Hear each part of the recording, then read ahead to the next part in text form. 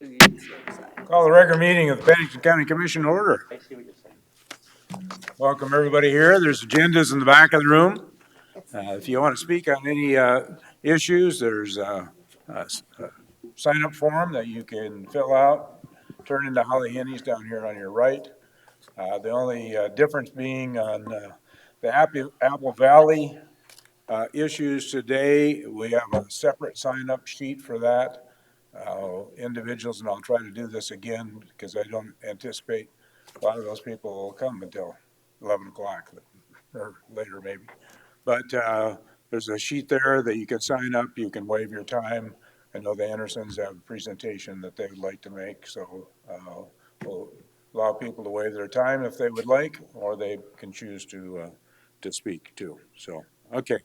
So we'll have a moment of silent reflection and Pledge of Allegiance led by myself.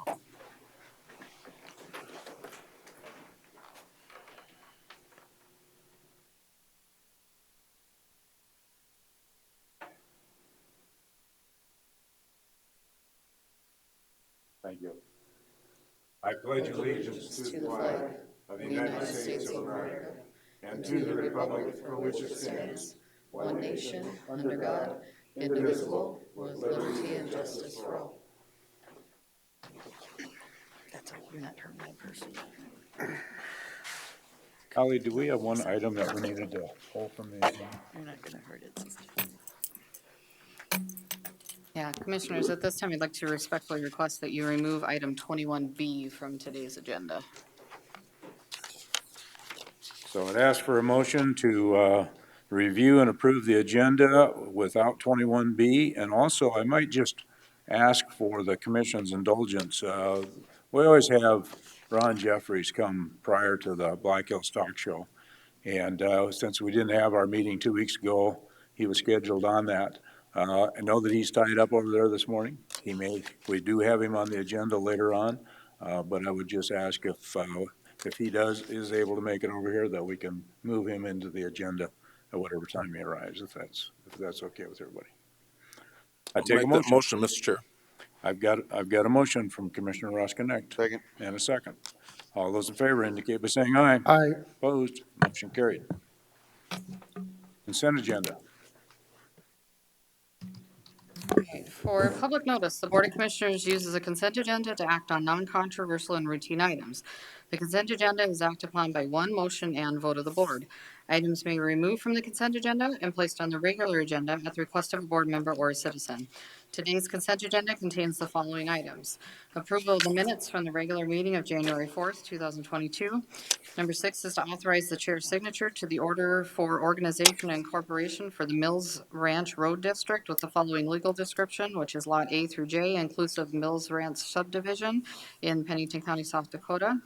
Number 7 is to acknowledge the determination of delinquent real estate taxes for the 2020, taxes payable in 21 for the following funds: general fund at $49,429.07, accumulated building fund at $7,281.07, fair fund at $238.86, library fund at $1,206.41, fair fund at $551.56, and the unorganized road fund at $6,498.31. Number 8 is approval of the resolution to discharge county aid liens with no activity for 30 years. Number 9 is approval of the resolution to discharge county liens of deceased persons. Number 10 is to acknowledge the resignation of Ms. Sandra Rundy from the Planning Commission effective January 6, 2022. Number 11 is approval of the first quarter 2022 local emergency management planning grant. Number 12 is approval of the updated First Amendment to the South Dakota Internet Crimes Against Children Task Force Joint Powers Agreement between the South Dakota Office of the Attorney General, Division of Criminal Investigations, the County of Pennington, the Pennington County Sheriff's Office, and other participating law enforcement agencies as outlined in the agreement. Number 13 is to declare survival armor ballistic vest model FULW 3A Paladin, serial number 200331167 with extra carrier as surplus for the purpose of sale. And finally, number 14 is to recognize and thank the volunteers for the month of December 2021. Are there any members of the public that wish to have any of these items removed from the consent calendar so that they may be discussed? Seeing none, is there any commissioners that want any item removed? I'd like item 10 removed. Any others? I take a motion to approve items, all the items on the consent calendar except for item 10. So moved. Second. I have a motion and a second. Further discussion? All those in favor indicate by saying aye. Aye. Motion opposed? Motion approved. Item 10 is just acknowledging the resignation of Sandra Rundy from the Planning Commission. Sandra served on the Planning Commission for a number of years, a very valuable resource to our group for the planning and zoning. And so just a loss. Sorry to see that she needed to resign, but sometimes personal issues take precedence. So we will be opening this up, looking for candidates that would be interested in serving on the Planning Commission. Mr. Chair, Commissioner Roskin? I'll make your comments on that. I've known Sandy for 35 years, and she's probably one of the best commercial realtors in Rapid City, and she did bring a lot of knowledge to the county, so I'm going to miss her as well. Very good. I take a motion to accept item number 10. So move. Got a motion. Is there a second? Second. And a second. All those in favor indicate by saying aye. Aye. Aye. Opposed? Motion carries. Item 15, request to purchase tax deed property located at 684 North Spruce Street. Is it Ruiz? Am I pronouncing that correctly?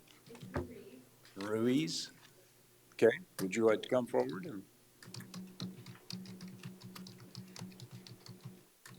Thank you, and good morning, Commissioners. My name's Amanda Ruiz, and I was born and raised here in Rapid City. This is my permanent residence. I've been a single mom of 3 for many years. Both my girls are now nurses, and I still have a little guy at home who's in middle school. Every time I've moved out of Rapid City, I've come home because there's more work to be done here. Both unspoken needs that need to be met, and then the ones that are obvious that we can see with our own physical eyes. I have served this community for 37 years, mostly with the youth, the disabled veterans, as well as adults with disabilities. I'm asking for the purchase of this land so that I can bring in a governor's home, so I can make a place that my son and I can live out the rest of my time here, so that I can graduate from SDSU with my master's degree and continue to serve this community. Thank you. Any questions? Mr. Chair, Commissioner Roskin? I think I'm in favor of us divesting ourselves of that piece of property, and if I recall the last time we did something similar to that, we had an appraisal done by 3 neighbors or 3 people that lived in that area, and if we go that route, that's something we would suggest that we come up with the value. Chairman, Holly, Commissioner- can you, I think Holly wants to speak, and there is one other bidder, it sounds like, that I've heard too as well, so there's, Yeah, Amanda. Commissioners, that parcel is worth more than $500 to my understanding. Oh, absolutely, that's why we would want it appraised. And so the process, my understanding in statute is we wouldn't have to do that step. You could just choose to move forward and sell it via sealed bid. Or you can choose to hold it until there's such time that we have enough property to do an auction. But my understanding is we don't need to do that appraisal, but I will double check. Chairman, just to follow up, if I could. So in order for Amanda to move forward as well, if she ends up with the property, I would suggest that we do the sealed bid, because she has 2 weeks before this needs to move forward for her as well. So not that she's going to get it, because we have a process, but if we could do what Holly said and do the sealed bid and remove that property from our tax deeds. Mr. Chair, Commissioner Roskin? I will go ahead and make the motion for sealed bid. Second. Got a motion and a second.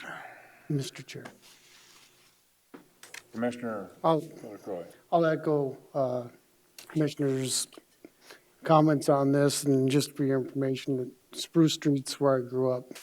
up the street, so I'm pretty familiar with this property, so I think this would be a good use for it. Okay. Is there any public comment in regard to this? Seeing none, back to the commission. Any further discussion? All those in favor of the motion indicate by saying aye. Aye. Opposed? Motion carried. Thank you. One question, sir, Aye. if I could, Commissioner Adcock. Chairman. Holly, Yes, ma'am. what's the time frame on submitting the sealed bid and that kind of thing for Amanda and the other Once we bidders? determine if we need to do that appraisal, staff will set that time frame and put it out. We have to legally notice it in the papers, so. And how long does that usually take, Ms. Holly? I think the last one, do you remember, Cindy? It was a couple of weeks. I think we gave anywhere from 2 to 4 weeks, I think is what the advertisement was for. We don't do these very often, so I apologize. I don't have that off the top of my head, but you got to give people time to make arrangements to purchase property, so.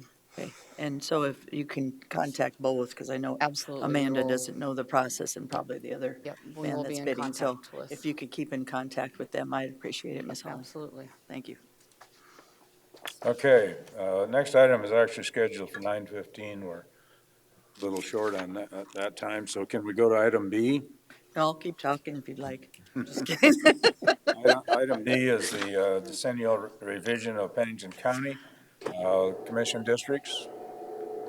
Cindy? Good morning, Commissioners. Cindy Moeller, Pennington County Auditor.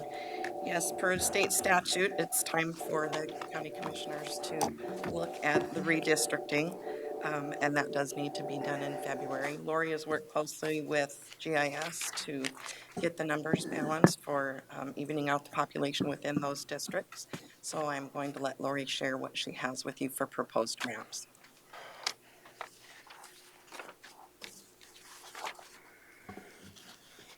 We were working on 3 different proposals, and I think you've got a copy of the 3.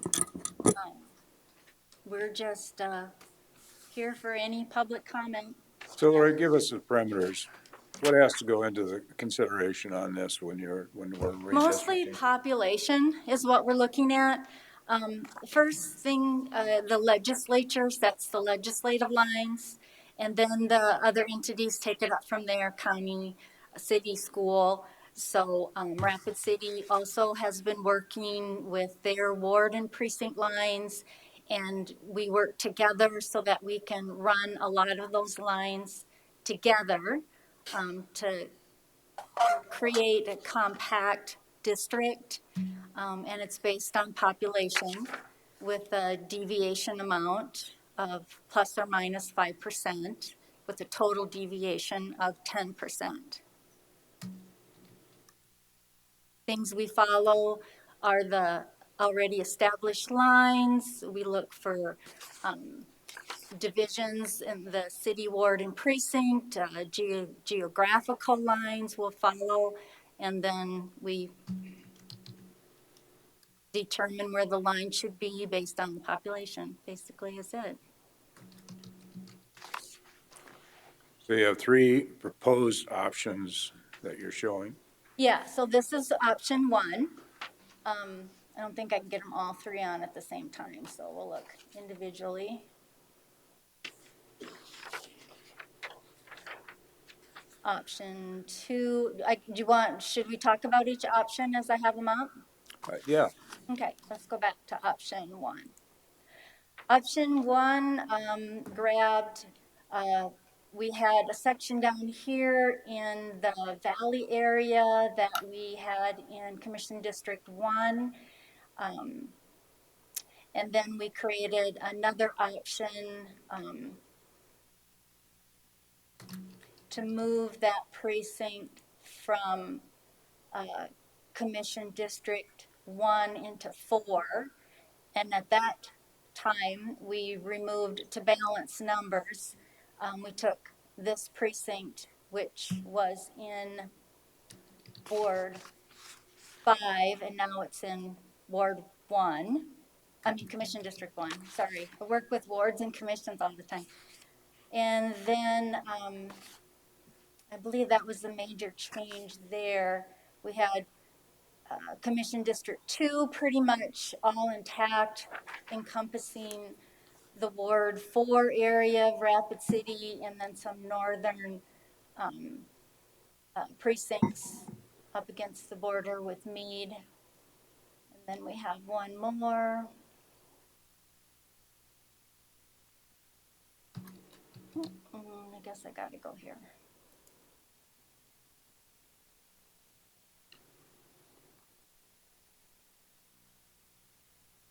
And then option 3, again, we had the Valley precinct back in 4, not in 1. We had the Ward 3 all intact here in Commission District 5. The Ward 4 area all intact in Commission District 2. And then Commission District 3 encompasses pretty much the middle of Rapid City. And those are the 3 options that we have worked out. Mr. Chair. Commissioner LaCroix. Lori, thanks for the work that you've done on this.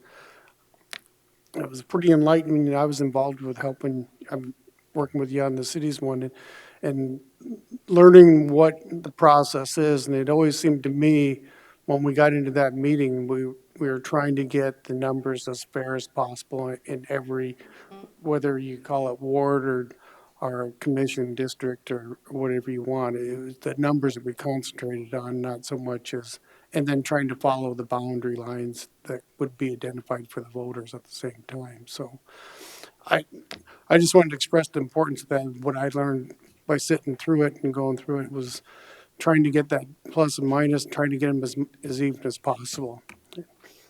Mr. Chair.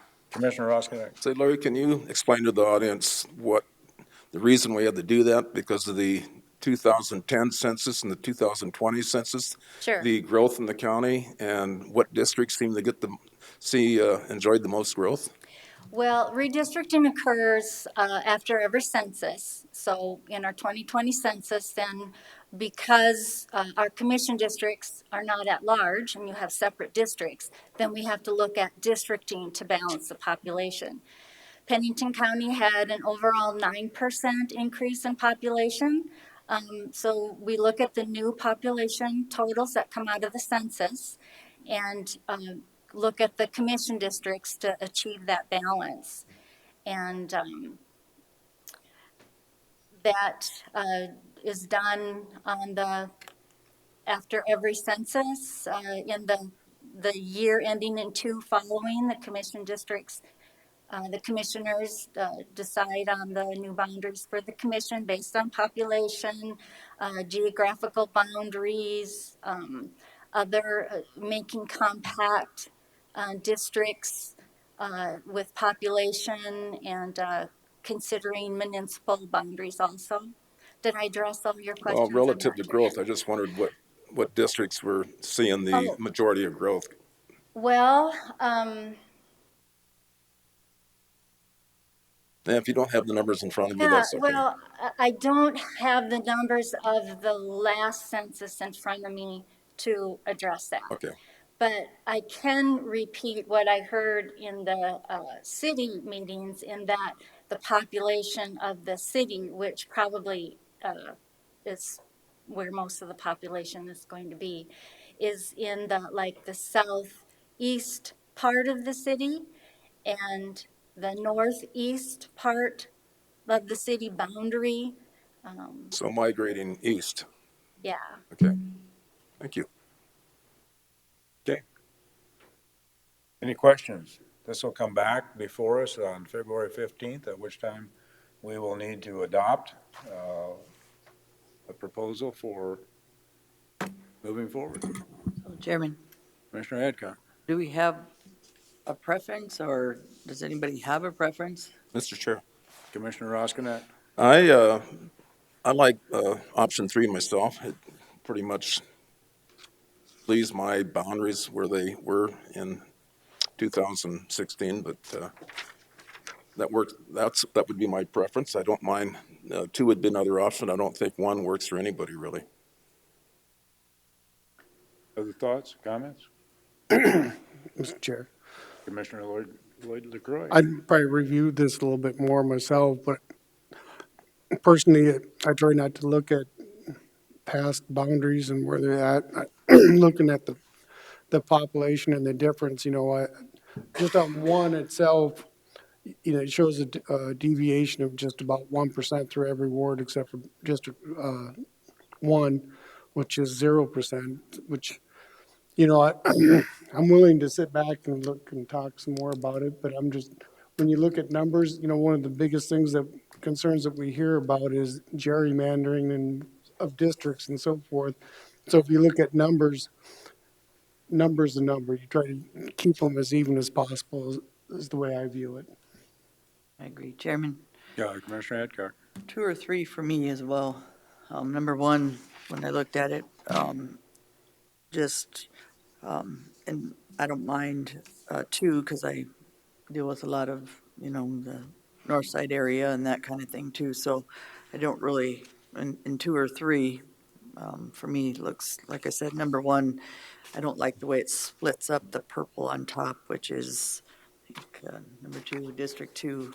I think when you start doing that, it's a little bit different. Does that make sense? Trying to be that district person when it's splitting way too far out and you're getting 2 different parties with 2 different options, in their area. So it kind of makes it so you can, almost number 3, kind of makes it so it keeps those districts close together. Because when you have such a split in the middle, a lot of times if you've been in the city or the county, then you have people going both sides going, okay, we love it, we hate it, that kind of thing. Not that we don't already, but you can represent a little bit different and a lot more efficient when it's not so split way over here. So those are my thoughts. I agree. One does not seem to really fit, so I don't support that one at all. And my preference probably of the other 2 would be 3. Mr. Chairman, I was going to Commissioner Laster. say the same thing. 2 or 3, I think, is the most appropriate. So, Mr. Chair, Commissioner Ross. Laurie, is there any way that going forward that you can put 2 and 3 on the same map or paper that we can actually get a visual looking at them at the same time instead of going from page to page? There probably is. I would have to Or ask. just, we can just set them side by side, I guess, too. I've got copies I can give you. It's just hard to do it on here, that's all. Yeah. So Chairman, Commissioner Adcock. I'd like to thank Lori for her work on this. I think sometimes we drive you nuts. So I appreciate that you gave us 3 options and not 12. I think you did an awesome job. It's non-political for you, which makes it even better. You did it by numbers. So I think you did an awesome job, Miss Lori. Thank you for your time. And I think we need to reach out to GIS too, in that department, because they really put all this together. They're the techie people that do all the work. Yeah. Is there anybody here from the public that wishes to speak on this today? Okay, we'll bring it back. We'll be on the agenda on February 15th. Thank you. Thank you. Appreciate it. Now we'll go to the hearing, the public hearing, Cindy. Now I have to find it, sorry. Lost it. We have the first budget supplement of 22. So this is SP 22001 to supplement the sheriff's law enforcement budget in the amount of $115,041. So moved. We got a motion to Second. approve. Is there a second? Second. And a second. Any public comment? Back to the commission. Any further discussion? Hearing none. All those in favor of the motion indicate by saying aye. Aye. Opposed? Motion carried. Thank you. Thank you, Cindy. Item 17, buildings and grounds. Mike Cool.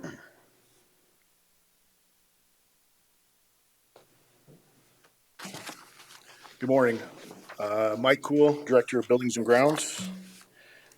This past September, the board awarded the construction contract for the Pennington County Crisis Stabilization Project.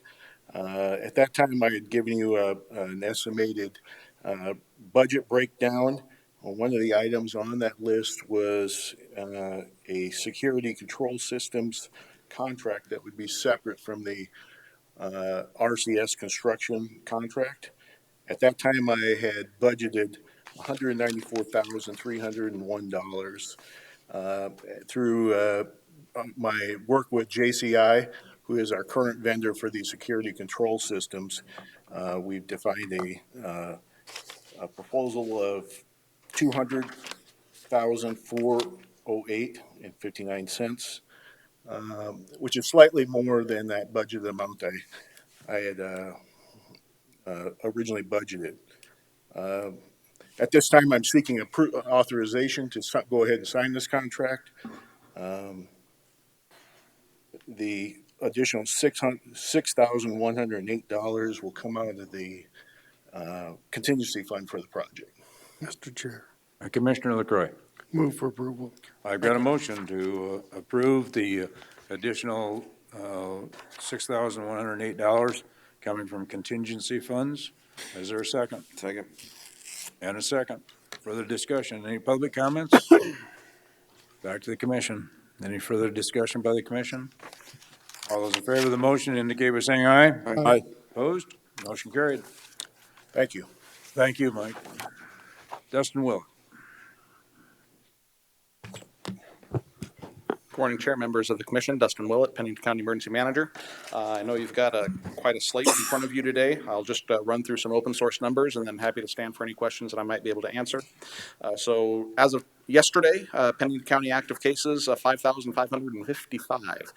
So I don't think it's news to anybody that the increased virulence of the Omicron variant certainly swept through our community, the same as it swept through the state, the same as it has swept through the nation, for that matter. So, you know, our active case curve, when you look at our curves, you know, we had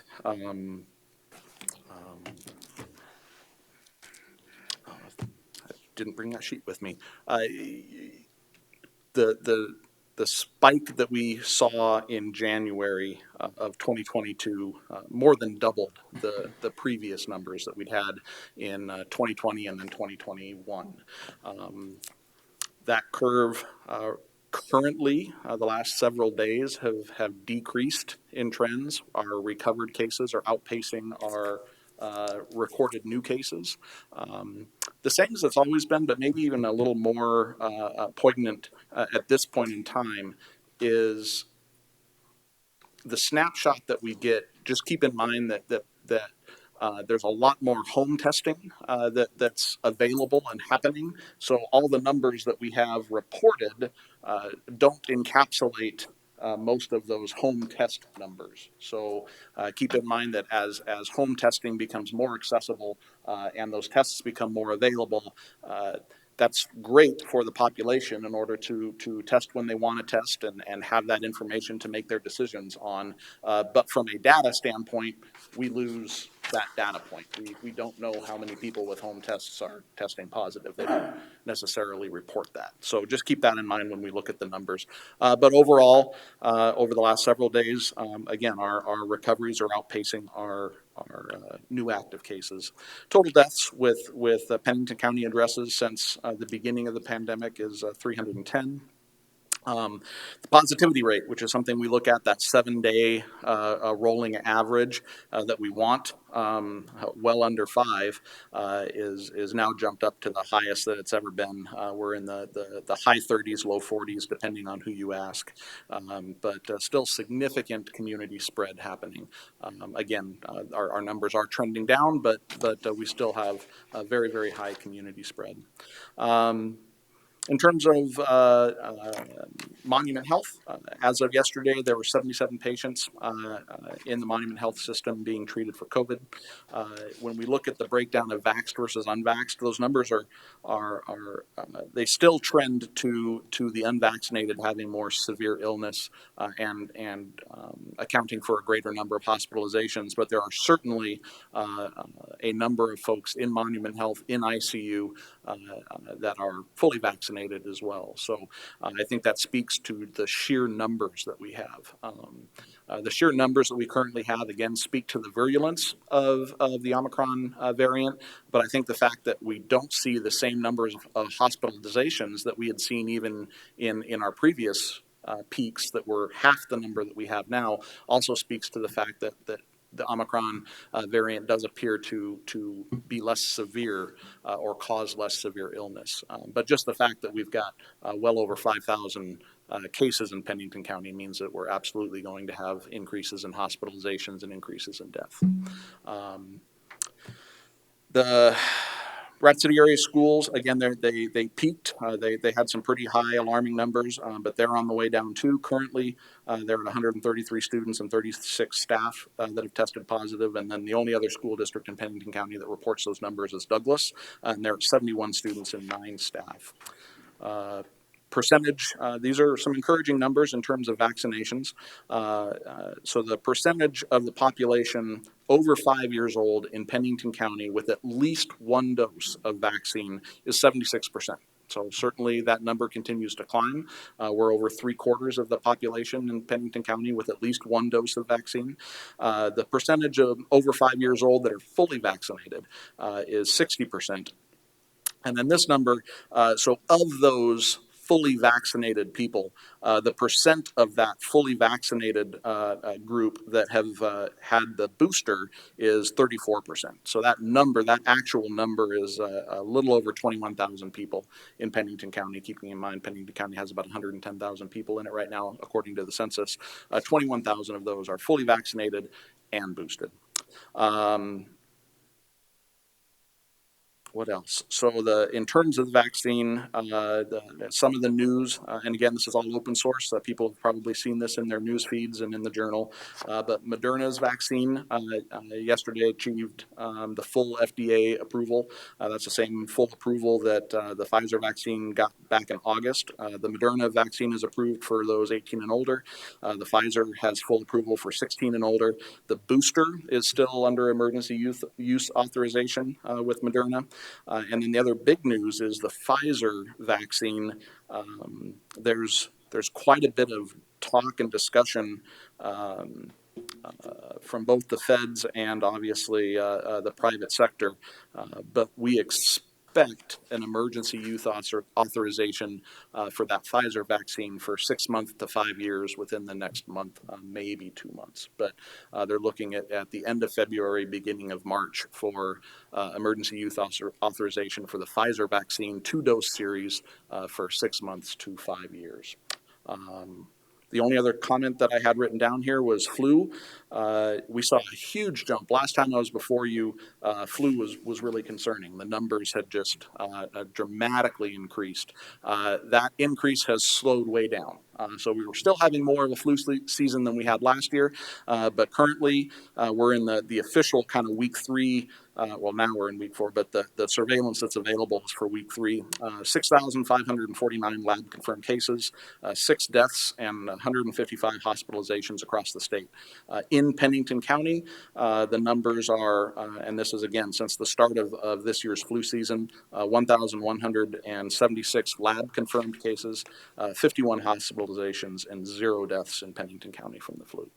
Those are just the quick little numbers and news highlights that I wrote down for you. Be happy to stand for any questions. Mr. Chair. Do my best. Commissioner Roskinek? Dustin, what's the difference between COVID and the flu? I mean, I've been told the COVID is just another form of the flu, and that eventually we're all going to get COVID. I don't know when, but it's all going. That's what I've been told, and actually doctors are telling me this. So I'm just wondering what your take is on that. So it's not reasonable for me to speculate on what COVID-19, SARS-CoV-2 will end up becoming. At some point, we hope that it moves from pandemic to endemic, meaning that it's just a normal disease in the human biome that circulates through the human population, similar to common colds, similar to flus, the flu strains that we're normally used to seeing. To say that COVID is a flu, I think, is a misnomer. And while Omicron certainly shows seems to show, I should say, a less severe disease, which is good news in a lot of sense. When you look at the numbers, when you look at the illness and the death that are attributed to SARS-CoV-2, it's a far more significant illness, or at least it has been for the last 2 years. COVID-19 has been a far more significant illness to people than the flu has been. The hope is that again, that severity continues to decrease and that we move from a pandemic to an endemic. But I don't think it's a fair assessment to say COVID-19 is just a flu. I think that's a misnomer. And I appreciate that response, but I'm assuming that we're going to get different strains going forward. And with that being said, every one of those strains, is that going to require a booster shot or another shot of some sort? Right now, I don't think there's anybody that can answer that. Okay. So if you look at where we're at with flu vaccine, every year they formulate the flu vaccine based on their best guess on what strains of the flu are going to be circulating in that upcoming flu season. So our flu vaccine changes from year to year as they try to anticipate what flu strains are going to be predominant. It's not unreasonable to expect the same thing with with COVID-19. If it reaches an endemic level, if there's different strains that are circulating around, it's reasonable to anticipate that similar to a annual flu shot, there may be an annual COVID-19 shot. But at this point, please understand that's all speculation, and I don't think there's anybody that really knows the answer to that. Thank you, Dustin. Commissioner Hadcock. The problem with this Omicron is more like a cold. People are getting earaches, throat aches, and coughing. And so they're walking around thinking they have the common cold. I was one of those a couple weeks ago that just had an earache and a sore throat. But then my husband was isolating probably about 5 days before that. So that's why I ended up going in and getting tested. But I think most people that I'm seeing, they're not getting tested because they don't think it's COVID, or they don't think, well, they don't know what Omicron is a lot of times, so it's COVID-19. So a lot of people are getting those common cold symptoms and not getting tested because I just have the cold. So they're going to work, their kids are going to school, and I'd be surprised if the numbers weren't way high, but they would be, I think, if people were being tested once they felt like they even had a cough. Because I'm seeing the main thing I'm seeing in most of my areas is a lot of coughing, and they can't get rid of that cough. I never had the cough, though. I just had a sore throat and earache. So that was the second time I had it. The first time with COVID-19, that was pretty rough. So I truly believe Omicron is spreading, and it has spread. People just don't know they have it. I think everything you said there is absolutely factual, Commissioner Hadcock.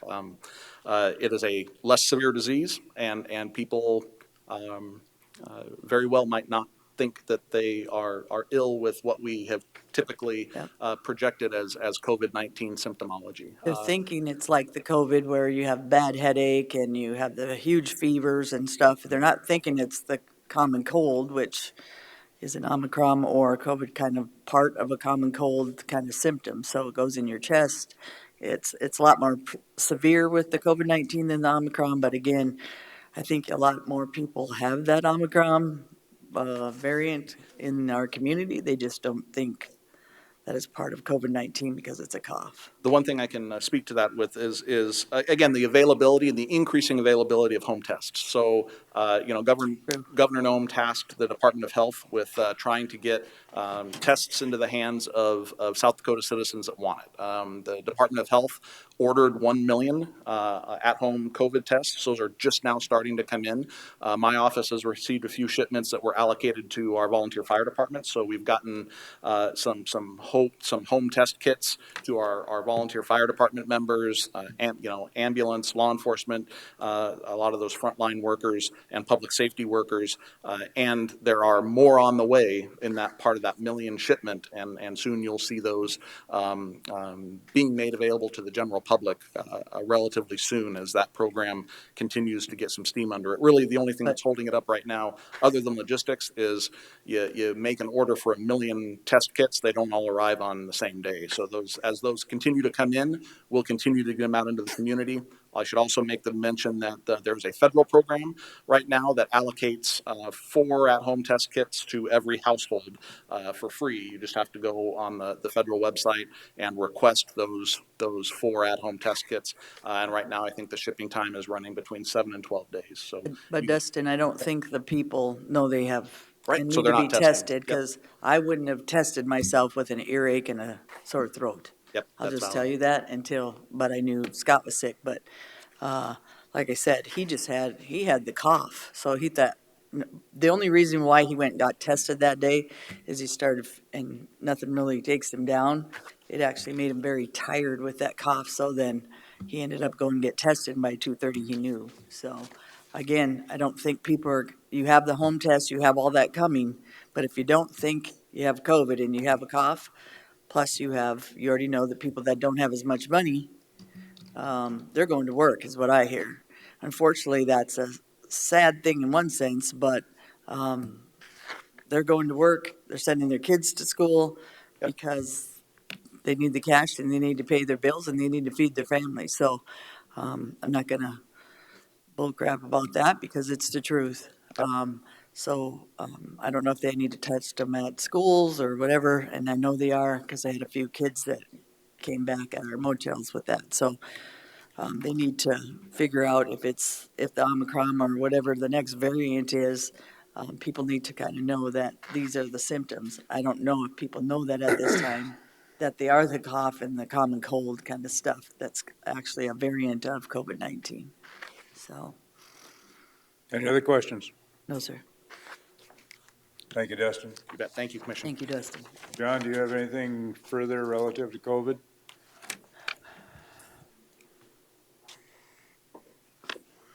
Morning, Commissioners. John Morrow, Pennington County Human Resources. So we were contacted by the state of South Dakota just slightly over 2 weeks ago. They're also sending a mass shipment to the county to be distributed amongst the employees. They weren't certain of the shipping time frame, but it sounded like it would be 3 to 4 weeks before those arrived. But we'll have some again that we can give out to employees. The other piece with regard to testing is for those county employees that are participants in our health plan. The health plan under federal guidance is required to also reimburse employees for up to 8 tests per person in their household each month until the end of the pandemic. Initial guidance from Wellmark was that we could go to the local CVS pharmacy, make those purchases without cost to the member. Discovered over the weekend that that's not the case. The CVS pharmacy here does not sell test kits directly. The Target store sells them, so CVS is not able to actually carry them and sell them as well.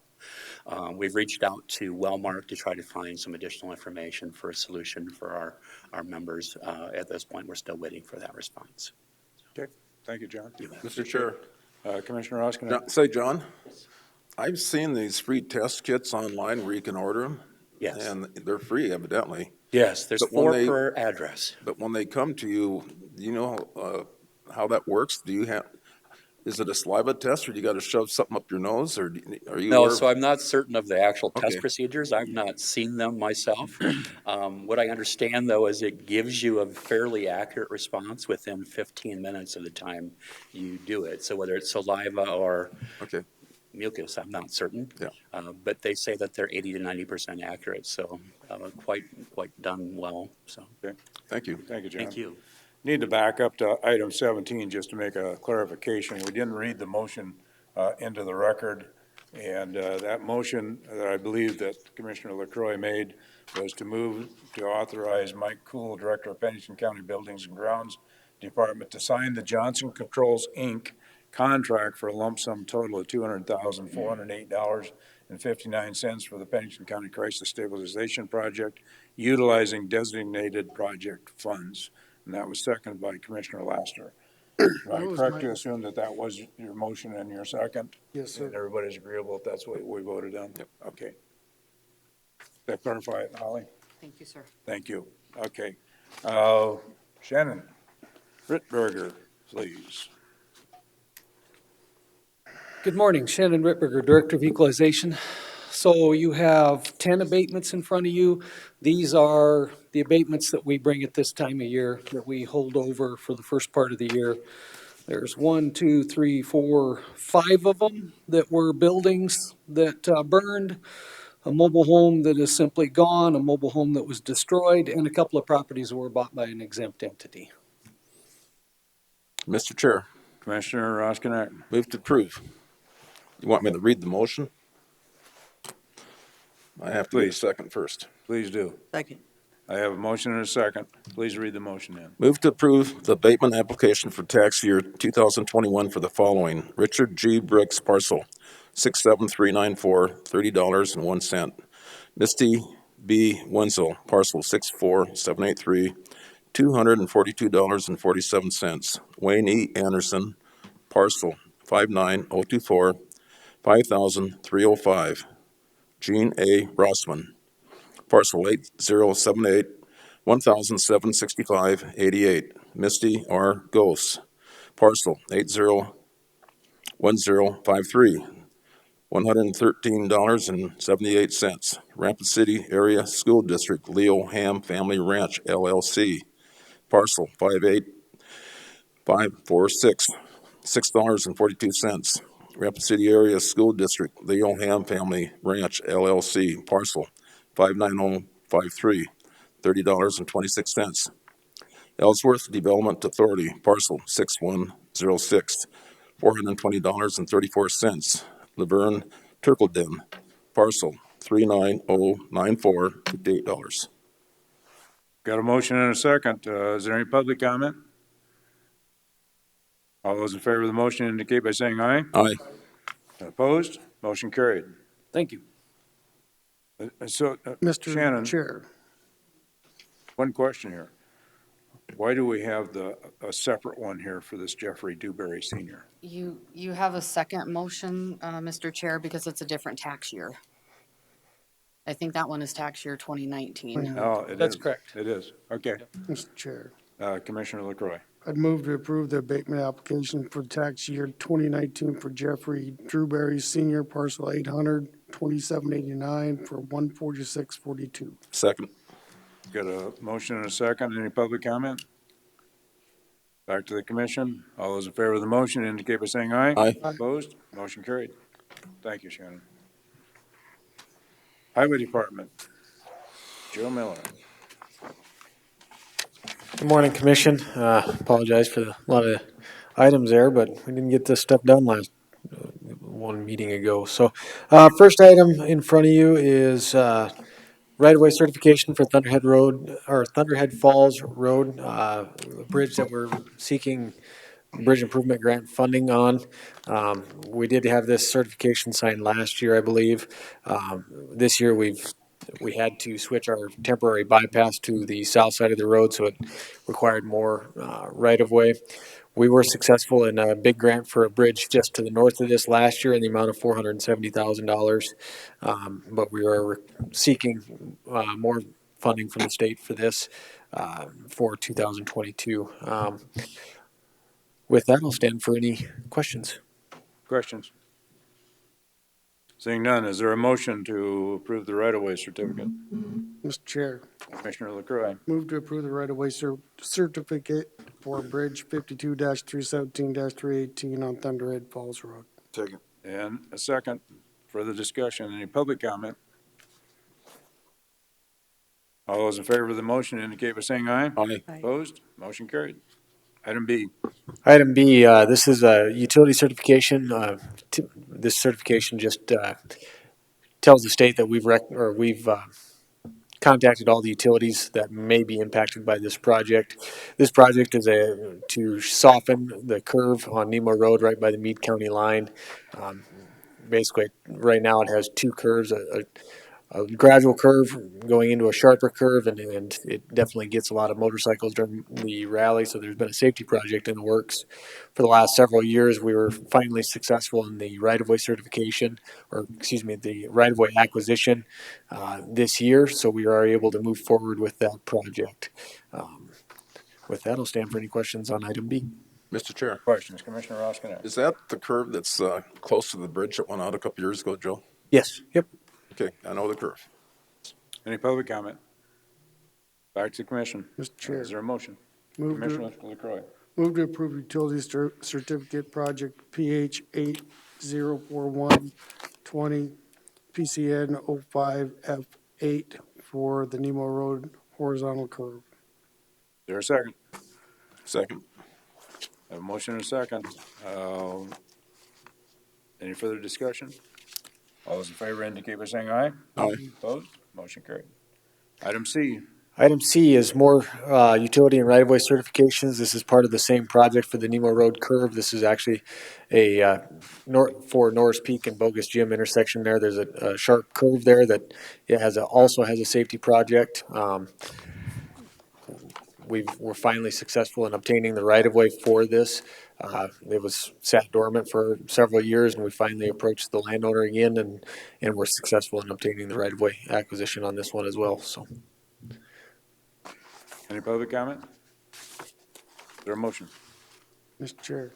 Commissioner LaCroy. Move to approve the right-of-way utility certificate for project PH 804120 PCN 05F8 for Norris Peak Road curve. Second. Second. Got a motion and a second. Any public comment? All those in favor of the motion indicate by saying aye. Aye. Opposed? Motion carried. All right, next up in front of you, this is our annual construction project, so I'll just kind of highlight some of the things that we're looking at doing this year. We're going to do an asphalt overlay. About 2 years ago, we did 8 miles of Lower Spring Creek, and now we're going to do the rest of the 2.37 miles that's left from Old Folsom Road out to Highway 79. We estimate this project would be about $250,000. We're also going to do another aggregate crushing or surfacing gravel crushing north of Wall. We did have a pit up there, and we're going to seek to get our gravel up there as well again. Another stockpile up in District 1, up in Ron's neck of the woods, Nichols Creek, which is at the corner of Ditch Creek and Deerfield there, a little ways south of there.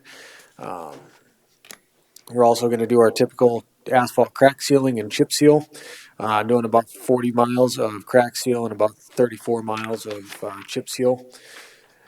We're also going to add we tried this out on Creighton Road this year, and I think Travis went and drove that road. Travis, how did it look other than being a little bit washboarded? For the most part, it looked like it had been done up. I mean, I've still gotten some calls from it, but some of it's, how the top layer is settling and needs to be bladed with when we get moisture, so. Perfect. So we're actually going to hopefully move forward with the plan to start a process of doing some of our gravel roads each year, approximately about 8 miles of our gravel roads each year with this mailing and reclaiming the base stabilization. So we'd like to bid that out this year. With that, I'll stand for any questions. Any questions? Any public comment? I need a motion. Mr. Chair. Commissioner LaCroy. Move to authorize the Highway Department to advertise and let the 2022 annual construction projects. Second. Got a motion and a second. All those in favor of the motion indicate by saying aye. Aye. Opposed? Motion carried. Item E. Item E is our annual supplies, and I'm trying to get, this is stuff we bid every year. Get to the list of them here.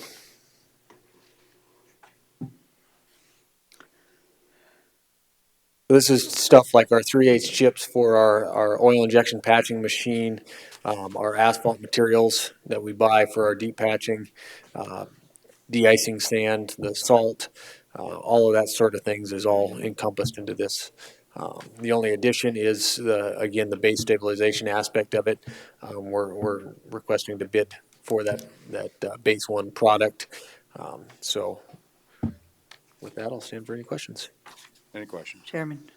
Commissioner Adcock. So Joe, how's your budget doing with doing supplies, in this case, bridge replacements and roads and different stuff that we need in the county? Is our budget holding up for, this is the beginning of the year, is that buying the supplies, the materials, and the things that we need to do these projects, I know we have a $2 wheel tax to help us with some of it. I know we have some bridge replacements and stuff next, but how's our budget doing in the highway to move forward on different projects and improving some of the infrastructure? So I've talked to, I think all of you about our budget, this year, and we're doing all of the stuff that we're talking about today as far as the supplies and the projects we all have accounted for in our 2022 budget. But moving forward, once we get the completion of Sheridan Lake Road and South Rochford Road, we don't know where the South Rochford Road is going to come in, right? We know where Sheridan's sitting at. But South Rochford Road, the last estimate we got was $12 million. I fully expect that to come into the $16 to $18 million range. So that's going to pretty much deplete our reserves that we have in the highway department. So going forward, it's going to be pretty tough to do some of those larger projects. So it's going to take some time to start saving for those projects again. Well, We'll be able why to I'm do it. saying that, and I did talk to Joe about this, is we're gonna need some money probably out of the general fund. We took 2 million out a while ago. So they were getting 2 million from our budget every year. And at this time, it would be about 16 million that they are missing, if I'm correct. That's gonna be huge moving forward in the future if we wanna do projects and we wanna do the things we wanna do in the county to improve infrastructure. So why I'm saying that is just forethought on this. Instead of waiting until it's too late, it's time to start thinking that this highway department is doing a lot of different projects and we want developments and we want things done. It costs money. So I'm going to suggest on our budget just this year, we start thinking about what we can do for the infrastructure and the things we need to get done in this county and to get him some reserves for the future because it makes sense. We have a lot of development coming, so kind of got off subject a little bit in one sense. In the other, he has to buy a lot of supplies and materials that make sense for Pennington County in order to make our roads safe and get some things done for our county and the highway. So thank you, Joe, for bringing this forward. Mr. Chair. Commissioner Roskinek. Say, Joe, where is the Sheridan Lake, where's that gonna come in at cost-wise? We were thinking we were looking at 22 million originally. It's right around there. I mean, we've had some change orders one way and the other, and then we've had some negative change orders. I don't have an answer for you right now as far as where But it's we're sitting looking at. for a completion date sometime in August 2022. I think right after the rally. I think that's the cutoff. I think the contractor is fully expecting to be completed before then, but time will tell and see what we get for weather days this year. So, Okay, thank you. Need a motion. Mr. Chair, Commissioner LaCroix. move to authorize the highway department to advertise and let the 2022 annual supplies and materials. Is there a second? Second. And a second. Any public comment? Any further discussion by the commission?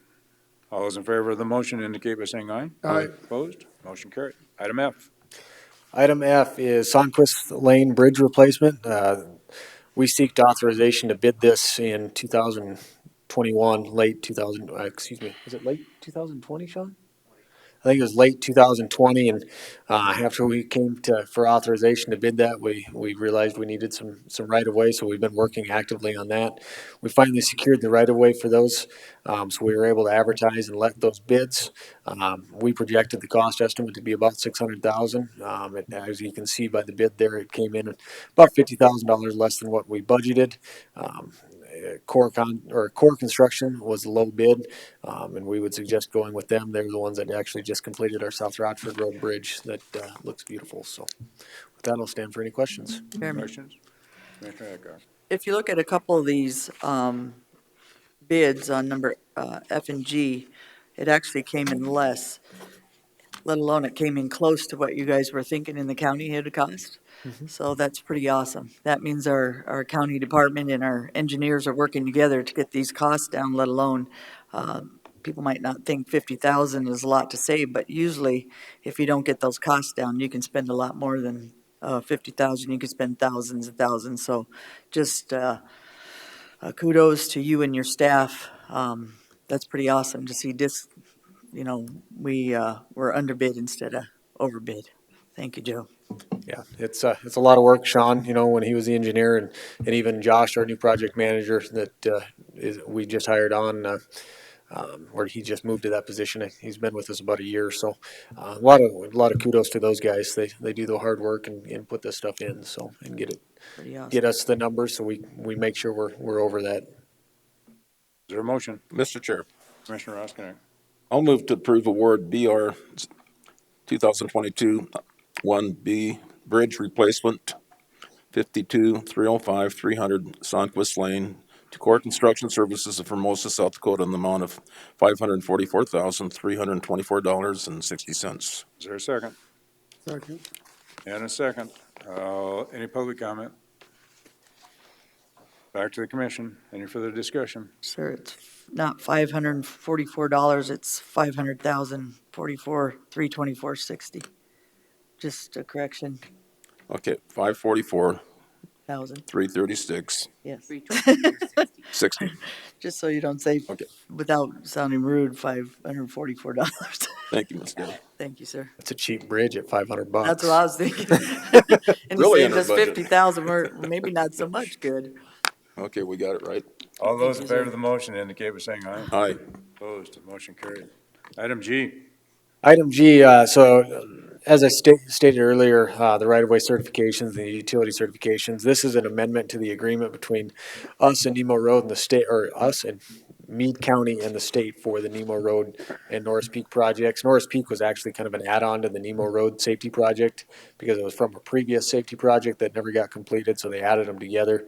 This amendment just updates that, so we pay the half of the 10% cost share for the Nemo Road curve, and then we pay the full 10% for the Norris Peak because Norris Peak doesn't have anything to do with Meade County. So Questions? I'll stand for any questions. Mr. Chair. Commissioner LaCroy. Move to approve amendment number 1 to the agreement 614-637 for project PH 804120 PCN 05F8. Is there a second? Second. Any public comment? Any further discussion by the commission? All in favor of the motion indicate by saying aye. Aye. Aye. Opposed? Motion carried. All right. Thank you. Thanks, Commission. Thanks, Joe. Next, item B is the one that was withdrawn from the agenda, so item C. Got A. Got A.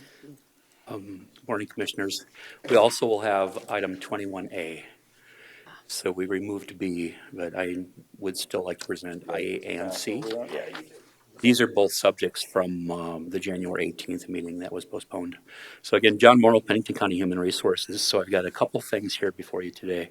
The first is a review and a recommendation for an upgraded DBM for the Chief Deputy Treasurer position. We did do an initial review of that position back in the Gallagher review back in 2018, 2019. Treasurer Saylor has updated the job description. I visited with her and with the person in the office of the Chief Deputy Treasurer, understand the responsibilities more clearly. And we've done an in-house review of that position. So we believe that a DBM rating of C44 would be more appropriate based upon that updated job description. It is an exempt position. So we're seeking a motion to approve recommended DBM pay grade of C44 with a base rate of $34.37 per hour for the Chief Deputy Treasurer position, effective January 9th, 2022, and to authorize HR to update the position listing, which is on file in the Human Resource Office. Any questions? Chairman, Is there a motion? Commissioner Adcock. just one, what's that salary come to? What was her salary before for the year, and what's the salary now? I don't have specifically any information on the person that's in that role. What I have right now is just the change to the position rating. Okay, so why I'm saying that is there any way in the county, and I don't know why this came to me now by the word salary, that we can put people on salary positions instead of step positions for deputies or, different higher up positions? Is that a bad, just a suggestion, I don't know why that came to my head, but instead of having to do steps and things like that in the county, does anywhere that you know of, John, do that? The city just went to a salary process for all of their positions. They had been in a step structure for years as well. The step structure is something that's more unique, I think, to believe with government entities. Right. I had not worked with the step structure until I got here. Anything is possible. It depends on what the goal is of the process, and then how those raises would be determined. Right. So it makes it a little not more complicated, but harder to be objective in how those raises are granted if you go to a strict salary range Right. versus the steps. Just something for food for thought to Oh, look yeah. at. We're trying to simplify our process to a certain extent, but make sure we treat our employees right. So I'm not really against this. That's why I asked you about the salary, because I know your deputy treasurer, and those guys work from 6 in the morning, and they'll stay till 6 to 8 at night, so, to get their work done. Yes, ma'am. So, just something food for thought, commissioners, to look at some of that. Maybe there's a salary. I didn't know the city just did that, which is crazy. I just looked at the word salary today. So something that might be unique to us, but something that might simplify some of our process. Any further questions? Mr. Chair, Commissioner LaCourse? I'd make the motion to approve the recommendation DBM pay grade C44 with base rate of 34.37 hour for Chief Deputy Treasurer position effective January 9th, 2022, and to update the position listing on file. Is there a second? Second. Any public comment? Any further discussion by the commission? All those in favor of the motion indicate by saying aye. Aye. Opposed? Motion carried. Thank you, Commissioners. Item C. The second item, item C, is also from the January 18th meeting that's being heard today instead. We discovered, and actually you heard from the highway superintendent at the first meeting in January, that the change to our compensation structure created some issues for some employees who were newer hired to the county. If I remember right, the superintendent requested approval to correct wages for 4 of his employees that were impacted by that change. In total, there are about 150 employees that would have been impacted with this change. Some of those have been corrected. Some won't necessarily be impacted with this process because they've been moved to a separate scale in the law enforcement divisions.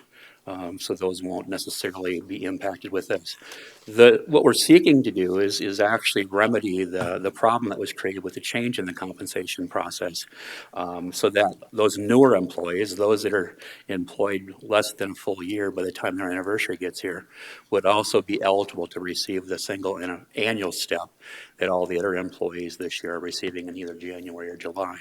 In the past, the compensation policy read that every employee would be eligible for that annual step in the pay period following their anniversary date.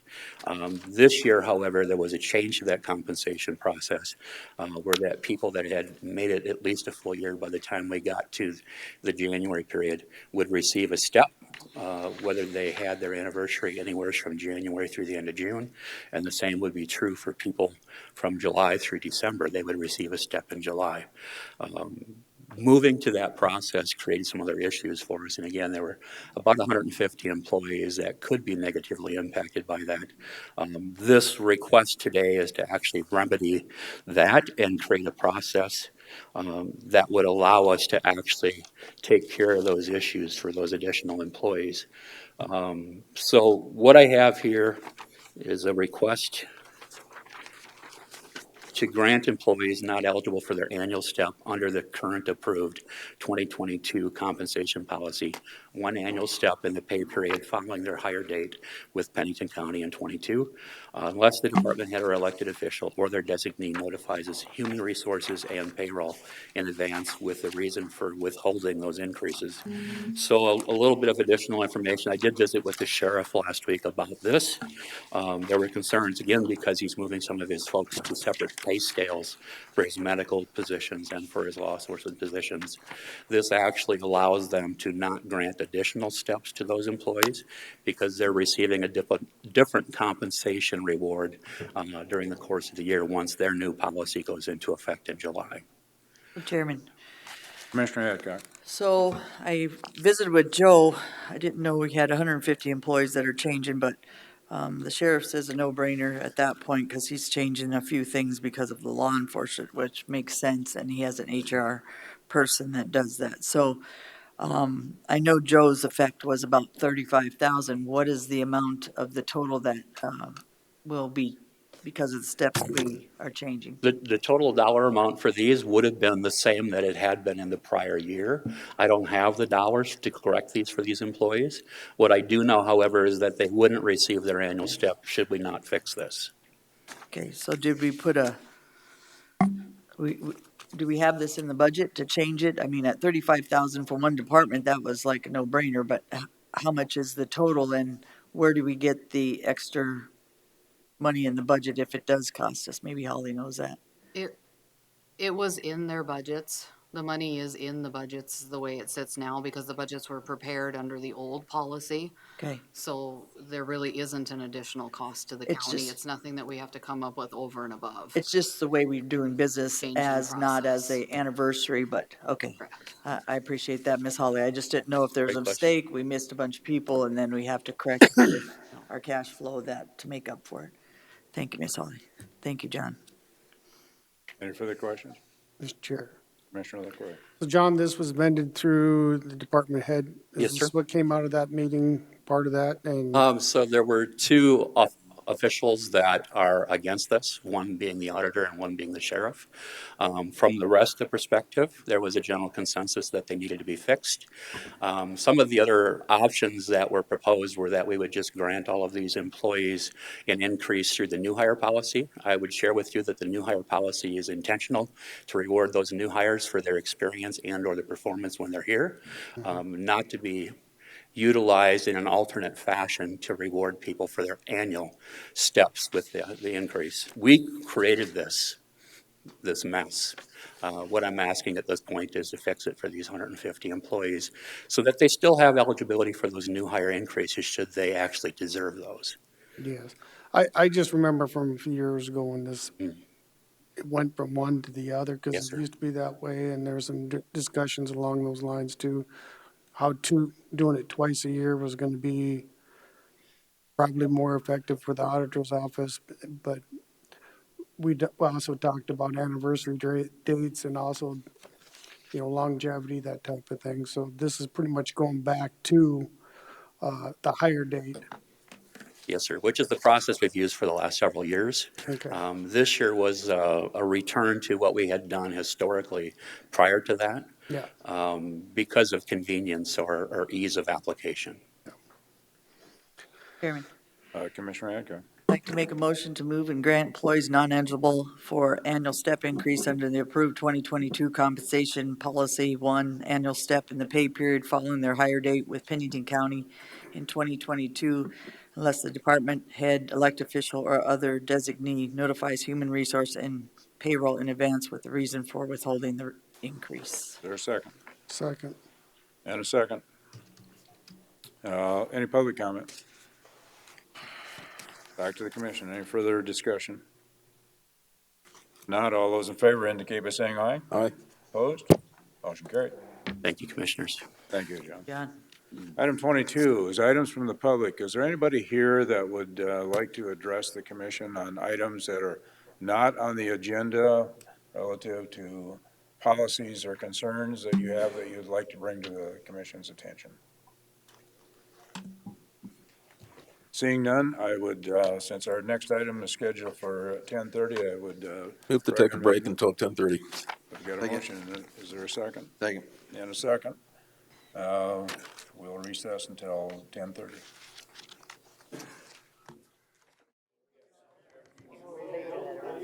So just before we go back into session, I'll explain how we're going to move forward here. There's three items that represent the Apple Valley area. And if you're here for those, there's a sign-up sheet that's a separate sign-up sheet compared to other items that are on the agenda. And so I would just ask that you can look at that, you can sign up. If you want to speak, you can sign up on that sheet. If you want to waive your time, because the Andersons, I know, have a presentation I'd like to make. And so if you'd like to waive your time for that, you can indicate that on that sheet also. If you're here for other items on the agenda, then there's a separate sign-up sheet that I would encourage you to fill out. That's in the back of the room, and you turn it in up to the front desk here on your right. Holly Hennies will be there shortly. Do we have any chairs or anything for out back or even in the hall there so people could sit? You don't want to stand in here? I don't know. For those of you that do not want to stand in here, there is live. It's on live TV out in the hallway.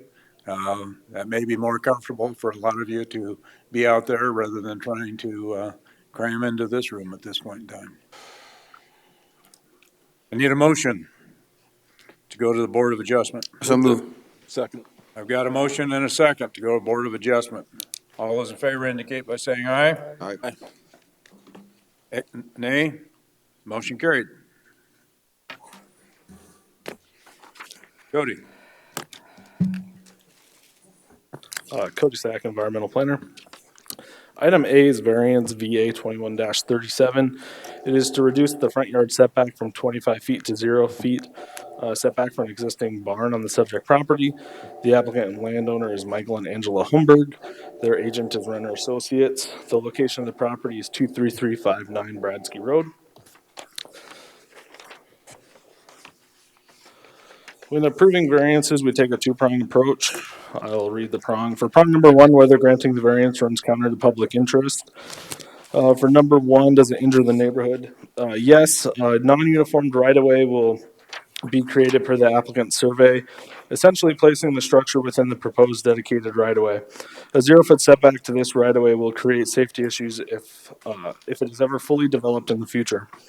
Number two, does it conform to the neighborhood? No. A 0-foot setback does not conform to the neighborhood. Number three, does it conform to the zoning ordinance? The zoning ordinance requires a 25-foot setback from all property lines in an agriculture district. Number four, does it conform to the comprehensive plan? No, the current comprehensive plan identifies the subject property as low-density residential, which requires a 25-foot setback from the front property line. And number five, does it harm public safety? Yes, a 0-foot setback to this right-of-way will harm public safety if it is ever developed in the future. For prong number two, whether a special condition exists to grant a variance, no, a special condition does not exist that would warrant approval of this variance. An option exists that appears to avoid the need for plating in this variance request. This was routed around for interdepartmental review. The county highway came back and said an approach permit for lot 1B must be filed with the highway department. The highway department is opposed to this setback variance and using a building to dedicate right-of-way as it is not congruent. Little property history. The applicant is planning through the city of Rapid City to create a 1-acre lot in order to construct a single-family residence. The city identifies Bradsky Road as a minor arterial on their major street plane, which requires a minimum 100-foot dedicated right-of-way. Therefore, an additional 17 feet of right-of-way must be dedicated. The existing barn is currently considered legal non-conforming to the setback to the front property line on Bradsky Road. Once the property is platted, the right-of-way is dedicated, the barn will lose the status for required to meet setbacks. Granting this variance would create a non-uniform right-of-way per the applicant's survey, essentially placing the structure within the proposed dedicated right-of-way. Allowing this portion of right-of-way to be 83 feet and another portion to be 70 feet is not in the best interest of the public or future development. The applicant has gained necessary approval through the county to place the second single-family residence on the subject property. On October 6, 2020, the Planning Commission approved conditional use permit CU 2022 to allow a proposed house to be placed as a hired hand residence on the subject property. And on December 10th, 2020, the planning department approved a building permit for a 32 by 80 double-wide mobile home. The applicant following through with CU 2022 is an option that appears to avoid the need for platting in this variance request. So with that, staff is recommending denial, as there is no special condition that exists on the property. However, if the board adjustment disagrees and approves the request, staff would recommend one condition be included. So Chairman, Commissioner Adcock. so the barn is existing and how long's the barn been there? Long time? Since 1970, according to the. 1970. Okay, Just 1 second. thank you. Yes, sir. Hi, I'm Mike Holmberg. The barn has been there for Long job. 70 years, Yes, sir. way before it was a paved road or there was anything out there. And I didn't quite follow everything the gentleman said, that we did apply to put a trailer house there. The lead time for a trailer house, the cost of it, not finding what my son and his wife were actually wanting. We looked into stick building a house, which was get what they want, and it's actually cheaper. And that's why I've started down this road to go away from the trailer house and then since to replat it for an acre of ground and give it to them and help them get going in life. And So Chairman, Commissioner Adcock. the barn is very close to the road, so. I would like to grant the variance because I believe there is a special circumstance by the barn was built in 1970. So it also observes the ordinance spirit while doing substantial justice for this property. So my motion would be to approve the variance, sir. Second. Got a motion to approve in a second. Mr. Chair, Commissioner Roskinek. when I read my packet this weekend, I noticed that there's a comment about an option. So could somebody explain what that option would be? So the option was that they applied for a conditional use permit to place another single-family residence on that property, and that was approved, and a building permit was approved.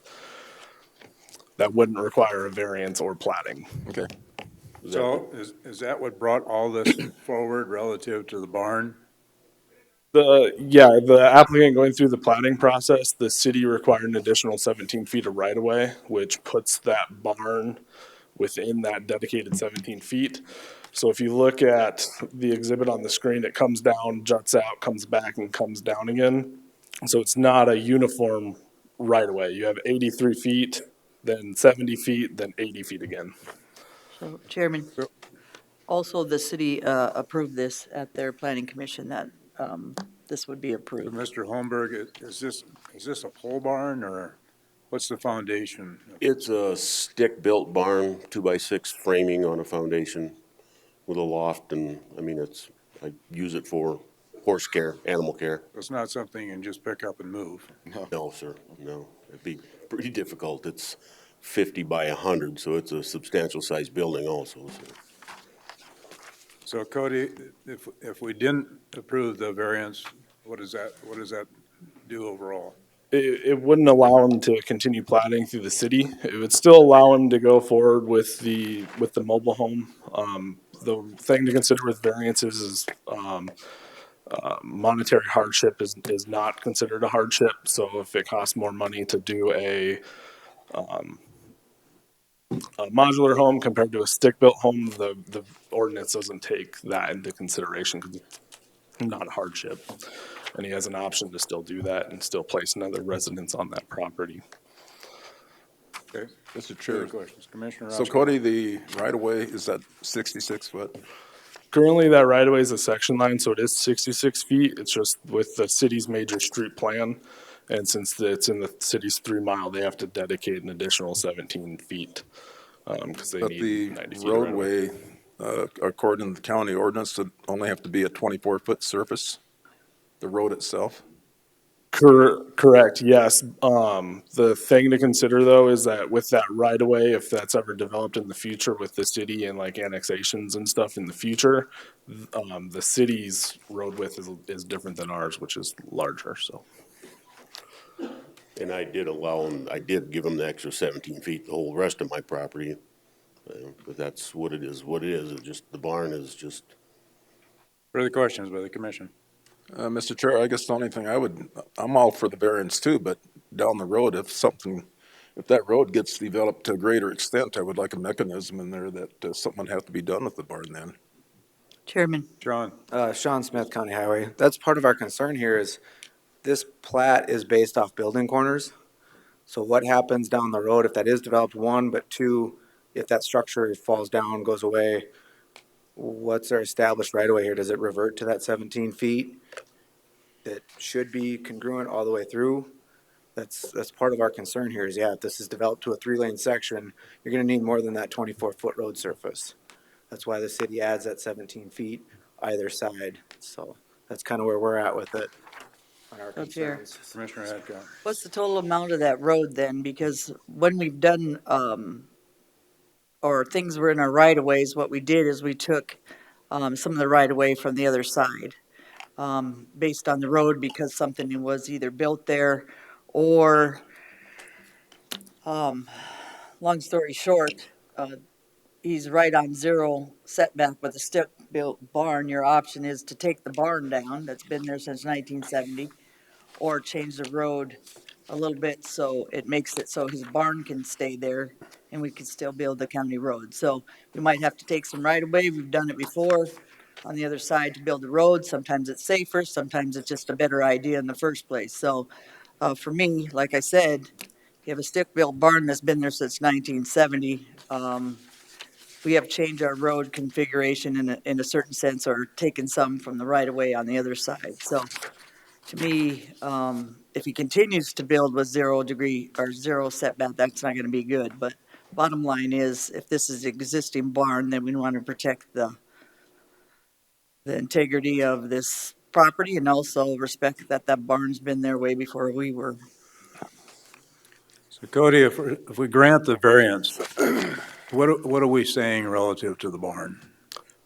Relative to the barn, it's just saying that it could have a 0-foot setback. Even if you don't, if you don't grant the variance, the only thing that's gonna happen is he's not gonna be able to plat through the city anymore, and he'll have to put a stick or a modular home there instead of a stick-built house. So the barn can stay regardless. It's legal non-conforming. The only thing that's bringing this into concern right now and why it's in front of the commission is because he's platting. Okay. My issue with it is I really don't want to give the appearance that we're authorizing the barn to remain there forever in the future, simply because of things like that highway department brought to light. I don't have a problem with what you're wanting to do, Mr. Holmberg, on your property. But the barn is of concern just because of its location to the road. And some of my other land, there are barns that are in floodplain, and I know and I accept the fact that if it burns down or tornado comes through and it takes it away, Right. I know I can't put it back. There again, I would be willing to that fact also. If it burns down, then I would be here again saying, well, I want to move it back this far, and then you would have your footage. I have no issue with that either. And it is awful close to the road, and even when my son was very little, it was very concerning, even before it was a paved road, that the door was so close, and little kids can run out in a hurry, and so. Commissioner LaCroix. That's what I was gonna bring up. It seems like when this first came up, we approved it because it was gonna be a hired hand residence was the way it was brought to us. Yes. And then it also said, existing barn is currently considered legal non-conforming for its setback to the front property line. But once the subject's property is platted, the right-of-way is dedicated, the barn will lose that status to be required from setback. So this is like something that's not just came up to you. You kind of knew if we would go to replat it, it was going to take it out of the legal non-conforming. You understand what I'm saying? When you first came there for that, that was part of your requirements. The barn, I don't remember it ever coming up as an issue when I was to put a hired hand there. And we really did look into buying a modular house. Yeah. And they couldn't find one, and that's when the materials went sky high. It was 2-year lead time to buy a house. Couldn't find one that they liked that would work. Just so many instances, and then we looked into a stick-built house, and they could get what they would like to have, and it was less money.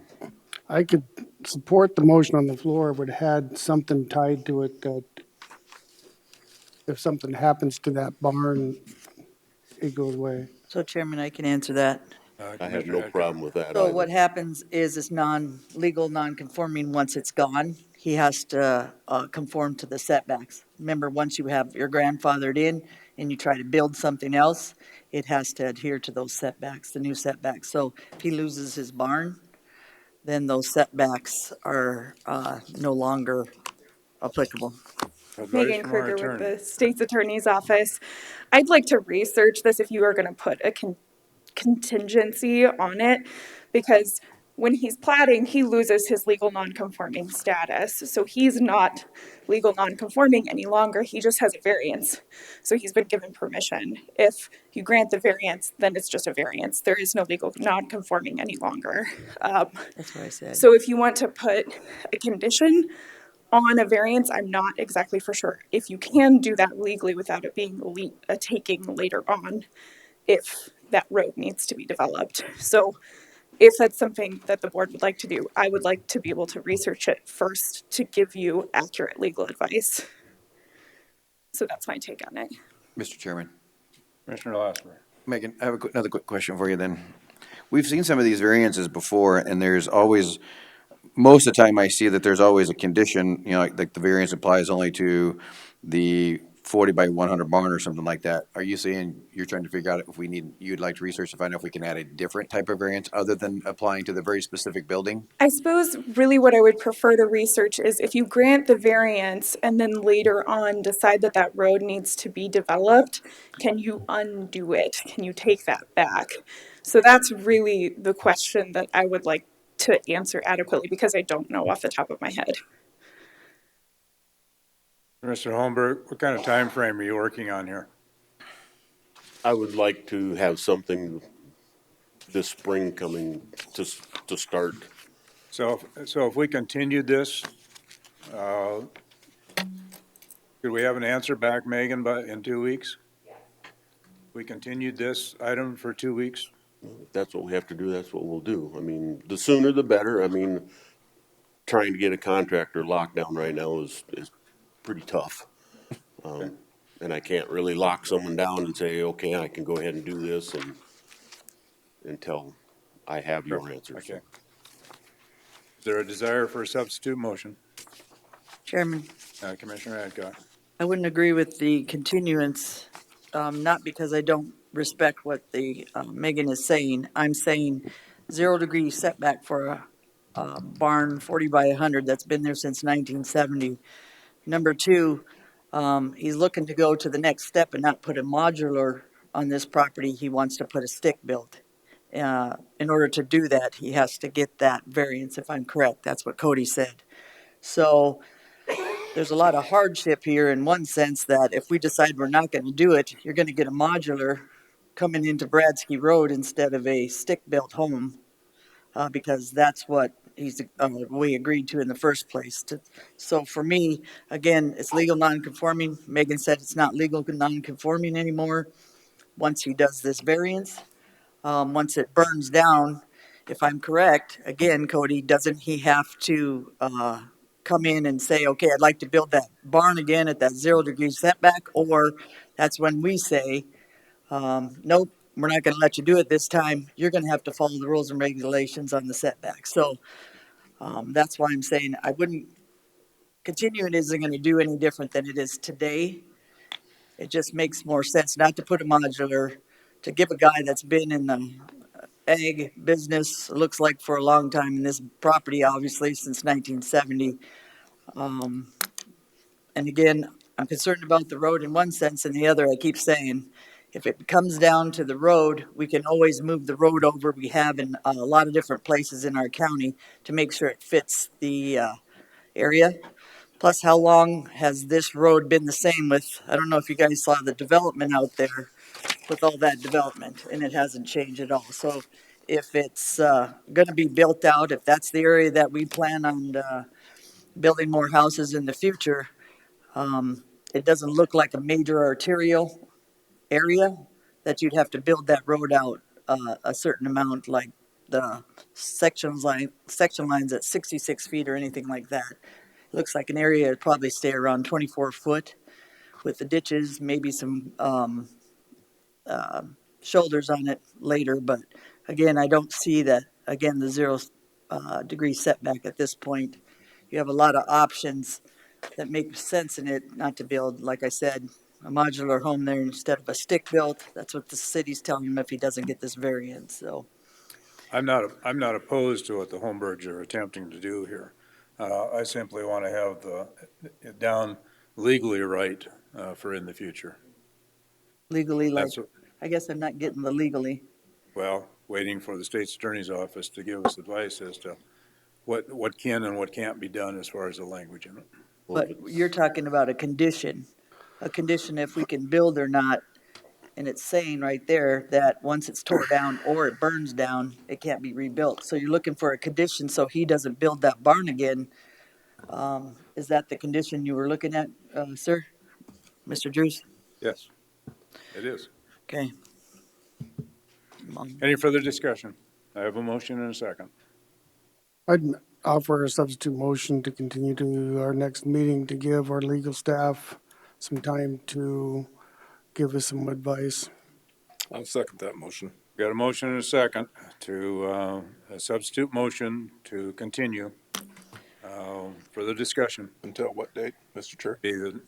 One more thing I'd like to add, that Bradsky Road is a one egress road, so there is limited homes that can be in that road until somebody goes in, develops roads and a lot of infrastructure, so I don't see it happening, but. Till February 15th, so it'll be. And I have no problem driving out there and actually taking a look at it too.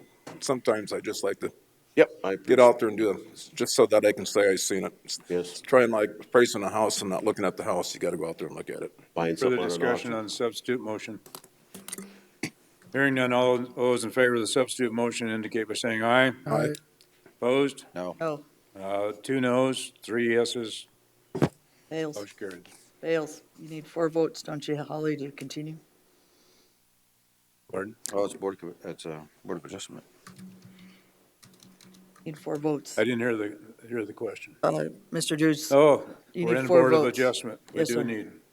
We need 4 votes to approve. So the substitute motion dies for the lack of getting 4 votes. So we're back to the original motion to approve the variance.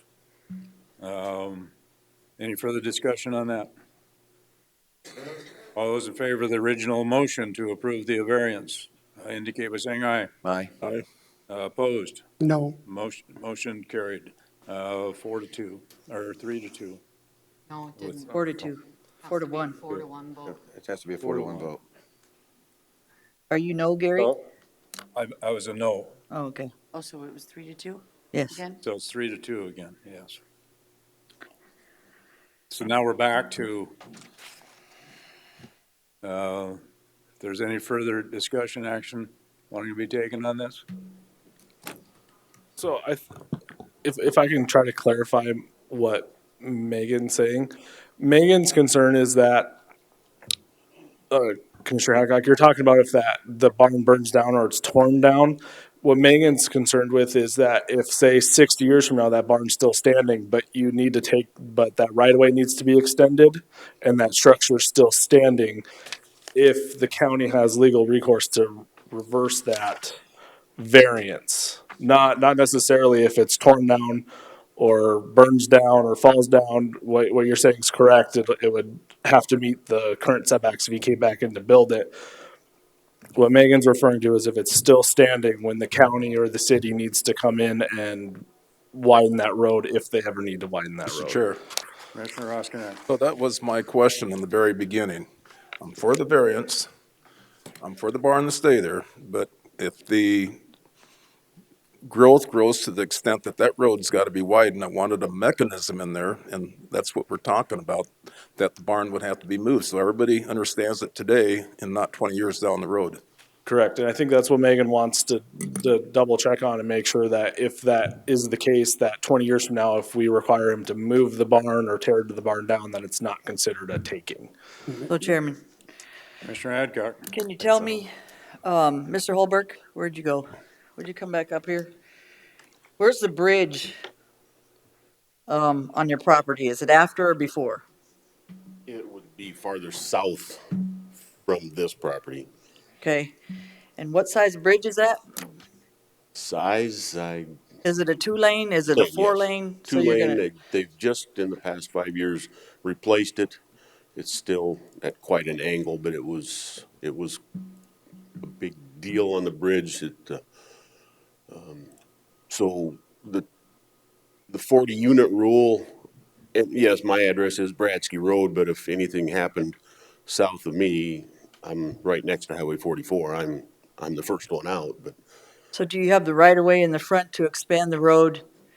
And then on the side, can you see it being expanding, from your barn out? I mean, how many units are in this development right now? It's over 40 if I'm correct.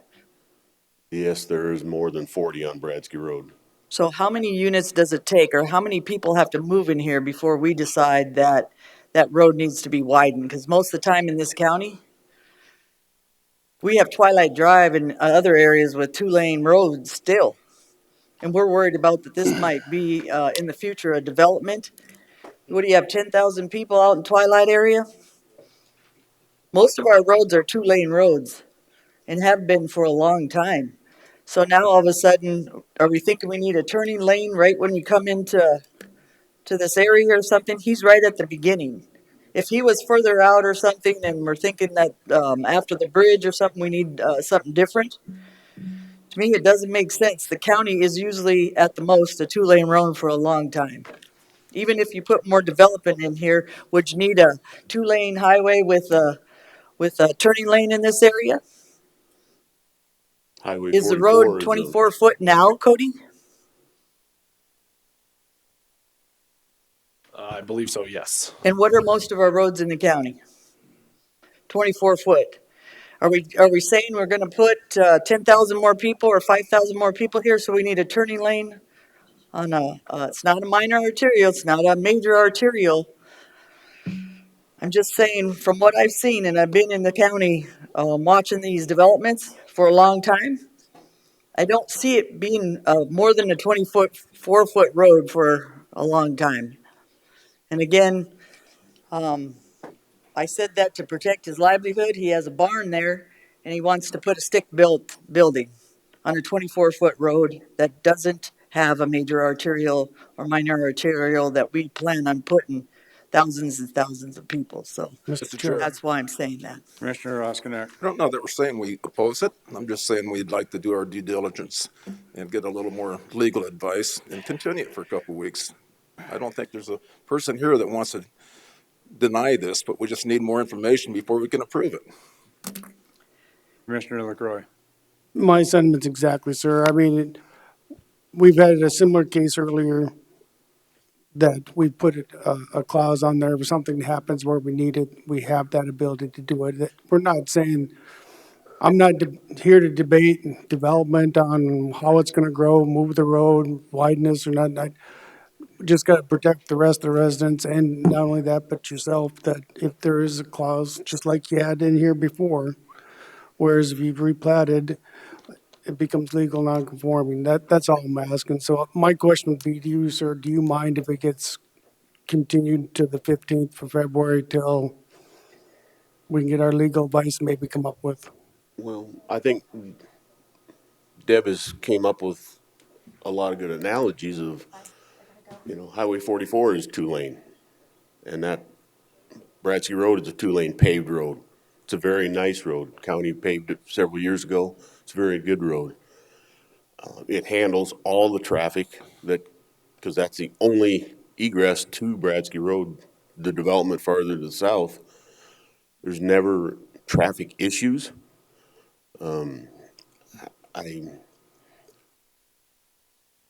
If you had to move the Bradsky Road to the east so many feet, I think that would be an option. You'd have to ask, Don Junt is the adjacent landowner. With the lay of the land and his land, I don't think he could ever build anything that close anyway. I can't say that, but I think you might have misunderstood me. I mean, just to continue for 2 weeks till we could put a stipulation on there if something happens, because we don't know 20 to 50 years from now what's going to happen. And that's all, I think that's all what we're concerned about. We have in the past that, if something happens, you'd have to move, whether it's probably not going to happen in your lifetime or your son's lifetime, to be totally frank, but to have it on that parcel. I think that's where our discussion is. It's not on what's going to happen out there, all that. This is here and today.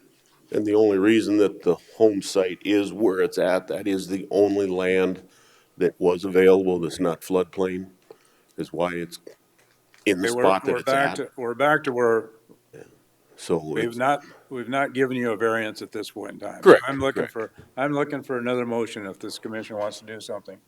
Right now, it's a dead issue. Is there a motion? Sorry, Commissioners, to back up just a moment, we are looking at the statute in Board of Adjustment, but we believe the motion to continue passed.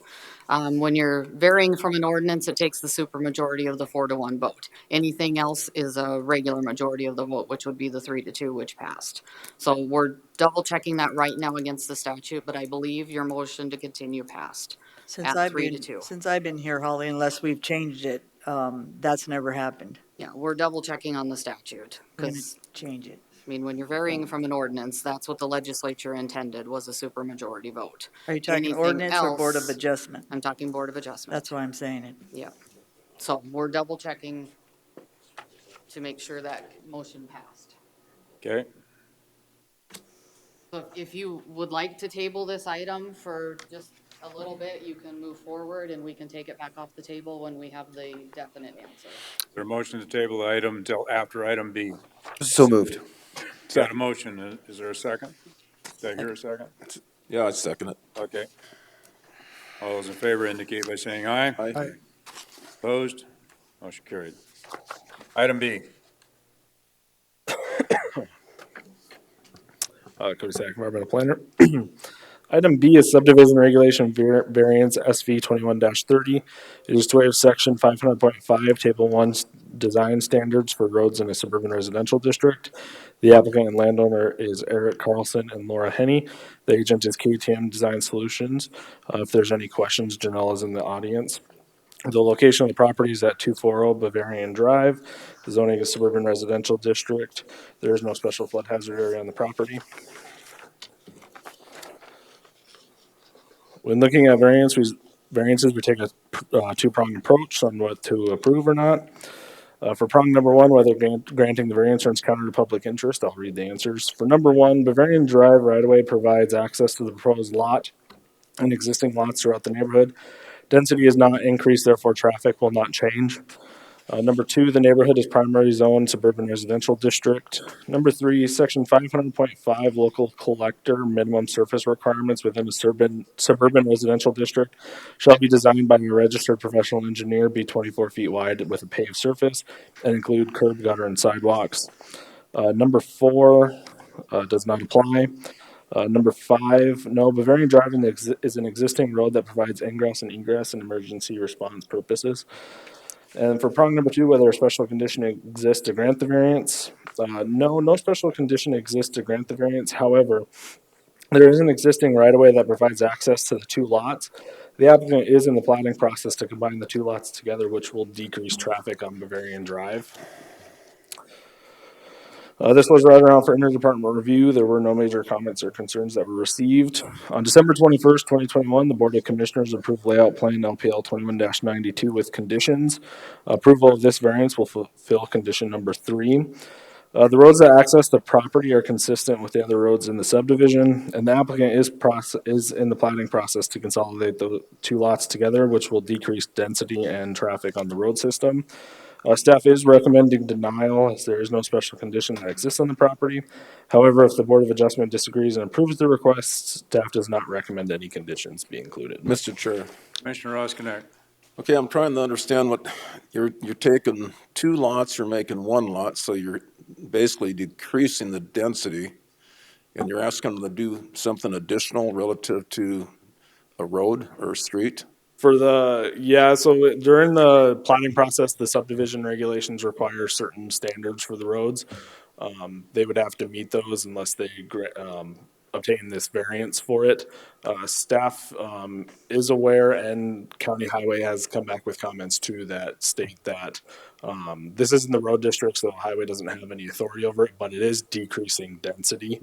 There's just no hardship that exists for staff to recommend approval on it, but it is decreasing the density on the Chairman. in the area. Commissioner Edgar.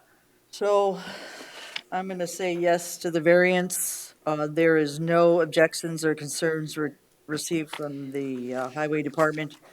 The roads out there are consistent, and this road is consistent with what is happening in this district.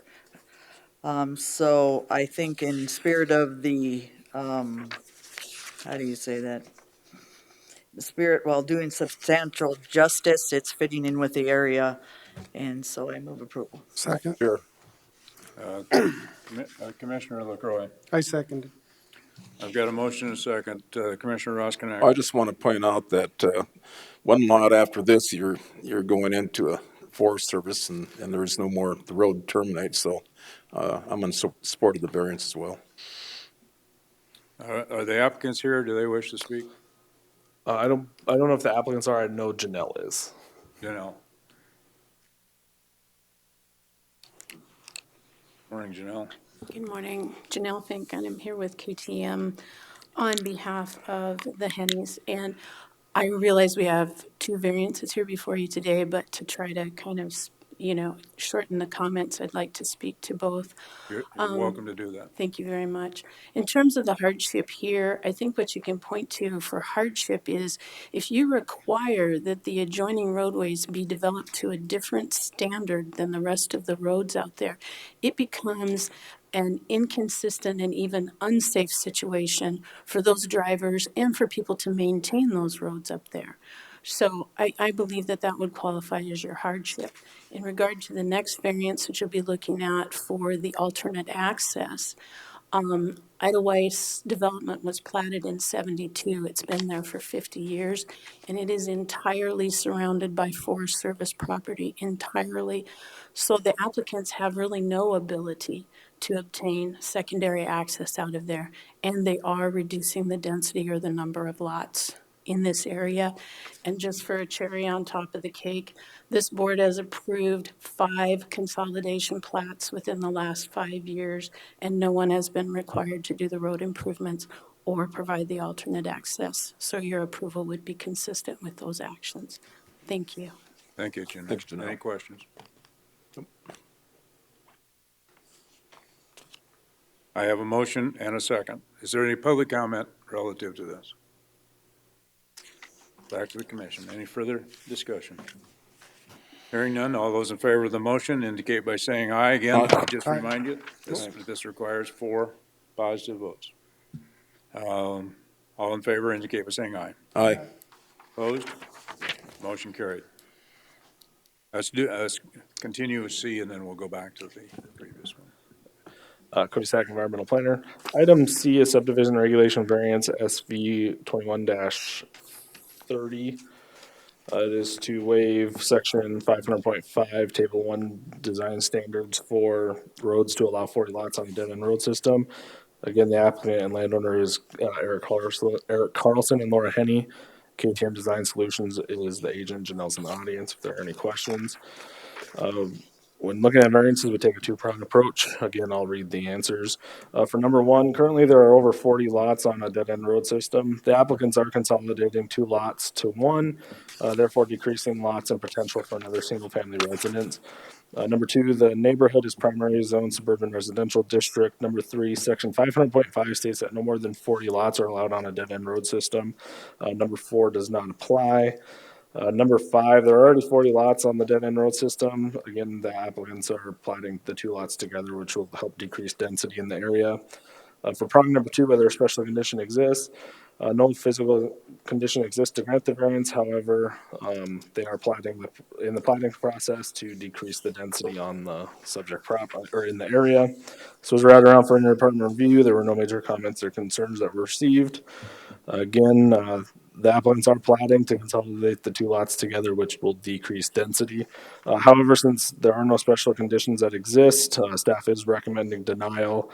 Again, if the Board of Adjustment disagrees and approves the request, staff has no conditions to add. Mr. Chair. Commissioner Roskinek. Move to approve variance SV 2131 for the same reasons we discussed with SV 2130. Is there a second? Second. Got a motion and a second. Is there any public comment in regard to this one? Seeing none, I take it the applicants do not wish to speak on this. Back to the commission. Any further discussion? Hearing none, all those in favor indicate by saying aye. Aye. Opposed? Motion carried. Do we have an answer? Need to take it off the table first. Need a motion Move to take it off the table. Second. Motion and a second to take it off the table. All those in favor indicate by saying aye. Aye. Opposed? Motion carried. Megan Kruger with the State's Attorney's Office.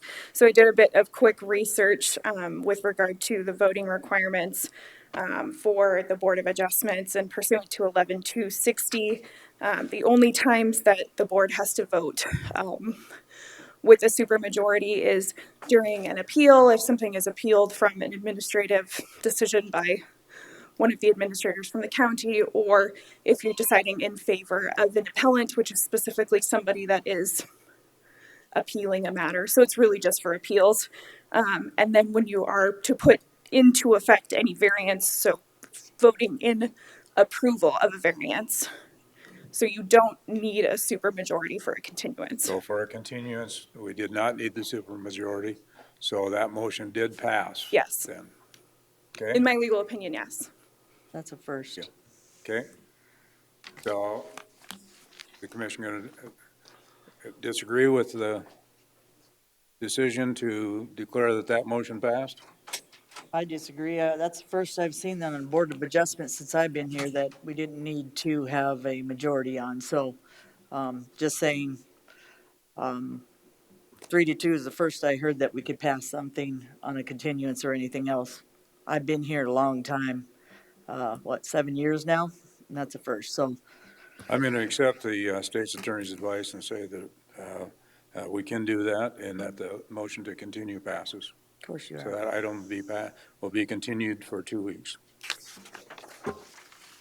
Need a motion to adjourn out of the Board of Adjustment. I'll make that motion, Mr. Chair. I've got a motion. Is there a second? Second. And a second. All in favor indicate by saying aye. Aye. Opposed? Motion approved. Board of Commissioners uses a consent agenda to act on non-controversial and routine planning and zoning items. The consent agenda is acted upon by one motion and vote of the board. Items may be removed from the consent agenda and placed on the regular agenda at the request of a board member or a citizen. The consent agenda for planning and zoning contains the following items. Good morning, Commissioners. Brittany Molitor, Planning Director. Item D is Layout Plan LPL 2179 for Marjorie Helgeson, Trustee. Davis Engineering is the agent to reconfigure lot lines to create Lot 3 revised of the southeast quarter of the southwest quarter and the northeast quarter of the northwest quarter. And Planning Commission did recommend approval of Layout Plan LPL 2179 with 10 conditions. Item E is Layout Plan LPL 2189 for Diamond Spur Lodge LLC, Andy Edson, to combine 3 lots to create Lot 9R of the Forks at Remington Ranch. The Planning Commission recommended approval of Layout Plan LPL 2189 with 10 conditions. Item F is Minor Plat MPL 2190 for Southern Black Hills Water Systems to subdivide and create Lot JR and Lot W of Phase 3 of Rushmore Ranch Estate Subdivision, and Planning Commission recommended approval of Minor Plat MPL 2190 with 7 conditions. And finally, item G is Minor Plat MPL 2192 for Laura Henney and Eric Carlson. KTM Design Solutions is the agent to combine 2 lots to create Lot 13R in Block A of the Idlewild Mountain Development, and Planning Commission did recommend approval of Minor Plat MPL 2192 with 6 conditions. Are there any members of the public wishing to remove any of these items from the consent calendar? Any commission members wishing to remove any of these items from the consent calendar? Seeing none, is there a motion to approve the consent calendar? So moved. I've got a motion and a second. All those in favor of the motion indicate by saying aye. Aye. Aye. Opposed? Motion carried. Morning, Commissioners. Jason Fennison, Assistant Planning Director. Agenda item H is a request to remove a condition of approval from a previously approved preliminary plat. The applicant and landowner is Sudbury Ranch Holding LLC, Casey Skyberg is the agent, and they are seeking to remove condition number 12 of preliminary plat 21-56. On September 21st of last year, the Board of Commissioners approved preliminary plat 21-56 with 19 conditions. Since approval of that plat, the landowner and agent have requested that condition number 12 be removed for the following reasons. The subject property lies within Skyview Ranch Road District. And number 2, a resolution approved by the Board of Commissioners for maintenance of roads within that subdivision is not required to add roads within the road district. Pennington County State's Attorney Office concurred and has determined this condition can be removed with the board's approval. With that, staff recommends approval of preliminary plat 21-56 with 18 conditions, deleting condition number 12. Jason, I'm going to back up just for a second because I had an area that I should have read to the public on this. Before that, I didn't get my page turned before you got up there. The following planning and zoning matters in our uncontested hearings are those which the planning department has not yet received or provided comment contesting the item. The documents for each item have been received by the commissioners, and decisions during these hearings will be made based on the information provided in the packet and the short presentation. If we receive comment contesting the item, the matter will be addressed in the same matter as a contested hearing. Thank you, Jason. Yep, you bet. Is there a motion? Mr. Chair, I would move to approve. We got a motion. Is there a second? Second. This is a motion to approve preliminary plat, PPL 21-56 with 18 conditions, removing condition number 12 as requested. Is there any public comments? Seeing none, back to the commission. Joe, did you have something you want? Yeah, Sean just pointed out that you guys are removing adding those roads to the road district. Who's going to take the authority over those roads? Because by state statute, any road that's not in a road district, a municipality, or a organized township then falls on the county. Megan's coming up. That isn't a road district. Megan Kruger with the State's Attorney's Office. I actually have looked at this issue, and the road is within the road district, so it would be the road district's responsibility. It's within the road district, so it's the road district's road. Yeah. Okay, so it is within the road district. I have a motion and a second. Is there further discussion? Hearing none, all those in favor of the motion indicate by saying aye. Aye. Aye. Opposed? Motion carried. Thank you. Cody. Cody Stack, Environmental Planner. Item I is Major Planning and Development Amendment PU 21-19. It is to amend an existing plan unit development to add seasonal and long-term rentals, motel units, multifamily units for seasonal and long-term rental, vacation home rentals, caretakers, manager residence, and accessory structures. The applicant and agent is Quality 5 LLC, Matt and Beth Canaston. It's located at 12630 Robbins Roost Road. It's currently a plan unit development district with the existing land use of residential and cabins. This was heard before the Planning Commission where they recommended approval, and staff is recommending approval of PU 21-16 with conditions. Mr. Chair. Commissioner Roskinek. I'll just point out that last week I did a site inspection on this property, and when this establishment's been around for a long time, and so when he bought the property, he had couple of buildings that were not repairable, so he tore those down, and so this reflects what he's proposing to do going forward. Okay, thank you. Is there any questions of Cody? Mr. Chair, Commissioner LaCroix. I'd move for approval. Second. I've got a motion and a second. Is there any public comment? Back to the commission. All in favor of the motion indicate by saying aye. Aye. Aye. Opposed? Motion carried. Item J. Item J is rezone RZ 21-32. It is to rezone 1 acre from agriculture district to low density residential district. The applicant and landowner is Michael and Angela Holmberg. The agent is Renner Associates. The location is 23359 Bradsky Road. Staff is recommending approval of rezone 21-32 with the Planning Commission's concurrence. So Cody, is this the same property as we just continued? Yes, it is. It's for the 1 acre parcel that they're proposing to plat out. Okay, so would it be appropriate to continue this also, or? Yes, it could be, because if the planning commission denies the rezone, you can't go forward with the plat, and then you would just have one piece of 1 acre of a property zoned suburban residential district, so it would be, staff would be in favor of continuing it till February 15th. So moved. I've got a motion to continue. Second? And a second. To February 15th. Is there any public comment?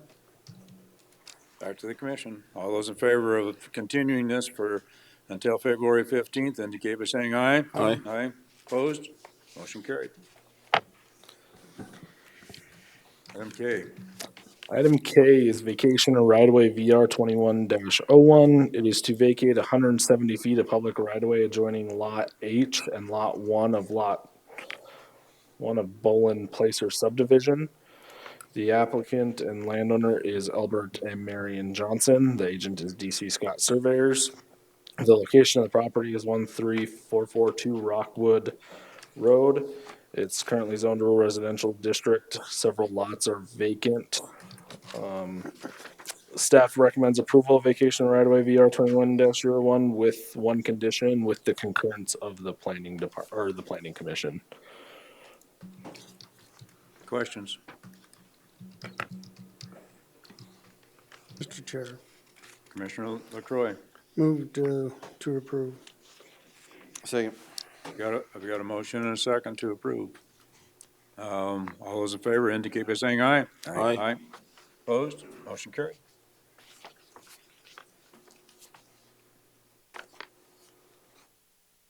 Back to Jason.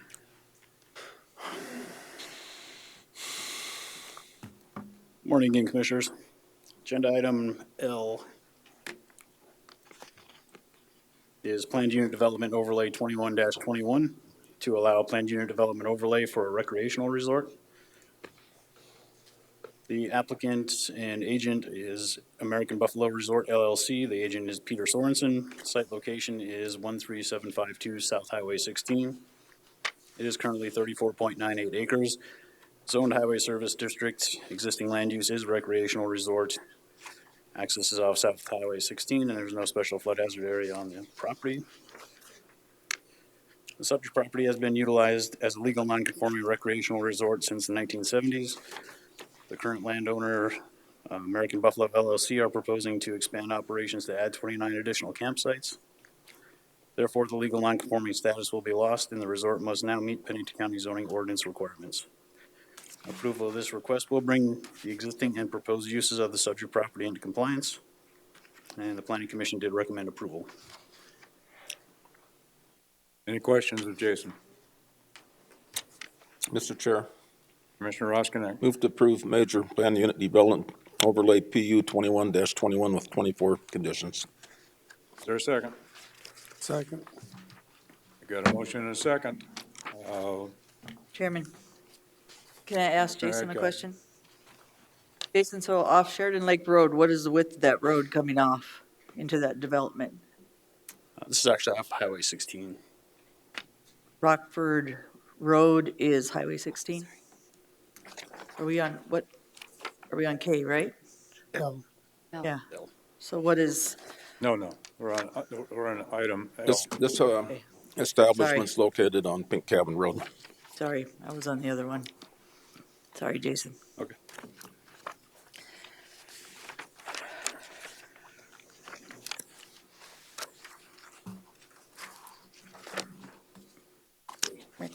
You just need to vote. You guys didn't do a vote on that. I'm sorry. All those in favor of the motion indicate by saying aye. Aye. Opposed? Motion carried. Sorry about that, thanks. No, you're fine. And if I can't hear you guys, I'm putting you in, it's unanimous if I can't hear you in the microphone. Okay. I try to call that to your attention if I hear somebody voting the other way. Brittany. All right, item M is vacation of section line right-of-way VS 21-02 to vacate 1,251.51 feet of section line right-of-way. The applicant and owner is the city of Rapid City. The surveyor is FMG Engineering. The current zoning of the property is low-density residential district. The existing land use is the wastewater treatment plant for the city of Rapid City. When looking at vacations of section lines, we look at whether granting the request runs counter to the public interest. The first prong is, does it injure the neighborhood? It could be yes. The vacating of the section line would restrict access to the public right-of-way and public waters. However, when we looked at the statute for restricting right-of-way to public waters, it does not include meandering waters, which is what Rapid Creek is. Number two, does it conform to the neighborhood? Yes, the proposed neighborhood consists of a municipal wastewater treatment facility surrounded by larger agricultural properties. Number three, does it conform to the general purpose of the zoning ordinance? No. There is along every section line a public highway located by operation of law to provide access to adjoining property. Number four, does it conform to the comprehensive plan currently in place? Yes. The current comprehensive plan identifies the properties as low-density residential district. A wastewater treatment facility would be a conditional use permit in a low-density residential district. And number five, does it harm the public safety, health, or general welfare of the community? No. Vacating this section line will restrict access to the public right-of-way and a public utility facility. This would allow added security to be implemented for the public facility. And prong two is whether a special condition exists to grant this request. Staff believes yes, that there is a security issue with this, that it would allow additional security for the public utility structure. And it would not allow the public utility, if this was not vacated, it would not allow the public utility to secure the perimeter of its facility. In order to meet its security requirements, the section line must be vacated to install a security fence to prevent unauthorized access to the facility. This was routed around through the interdepartmental review process. There was one comment from County Highway. They are opposed to vacating a section line right-of-way unless there is an extenuating circumstance. During the time when this petition was brought forward, they did have to receive the 1% signatures, and they did obtain that. Staff does not find any issue with this and is recommending approval of the vacation of the section line due to the necessity to secure the facility. Questions of Brittany? Chairman. Commissioner Adcock? So, I'm in favor of this, of course, facility because it is our wastewater treatment plant. But it also says in your report that vacation or change of location of highways, the Board of Commissioners may vacate or change the location of the section line highway. Are we going to change that location? So that is a thoroughfare through Southside Drive. Is that the plan that we are doing for this area? Because it shuts it right off on Southside, right in the middle of it. Right, so both of those properties to the north and to the south are both owned by the city of Rapid City. Access to those meandering waters still could be accessed from that section line to the east. So the property that would be affected is the property that's owned and secured by the city of Rapid City for their wastewater facility. So it wouldn't impede any access for, so if Southside Drive is developed in the future, which Elk Country Estates is coming that way, I would say we probably need another, like, show me where the other access, once we hit the section line, where they'd access it to basically you're going around this plant in order to vacate a section line. Well, you're vacating it here. The purpose of the vacation is actually to put up a locked fence, and so they could secure the perimeter of it. Statute doesn't require or doesn't allow you to prohibit access unless the section line is vacated. So that is the reason for the vacation. So what makes better? Show me the road that makes better access for the South Side Drive that you are, because if you look, it would be a minor arterial, right, in the future? Southside Drive? Then where would be the access instead of just shutting it off with a fence and having a wastewater treatment? Where are you going around this plant, or where are you going with the new access? You said there was one from the east. There was a section line from the east. There's a section line here. Right, that is It the would section line. access the waters. So you can change the section line so you have access. So you're saying you would be in support of it if it was relocated and not vacated? Right. I think for highway or just future development, we just talked about this, that it'd make more sense to relocate that section line so the public didn't go and get basically cut off by a fence that accesses a minor arterial. And I know they wouldn't do it.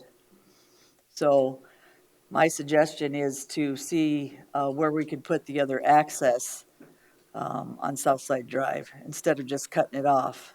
Like I said, that's a minor arterial. It's not just a collector or anything in that area. Even though, like I said, I'd like to help the city of Rapid City because it's going to be something that we need in the future, but we need to figure out where we're going to put that road from Southside, if we're going to make it come around or what we're doing, because you know what's going to happen later. We're probably going to have to buy some property in order to access some of these areas. So to Commissioner Hadcock's point, do we need to do a relocation at the same time we're vacating? Or can we do a relocation of the section line future? Well, they're two separate actions, so you would have to vacate it and then relocate it to a different area.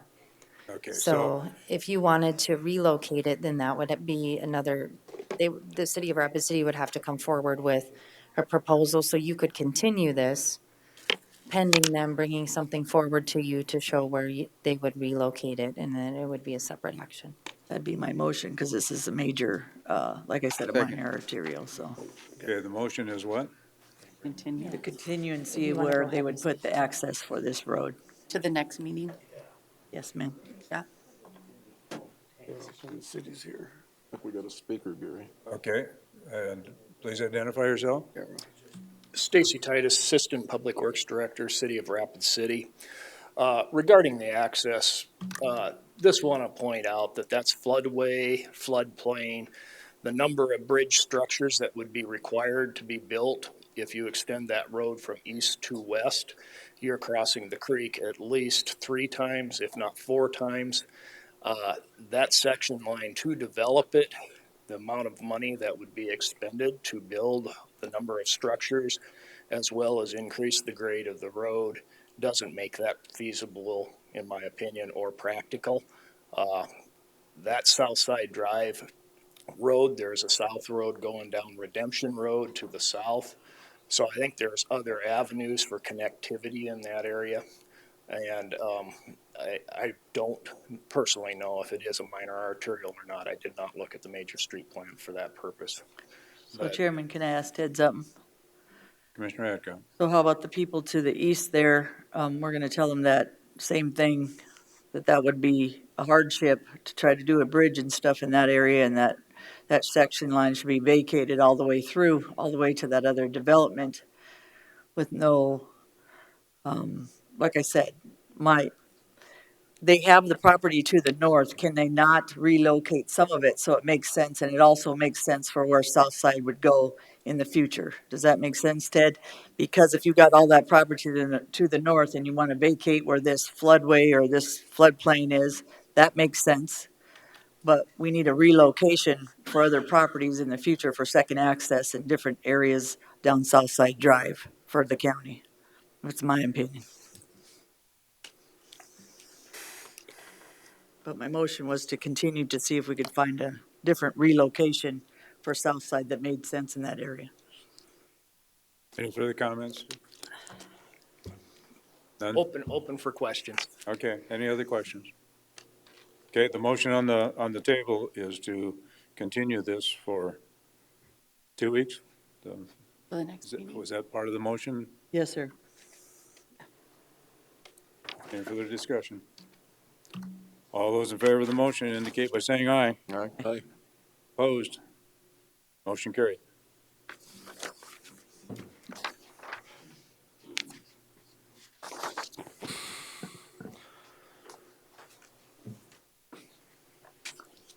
Item N, Cody. Cody Stack, Environmental Planner. Item N is Planning and Development Overlay PU 21-20. It is to allow a planning and development overlay to allow a specialty resort to include 5 rental cabins, a shop building, an office, a laundry facility, and an existing single-family residence to be used as a caretaker/manager's residence. The applicant and landowner is Chase and Leslie Larson. The property is located at 23935 Pink Cabin Road. This was heard before the Planning Commission on January 10th. There was some comments from the public from a neighbor who was concerned about trespassing from people who were staying at the resort. The applicant has stated that he has put up no trespassing signs along the property line, and there is a condition in the staff report that states that he has to maintain those no trespassing signs. So staff is recommending conditional or approval of planning and development 21-20 with the planning commission's concurrence. Mr. Chair, Commissioner Ross Connect. as long as they made the no trespassing signs a condition, I'll go ahead and make the motion to approve this staff's recommendations. Second. And a second. Further discussion?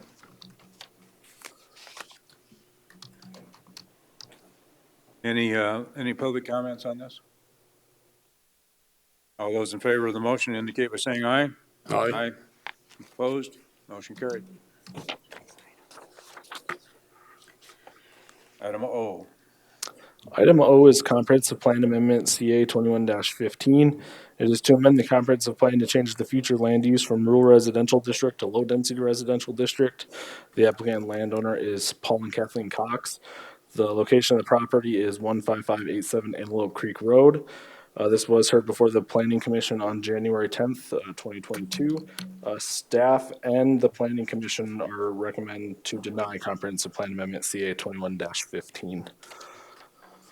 I have is there any questions, first of all, of Cody? Yes, Chairman. Commissioner Adcock. So why was the denial, Cody? What was the reasoning? So the reasoning for the denial is that when you look at rezoning and doing comprehensive plan amendments, we take a look at future zoning and current zoning within 1/2 mile of the subject property. Okay. There is no low density residential district within 1/2 mile of that property. The closest thing to it is what it's currently zoned as rural residential. So by reducing that down to low density residential, you allow that property to be split into 3 additional lots. So what is yellow? Did it change from low density? Yeah, yellow is rural residential now. So the lots around there are rural residential, which is what? Which require a 3-acre lot size, and then the green is general agriculture district. And all those lots in the yellow are 3 acres or more? Correct, yes. Or they're legal non-conforming. I'm not sure with the size of. So we don't want to put low density in the middle of area that. Rural residential. Correct, and the future land use has ranchette in the area, which requires 5 acres, and it's still the same rural residential and general agriculture. Okay. Any further questions of Cody? I do have a speaker. No. Florence Thompson.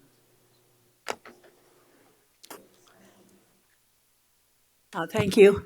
I'm a neighbor of the Coxes, and I think you should come up and speak, Paul. So, we are opposing this rezoning because basically it's like using a baseball bat to swat a fly. The guy just wants to put in a carport, kind of a temporary carport to cover his RV.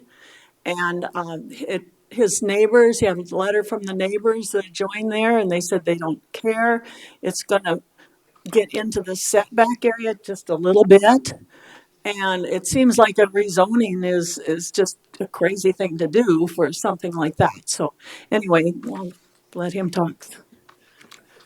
Not only do they. I'm going to stop. Just identify yourself. I'm Paul Cox, landowner. They would like me to put the carport up where I proposed it originally because they moved there and built there because of the views, and the planning commission suggested I put it behind my buildings to the west of it, and they would rather have the views, and so.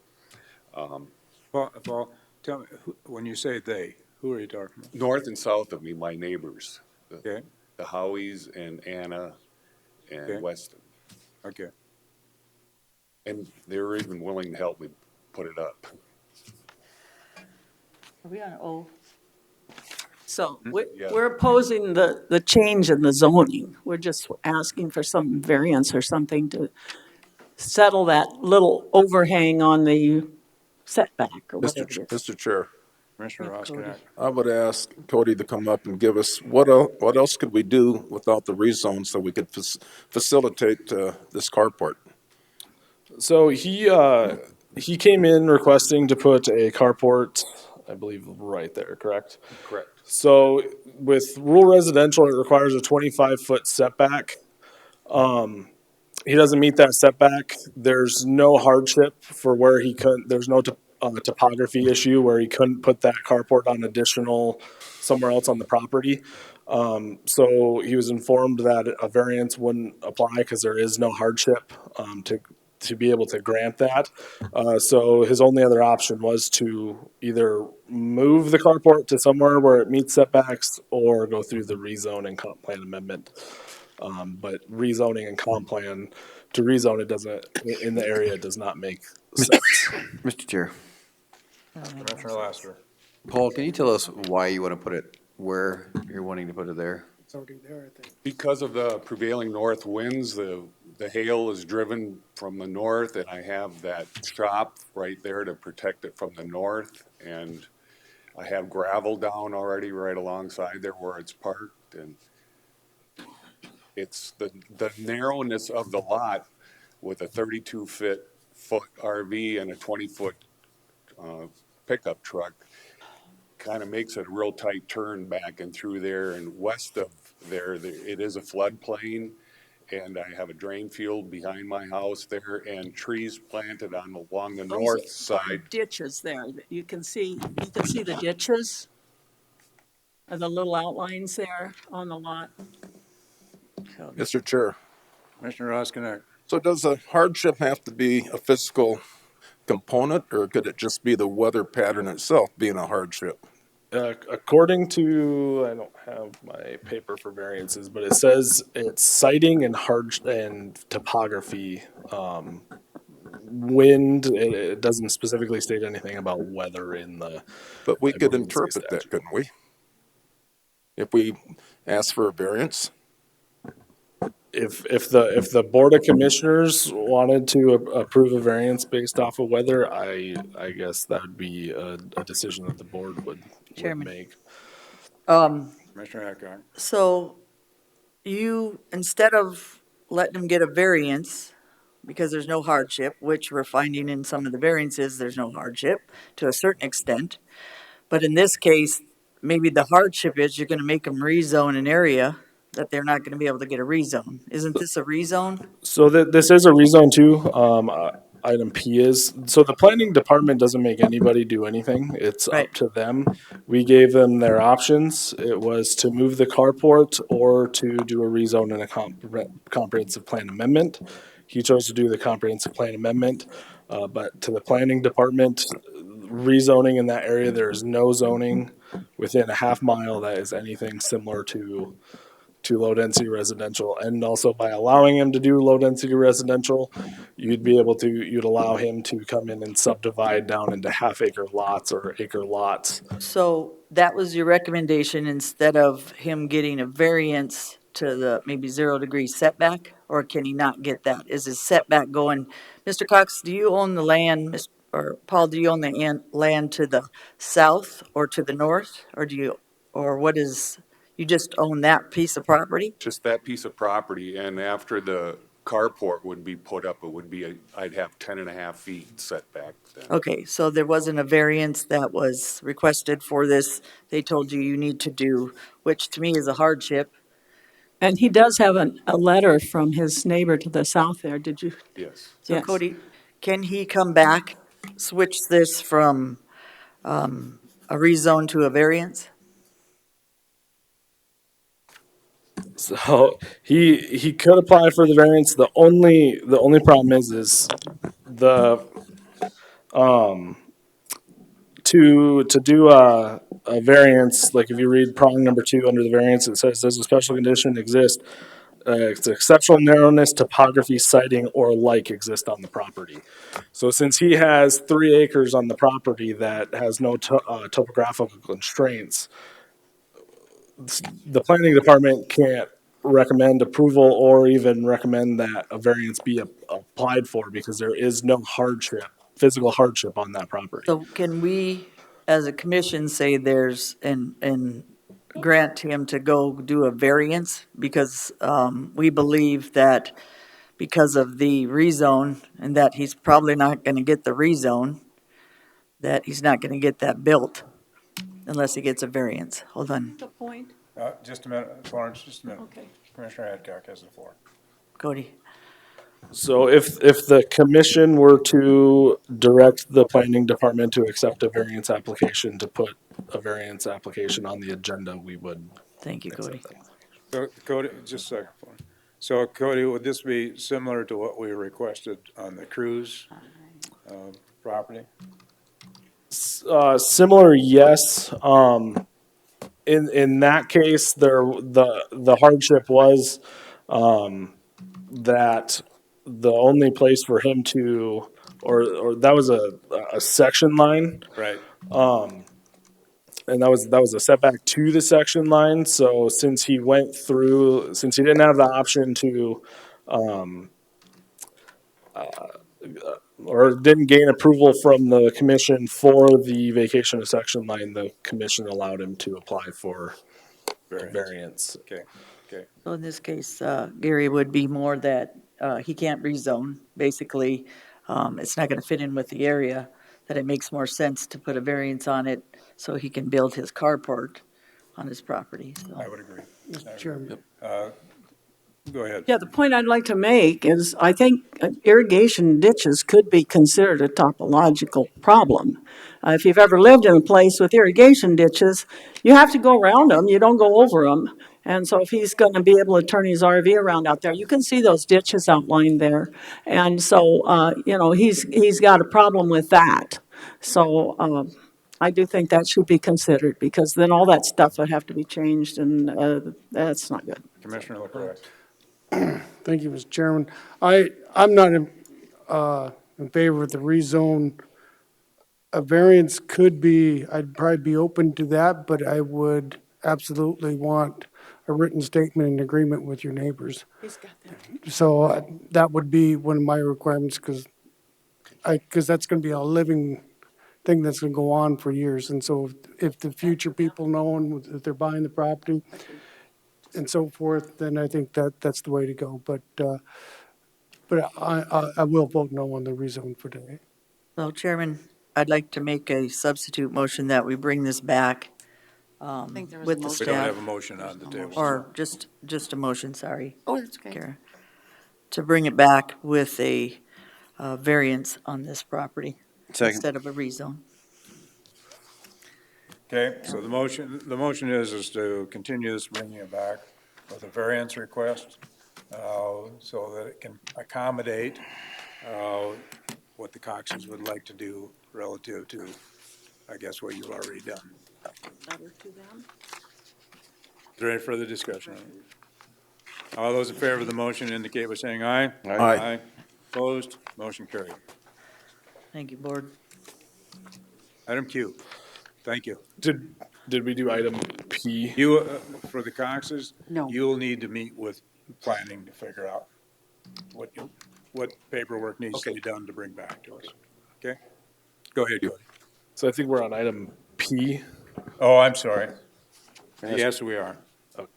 So item, Cody Stack, environmental planner. Item P is rezone RZ 21-33. It's to rezone 3 acres from rural residential district to low density residential district. It's the same property as item O was. Staff is recommending to deny rezone RZ 21-33 with the planning commission's concurrence. I think we pretty well decided that. I need a motion. Do we postpone indefinitely? Can we do that, or we just shut it down? I would accept a motion to deny the rezone. Move to deny. Second. Got a motion and a second. All those in favor indicate by saying aye. Aye. Opposed? Motion carried. They just. Now we're at item Q.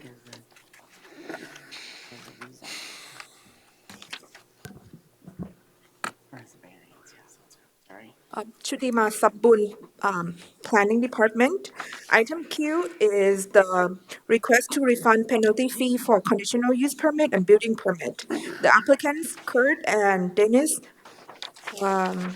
Newkircher, are requesting a refund of a conditional use permit penalty fee of $300 and a building permit penalty fee of $72.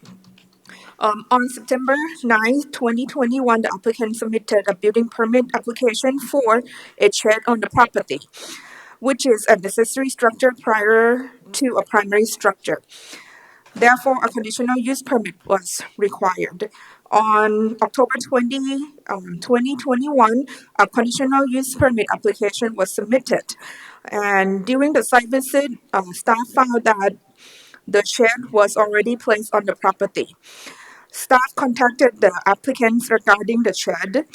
On November 23rd, 2021, the applicants paid $300 penalty fee for a conditional use permit and a $72 penalty fee for the building permit for the shed. On January 6, 2022, staff met the applicants and verified that they comply with the conditions of approval from the approved conditional use permit. Staff recommends approval of the request to refund the penalty fees. Chair, Commissioner Adcock. can I ask a question, Chutima?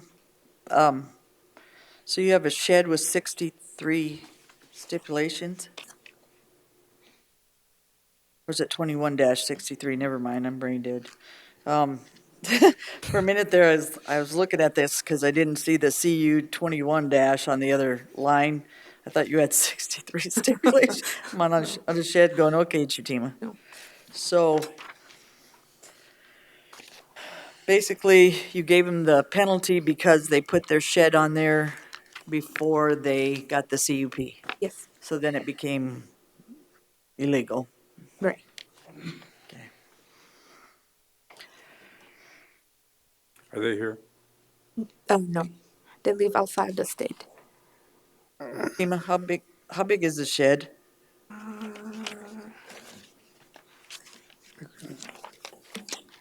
I don't have that information on hand. Let me. So a penalty Give me one. fee on a shed is $372, depending on what size that shed is. Give me 1 second. Let me find that.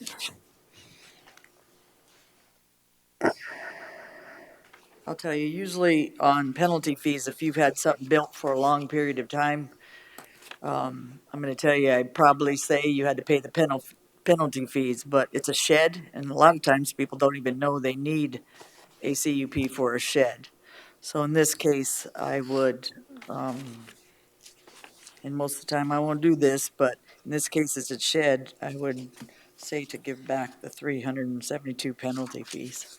It's a $300 penalty fee for the conditional use permit, and $72 penalty fee for the building permit application. Mr. Chair. Maybe just the penalty fees at 300. Commissioner LaCroix. I struggle with that because I was in the position where I had to buy, when I purchased a property, I had a shed on there that was illegal, and I paid the fee that was needed. And it had been on there prior to my purchase, so I understand that, but in this case, these people had put it on there knowing, am I correct with this analogy? That they came in for some other stuff and they were told, and they put it on there themselves and then applied for it? So they applied for a building permit, but at the time when the staff at the time received a building permit application, that was at that time the conditional use permit when we the staff took in that permit, that person didn't inform the probably overlooked the building permit application. So during the final review for the building permit application, we found out that the property is vacant of any structure. So that's why the conditional use permit need to be obtained. Yeah, Yep. I get And that, Chituma. So you guys, they applied for a building permit, which triggered you guys going out and taking a look at the property, correct? No, at that time, we didn't have a building code at that time. So we didn't have anyone to go out and inspect. This is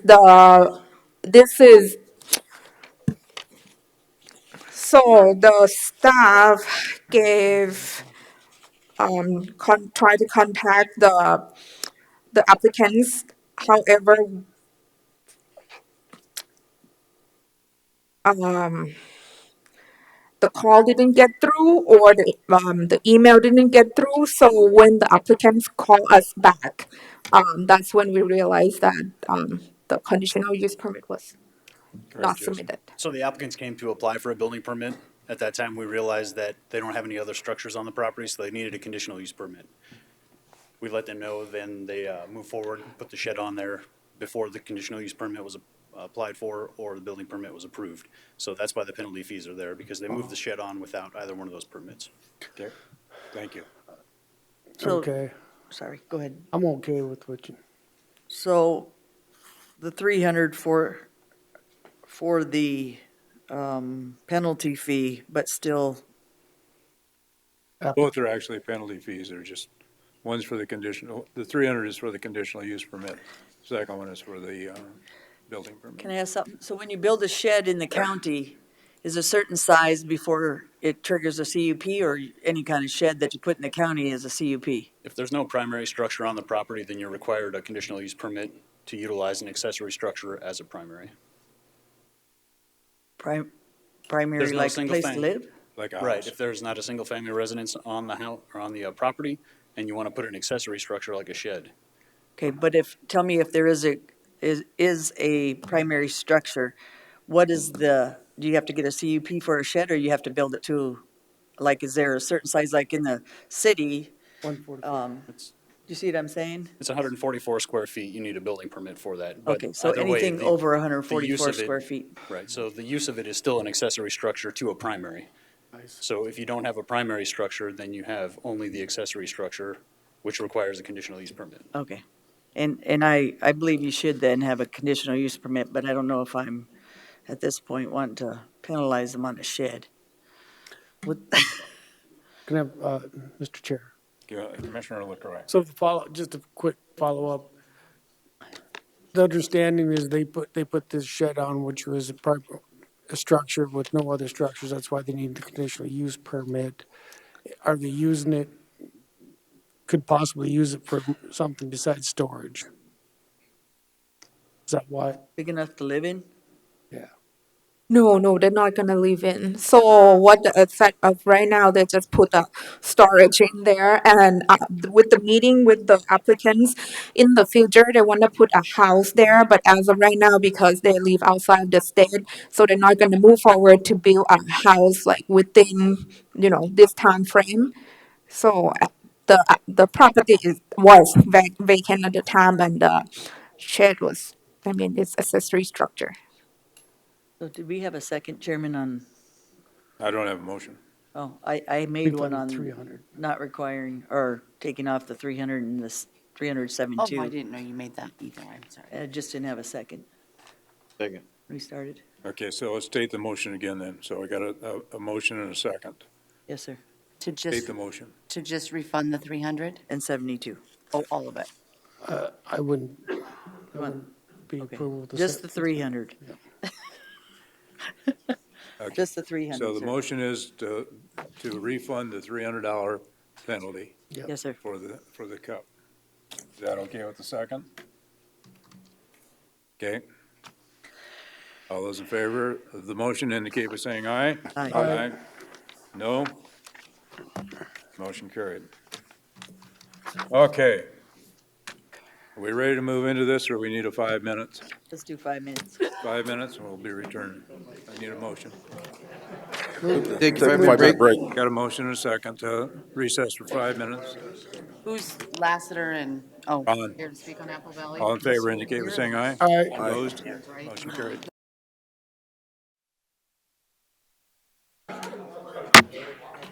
Call us back to order. Next three items that we have on the agenda all include the valley development. And so at the chair's discretion, I think we will take all of these items. We'll be able to talk on all three at one time instead of taking each one individually. And so it'll be just basically an open subject matter relative to that. I have a number of people that have signed up to speak in regard to this.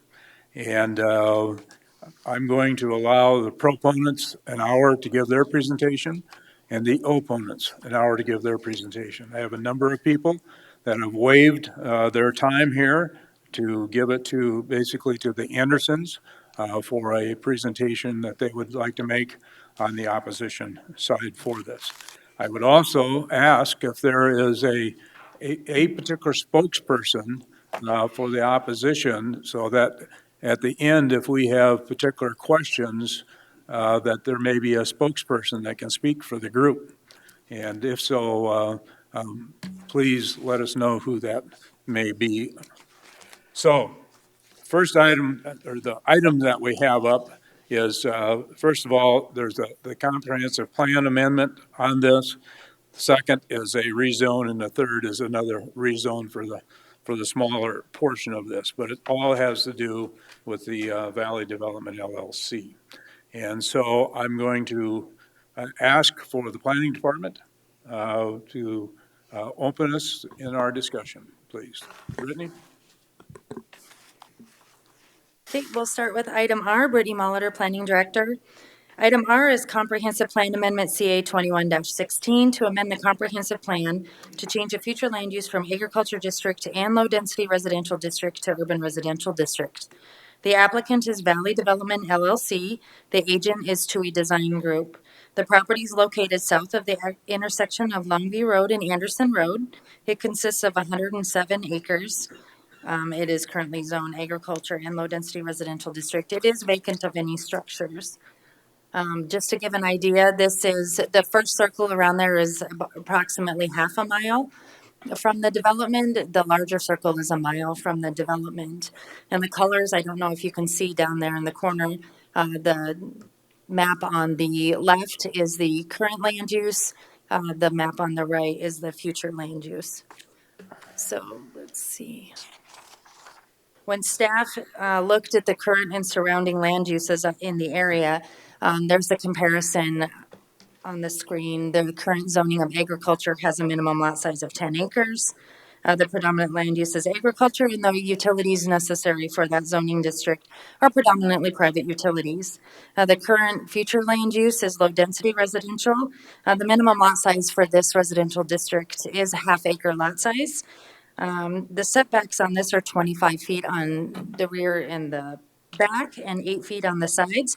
The predominant land use on this district is residential, and there's a combination of public and private utilities that can be on this land use district. You could have a septic on this type of zoning district if you have community or public water.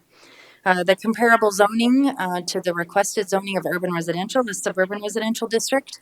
The minimum lot size is 6,500 square feet. The setbacks are 25 feet on the front, 25 feet on the rear, and 8 on the sides.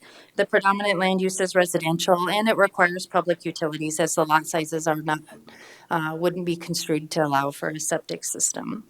The Rapid Cities MPO, which is the Metropolitan Organization, where they look at future land use in the area outside the city limits. This is required in order for them to have the 3-mile plating jurisdiction. These properties are also in the 3-mile plating jurisdiction of Rapid City, so all of these lots are being platted through the city of Rapid City. With that, the city of Rapid City has the design criteria manual, so all of the road improvements, drainage, and things of that sort are done through the city of Rapid City through that plating process. In the Rapid Cities MPO, this is a low-density neighborhood. The minimum lot size is 6,500 square feet, so it's similar to the comparable zoning district of suburban residential. The setbacks are 20 feet on the front, 25 on the rear, and 8 on the sides. The predominant land use is residential, and the utilities are public. The proposed future land use that they're requesting is urban residential. The minimum lot size would be 6,000 square feet. The setbacks, 20 feet on the front, 25 on the rear, and 8 on the sides. And again, residential and public utilities. So this was routed around through the interdepartmental review process. The city of Rapid City did come back. Let me read their comments. The city of Rapid City said that it identifies the area, the future land use of this property as low-density neighborhood. Longview Road is classified as a minor arterial street on the city's major street plan. Anderson Road is classified as a minor arterial street on the city's major street plan. And Ambrosa Drive to the south is identified as a collector street. There was also comments from the Rapid City Regional Airport.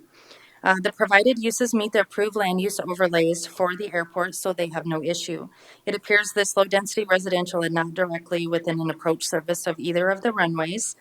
However, since it is within 2 miles of the airport, we would highly recommend a document that is attached to the deed of each of the properties, acknowledging that they are within 2 miles of the airport for noise and potentially light pollution purposes. The document stays with the deed each time the property is bought and sold.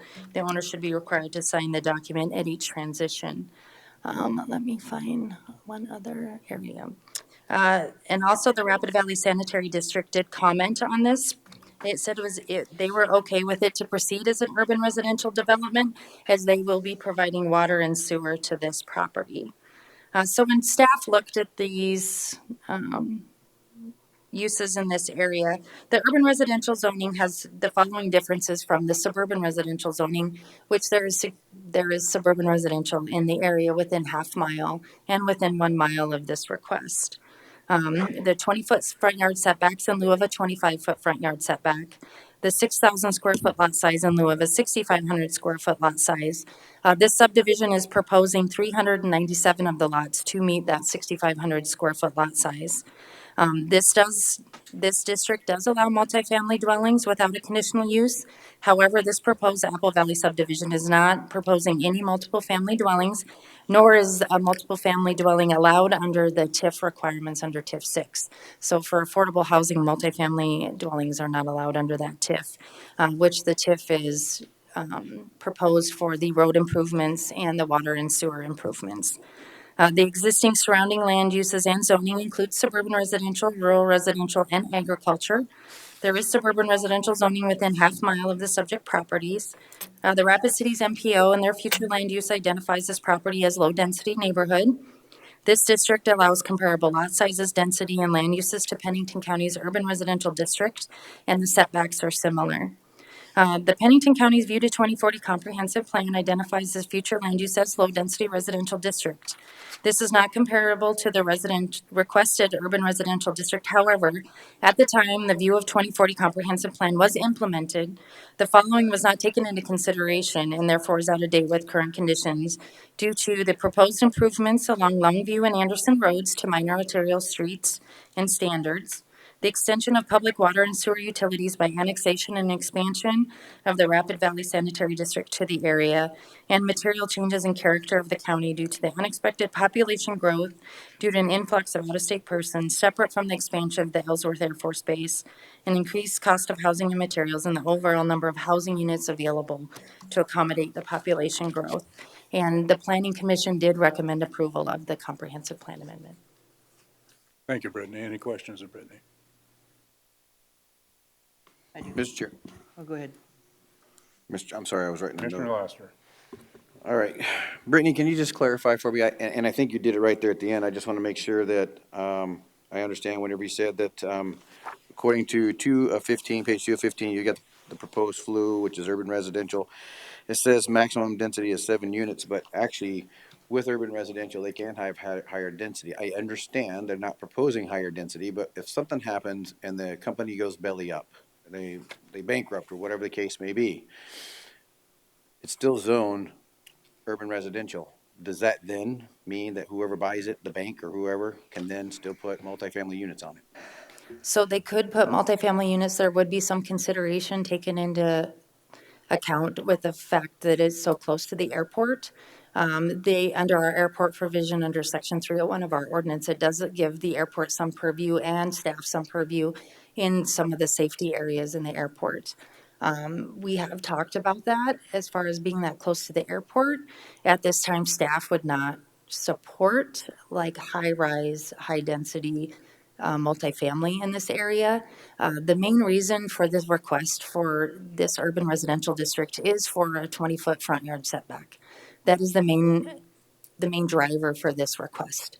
In order for them to meet that 20-foot setback, if they went to suburban residential, they would be asking for 468 variances to that front yard setback. So in lieu of that, just like you saw previously with the Cox, when we looked at the setbacks, we looked at the zoning districts that meet those setbacks versus variances for those setbacks.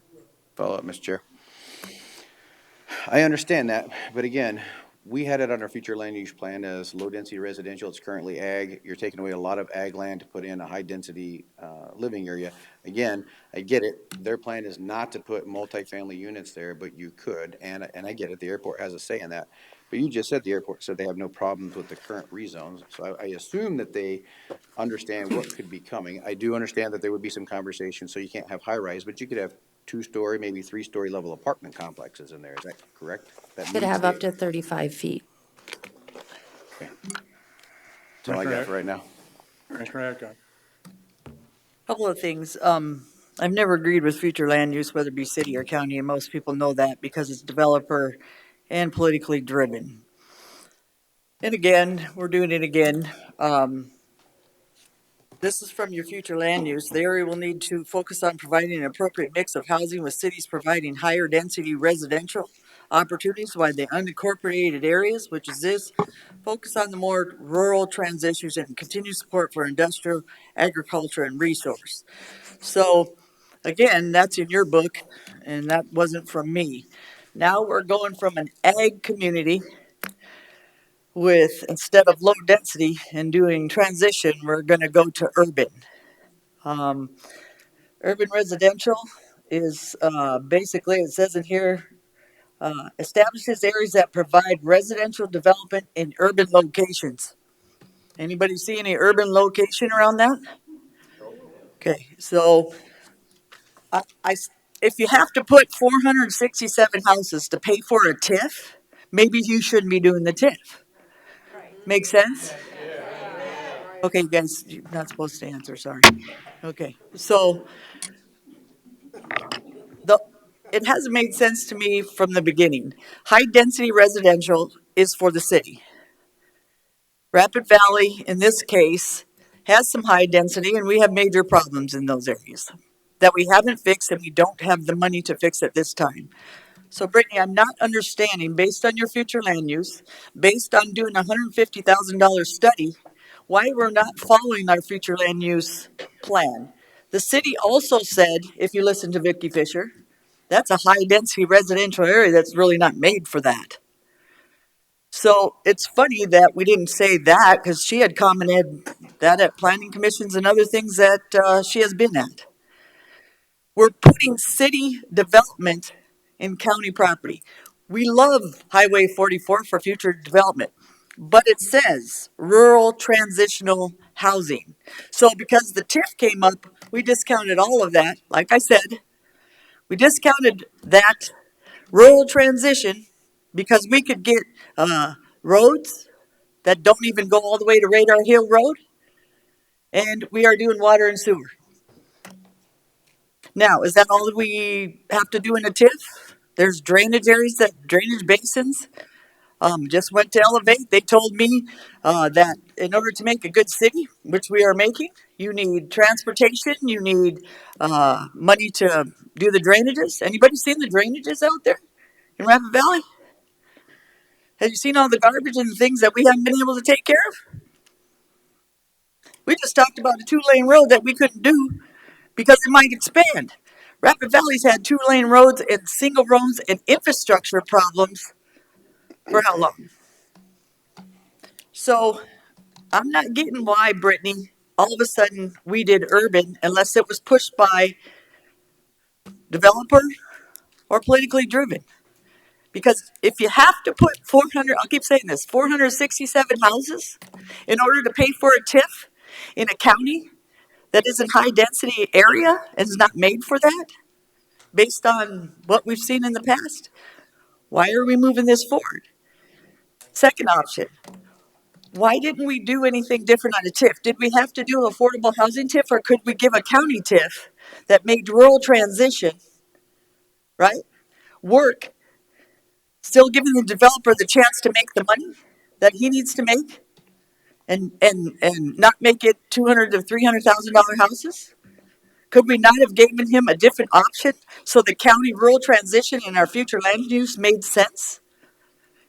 Did we give him that option? Because they said they have to make their money.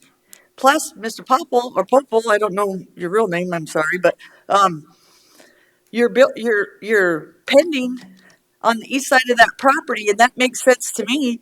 That if you're doing that, we could take this TIF pack, make it a housing TIF for us, if that's what we're wanting, and it sounds like we do, because rural transition or 44 is the way to go. Why don't we change it so they can make their money and we can still do it so it works for the county and the developer? To me, I'll keep saying, this high density, we don't have enough money to take care of these properties in this area, and you are making anybody go into 6,500 lot building areas? Anybody look at that even in the city? They have a hard time with their infrastructure in their areas in those cities. In our city, I was in the city. Building them that close together, and what happens when you build them that close together. So again, I'm not against TIF because I'm into TIFs when it makes sense. Am I into development and housing? Damn straight, because it's coming. But let's do it right, and if we need to help with this TIF in a certain way and to make this so it fits the area and our budget is our bottom line. I asked Joe about his budget for a reason. We took 16 million out of it, and these areas haven't been developed with any kind of drainage studies or they have drainage studies that we put on shelves. Again, not trying to beat on anybody about their TIF or their developments in one sense. In the other, I'm about the county. It's not about one side or the other for me. I protect the county, and people know that. And I look everything up, and I also, guys, anybody read their own plan? The county, on their plan for this transportation, Brittany, did you read some of this? It says in there everything I'm talking about. And it's a $3 million project over by Radar Hill and the other areas. Because Radar Hill is a problem. 1416 is a problem. The rural transition in the areas are having a problem. And now we've just decided at this point to add to it because we get some water and sewer in a road. That's a lot of money to put out and ended up, okay, we have some HOAs in there. How's that working for our county right now? Anybody been in some of those developments? I went and drove it 3 times just in case I was wrong. You have waves in roads, and it's all the way out to Remington. You have drainage areas that are horrible. And we're going to do it again. Not that these people are going to do it bad in a sense. They're not going to try to. 6,500 square feet lots. That's smaller than some of those areas that we already have problems in. And all that drainage goes to where? Anybody seen that drainage? It goes from the top right there. It's north and west, all coming. And you can see the green space coming down. All you got to do is follow the trees and the bushes. I talked to and watched on TV. You know what they did on TV? This developer decided he wanted to build some housing. I can't remember where it was, but I came in on the end of it. All the neighbors were mad, developers mad. These people didn't want this in their area. You know what happened? He worked with them. He took the drainage areas and made them conservation areas. He made the roads and stuff more green, so it saved the developer money. He just did some really unique things that make sense that if we could work with the developers so they could still build and then still make their money in a sense, but protect our county from what's coming next, because those drainage areas in his development went natural and still protected the ag land and the people below. Because you have a lot of ag people in this area still that need those waterways. You already know with Hawthorne Ditch, we shut it off. What happened? Okay. What's happening also from your drainage areas? Ask some of the people. Anybody talk to the people that are on Highway 44 on the south that have ag land? It's been flooding. They can't use some of their property. because of what we are doing with the drainage, or not doing with the drainage at this point. It's huge for them. One guy said he was going to dig a ditch where he needed to, so his property, he could still use the north part of his land. I'm just saying, there's other options than putting this kind of density in this area and doing it right. You guys didn't do it. I don't think anybody did this, bringing it forward to be facetious. They didn't. Commissioners that were involved with this in the first, they didn't do it to be facetious, neither did your planning or anybody else.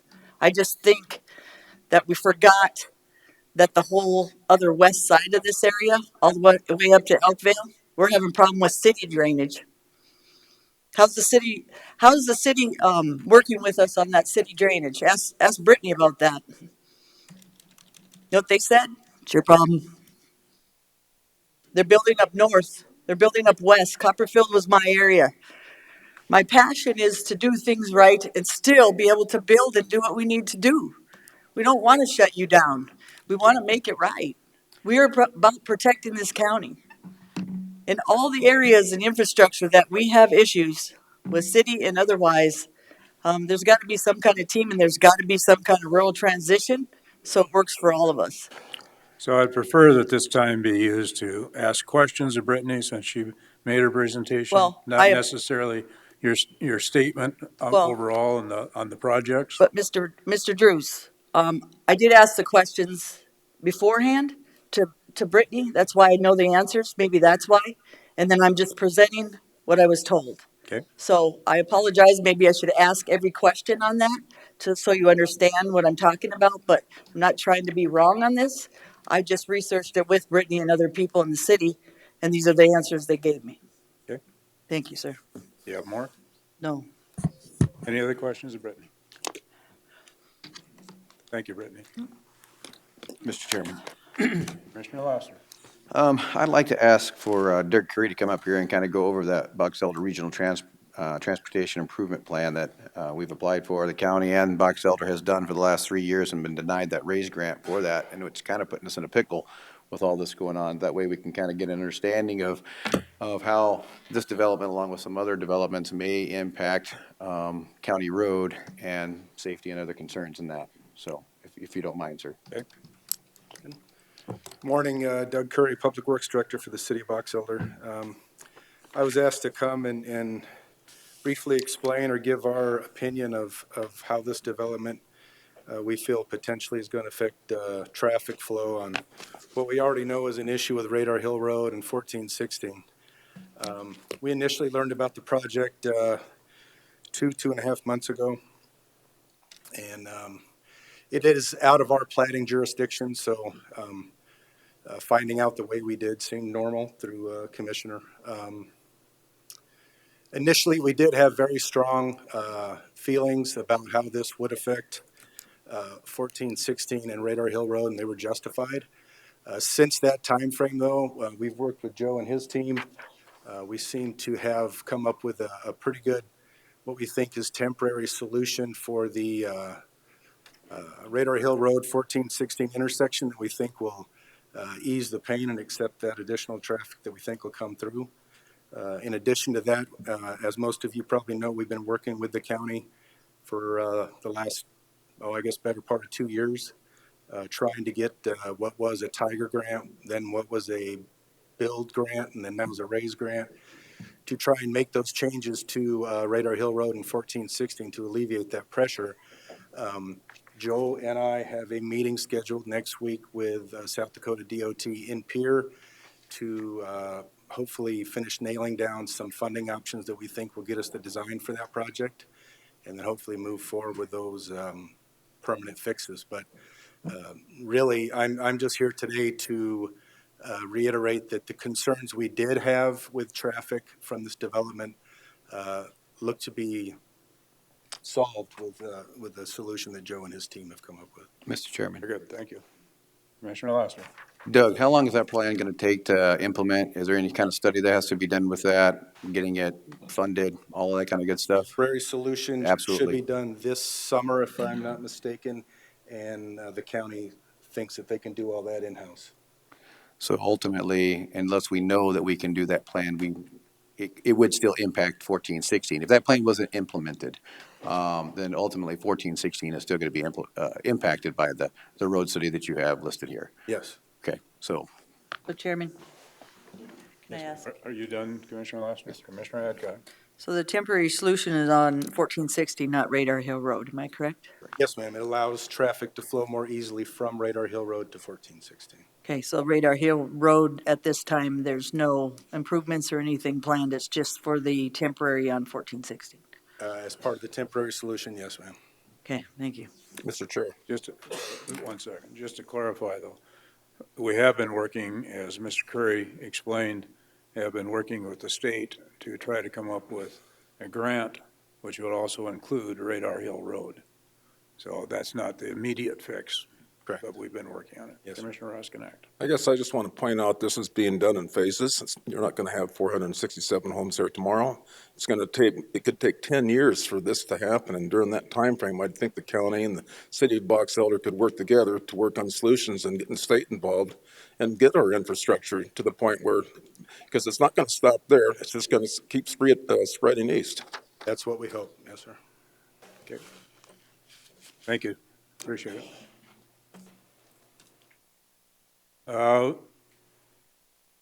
Do the developers have anything they would like to present?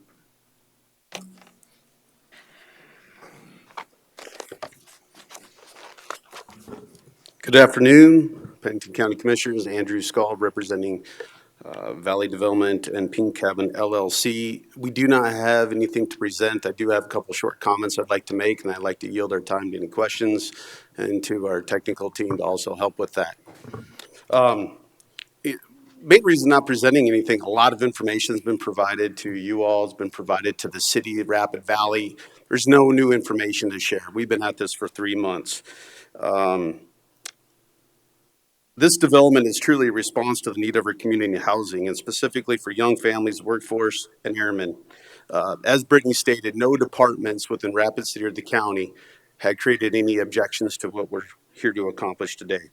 This development's being done efficiently, it's being done effectively, to the standard equal or greater than what is required by ordinance, regulation, and law, including drainage, Commissioner Hadcock. The state law dictates drainage requirements, and we're meeting or exceeding those. We're providing improvements to existing infrastructure, new infrastructure that's going to allow better service to future and current residents. A couple of things I'd like to talk about that I think will come up today. Wetlands. One thing I want to be sure that's clear. Corps of Engineers has stated that 404 permit would not be required.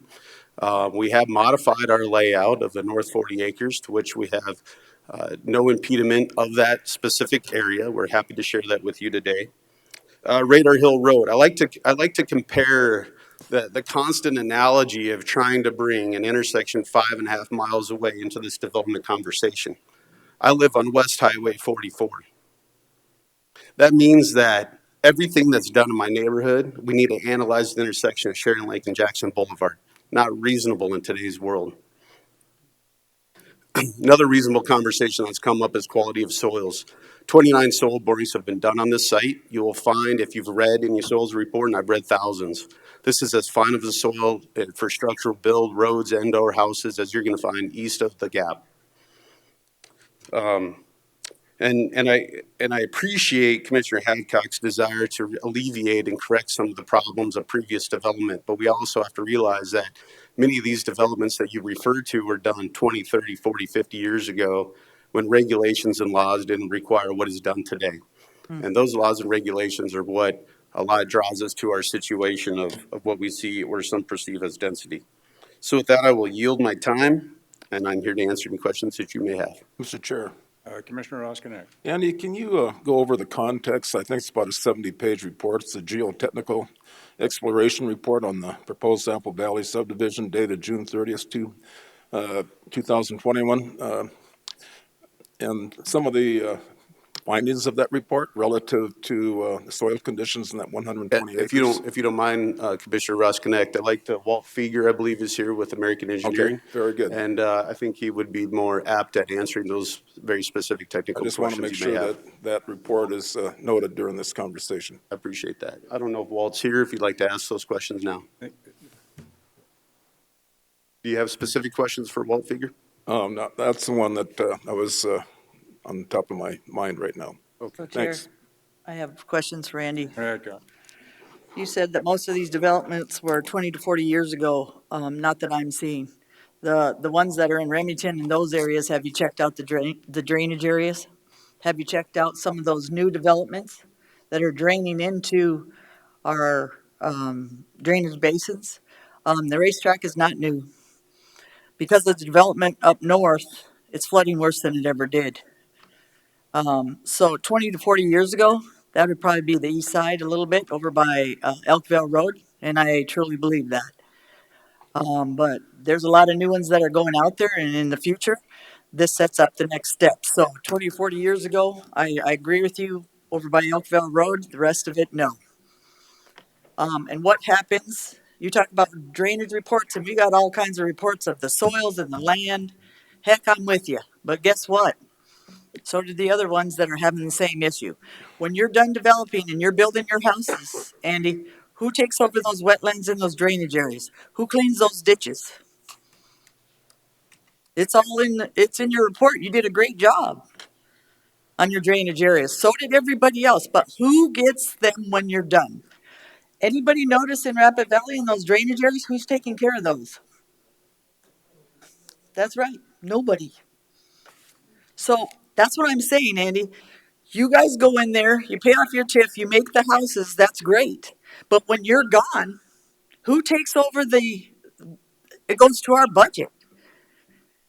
We haven't done the drainage studies afterwards because we don't have the money.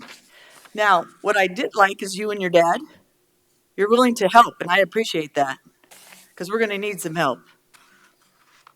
But 20 and 40 years ago, that's not true. It's still happening today. Those roads can't be improved to a certain extent because we have other areas in the county that need to be improved. You're taking city development and you're leaving it with us, Andy, when you're done. And we can't afford it. Commissioner, may I help answer that question? Deb, I appreciate your desire to try to fix the problem, and I would welcome your involvement. But today, we're here to talk about this development, not the other problems of the county. And I think those are great items that need to be discussed, but I don't think that this is the place to do that, personally. But, And I also know. Please. And I also know that every development I've done requires us to retain the amount of water that's developed. No more water can leave that site than's on it today. We're also required to cleanse that water. And I also know in this situation, we're going to be capturing the water of land that's adjacent to us and north of us, drainage that's not coming from our property. So if we want to speak about the facts, we can answer the facts about the drainage report specific to that. And we're doing what we're required to do. But we're not fixing something at this point for this. We're adding to the issue. That we are going to capture the budget of the county once you're done and the problems that come with this at this kind of density. They're not being done a lot in this county for a reason because, as you said, it can't be affordable and we can't make the lots bigger because we can't make our money. So now you're going to leave city development in county hands again. So we're doing the same mistake again because we don't have the budget, Andy.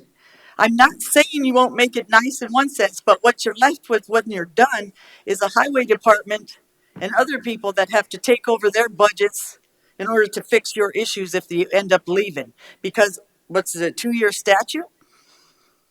So in the past and the future, we have the same issue. Does that make sense to you? When you're done, Andy, you're not going to go out there and say, Actually, it doesn't make sense to me. We're doing what we're required to do. Yes, I know. And we will continue to do that. And for me to require you not to do that density so we can basically use our budget to hopefully help some of the issues out there, that's what I'm required to do is protect the county. So Andy, I like you, you know that. I just, I just don't get it. I've seen the same issues in the county or the city, and they do these high densities. And then we have water, sewer, and all kinds of different stuff that, the transportation, there's no transportation and stuff out there, Andy. That's not personal. You already know that. You and your dad do some really good stuff. It's just that this density is too high, I believe, for the county. You had to do a TIF to show it. You had to build that kind of housing at that kind of density in order to pay for it. That tells me something. Mr. Chairman. Commissioner Lassiter. Andy, I appreciate you coming up here. We've had lots of conversations, as I've had a lot with other people. And you're right. You as a developer probably don't need to have to deal with Radar Hill Road. But you're coming to the county and asking us to allow you to increase the density that's going to impact the roads that we have to fund and fix.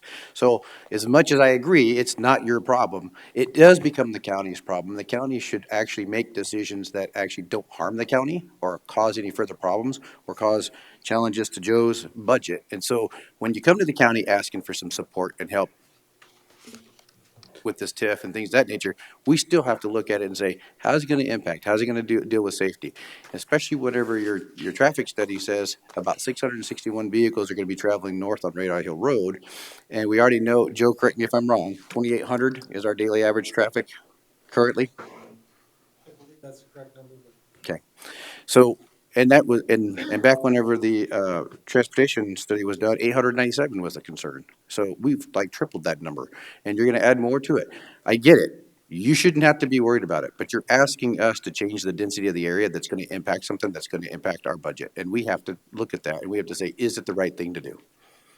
I know we need housing. Trust me, I'm looking for a house right now, and I know I can't find a house at my price point.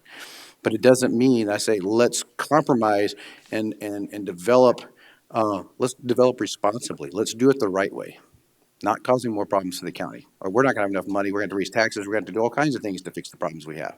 And we know that's not very popular either. Andy, do you have anybody else that you would like to? I just want to make a quick response. I will refer back to the traffic report, which grades the intersections and the impact that we're creating. The intersection of Longview and Radar Hill, post-built development retains a grading of A. That's the highest possible rating you can get in any intersection, in any traffic report. With that, I think we'll yield our time to questions that may follow. Okay, thank you. Thanks, Andy. Thank you, Andy. So what I have here is a sheet with a considerable number of names on it. I was requested to allow Mary and Bob Anderson to make a presentation, so I'd ask them to come forward. And I have listed as part of that group of Sherry Nutter, Dan Mullally, and Elliot Bloom. Thank you, Chairman.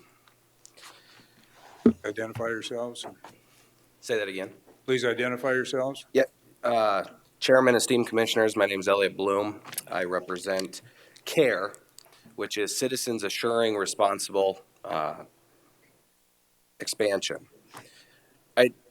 I'm here representing not only Bob and Mary and other members of CARE, but 240 other people that signed on to the positions that we are going to take today. And I believe you did get a copy of this petition with those names, and I do encourage you guys all to review those names.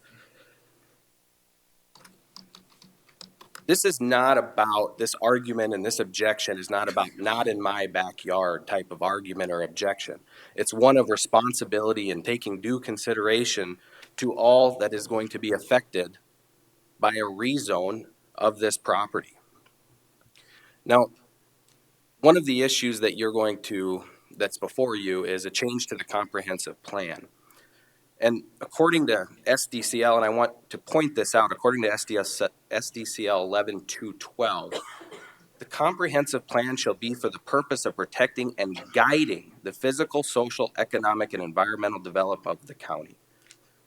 The landowner here knew the future use of this property, knew that it was low density, and now they are coming to you to take it from one area clear to the other, going completely across the spectrum.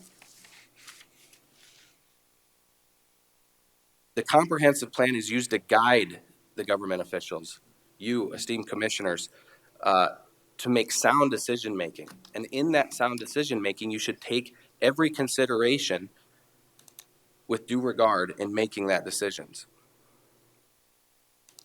Mr. Skoll is now asking that you go again from one end of the spectrum to the other. To give you some of these considerations that we do ask you to take into consideration, I'd like Bob and Dan and Sherry to come up to speak to specific considerations that you need to consider.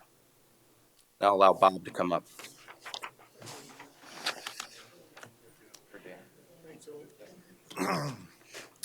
Thank you, Mr. Chair, Commissioners, and thank you for giving us time to present today. My name is Dan Mullally.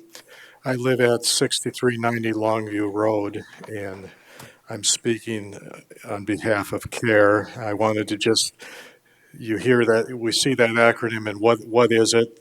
Citizens Assuring Responsible Expansion. And we're a group of residents in the area who've lived, worked, and paid there for maybe years and decades, and we just basically see that there's a need for us to come forward and have a voice in this process and in our future. And we've been characterized as having a knee-jerk reaction and not in my backyard type people, and that's an unfair representation of what we are. When we got together and formed our mission statement, we clearly decided we're not against development, and that's the important premise of what we're trying to do. We want development, but we want controlled development. So I wanted to make that clear. We're just looking at all the issues, you know, safety is one of them, but you'll hear a lot of that coming up later. And we also discussed this. We decided we can't just be problem oriented. We just don't want to stick up a plan and throw darts at it. And so I'll just give you, I'm not saying we have specific solutions, that's out of the scope of our capability, but you know, we've done a lot of work. Some of the work we've done includes talking to state representatives. I was in Pierre and I actually had a face-to-face conversation with Hunter Roberts, the Secretary for Department of Ag and Natural Resources, on their state water plan and possible funding options for water and sewer. The governor's office has a lot of ARPA money that can be used for possibly water and curb and gutter. And as you all know, the county's got some of this money too. And so I'm just saying that we're looking beyond just trying to stop things. We're looking to making things better. So if we could find an alternative funding mechanism rather than the affordable housing TIF, which is driving this high density, that's a possibility. The other things we've looked at, just to give you a summary of some other things, we're concerned about the taxing entities. The Rapid Valley Fire losing their tax levy or not gaining their tax levy from the improvements. Went to a school board meeting in Douglas, talked to them about that. And then traffic issues, which is a big one. We've had people at dark 30 on a cold morning with cameras actually physically going out to some of these intersections and filming them. And so we've done some homework here. And throughout all this, I think we've been respectful. I hope you agree with that. And maybe one thing we can all agree on is this whole process is probably not the way things should be done with the TIF and the rezoning, the notification. A little bit of a complaining here, but the notification was inadequate. We were chasing a moving target. We kept seeing documents with different dates that said different things, contradictory information in the packets. The scope of Longview improvements seems to have changed significantly from the planning board to what the commission actually voted on. And the whole process just seemed asymmetrical and one-sided. And so we organized to have a voice in this, and I think this is a topic for another day, but we may need a paradigm shift in how we look at input from the community on these things. Some other things that we've done, we've gone door to door. You've seen the petitions, talked to a lot of people, gotten their views. And so we're not just a few people, we represent a lot of people. We've spoken at events. And we know the people in the area. We know where Bob gets his tractor stuck. We know about Patty's beautiful horses, and we know where the vet lives. We know the area. So I want you to think about this when you listen to us presenting this, that we probably know that area and the people better than anybody else that's going to be presenting. Not that we have all the answers, but I think we're a voice that we're a valuable service to the county by providing this feedback. So I'll leave it at that, other than I just want to throw out some accolades to people in our care group, people who some of them have full-time jobs, and they've done a lot of work, and some of you'll see them presenting today, but a lot of people in the background that also helped quite a bit. So with that, thank you again. I'll turn it over to Bob Anderson. Good afternoon. Thank you for allowing us to speak today. My name is Bob Anderson, and I live at 3365 Anderson Road. From the comprehensive plan, this is a slide in there. Future land uses, growth in this area will require joint planning with cities, Rapid City and Box Elder, and the county in order to provide growth that fits the needs of all county residents, current and future. The area will need to focus on providing an appropriate mix of housing, with the cities providing higher density residential opportunities, while the unincorporated areas focus on more rural transitional housing and continued support for industrial, agricultural, and resource management. The proposed Apple Valley subdivision is 467 homes on 107 acres with some lots below 6,500 foot. Where is the rural transitional housing?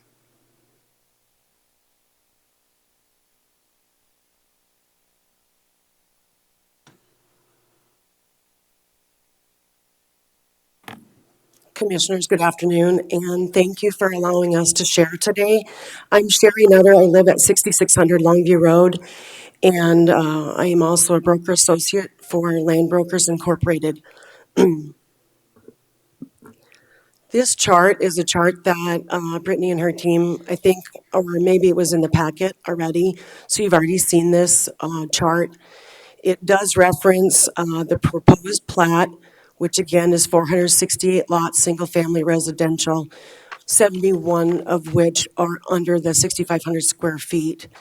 The zoning designation for urban residential does allow multifamily dwellings.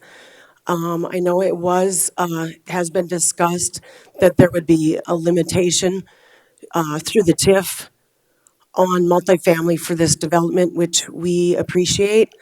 But I would just like to point out that whatever zoning this development is zoned to will open the gate for all of the other acres that are in that area to be zoned the same, and they would not have that restriction potentially through a TIF.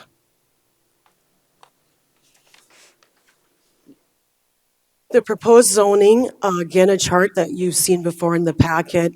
The proposed zoning is urban residential, which again, we would like to just point out does, as a category, allow for multiple family dwellings and zero lot line dwellings.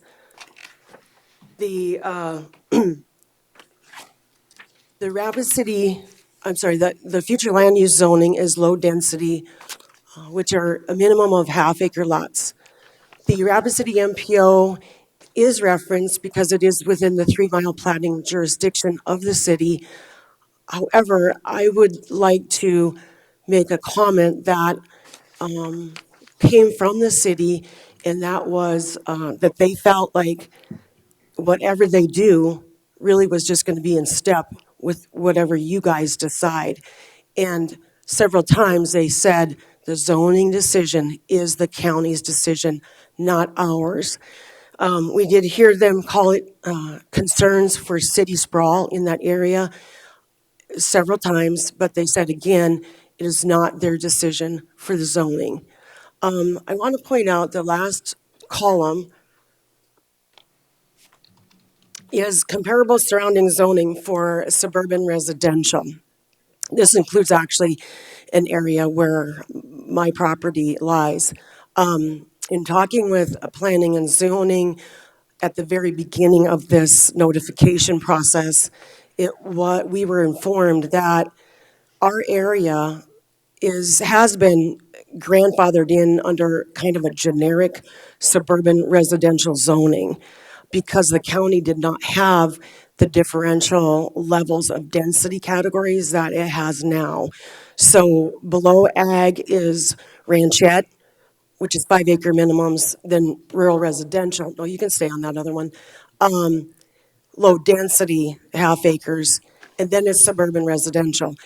Everyone in our area are 1 acre and above. So, and many of our properties are ranchette size, rural residential size, and agricultural size. So the surrounding zoning as a comparable using suburban residential, we feel is an unfair comparable because we really should be zoned differently, and we were grandfathered in under this generic suburban residential.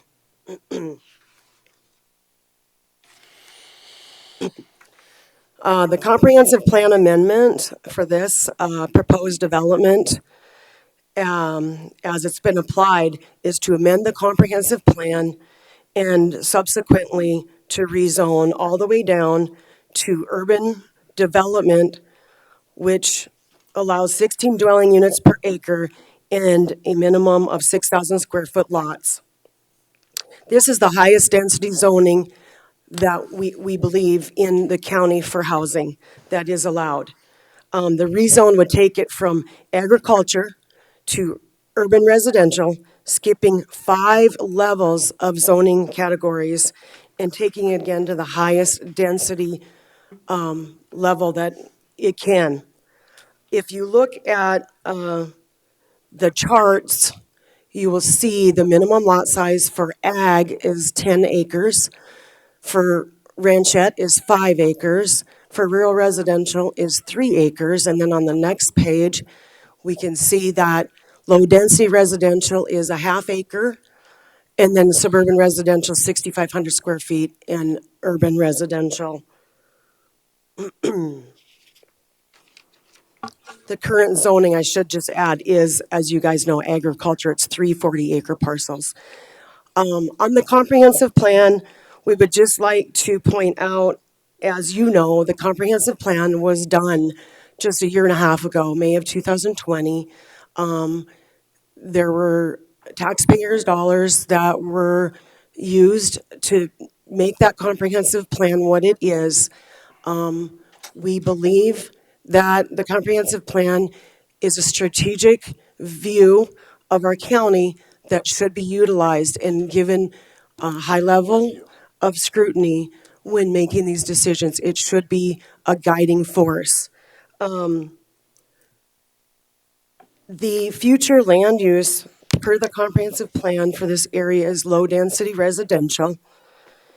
And I would like to read the purpose and application of the zoning categories, starting with ag, because I think I've looked at this chart 1,000,000 times, and it was just this last week that I actually sat and read the purpose and application of each level. And I think it speaks greatly to this decision today. Ag, the purpose and application, the agricultural designation denotes areas that have large tracts of land dedicated to agricultural uses or resource utilization uses. Ranchette, the ranchette category is intended to be a bridge between rural residential and agriculture designations. Rural residential. The rural residential designation denotes areas that have large lot residential development in natural areas, agricultural areas, or surrounding open space areas. Low density. The low density residential designation denotes areas of semi-rural residential uses. These are areas where higher density development may not be suitable due to topography, geology, or drainage. I'm gonna skip suburban because it's very similar to urban, but it does not allow multifamily. The urban residential designation provides for higher density residential development. These are generally areas surrounding the more urban development of Rapid City. This designation provides for both single-family and multifamily dwellings that may include multi-story structures. And I'll turn it back over to Bob.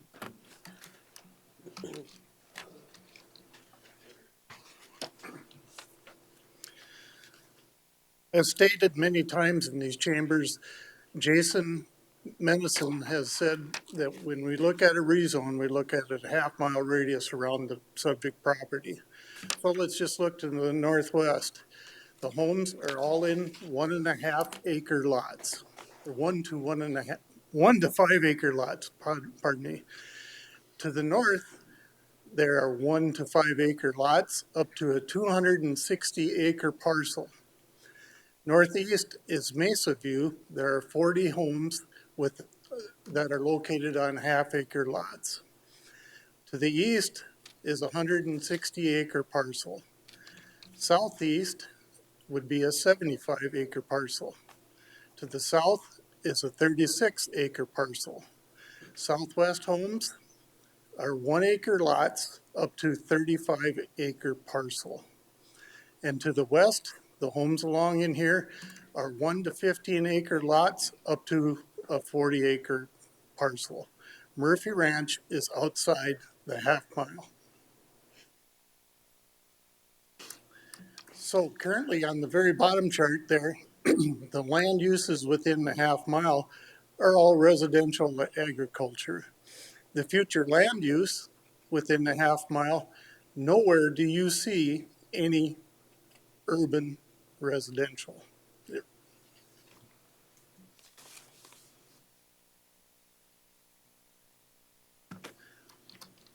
There's the footprint of the Apple Valley subdivision that is proposed, and 2 adjoining properties are under contract.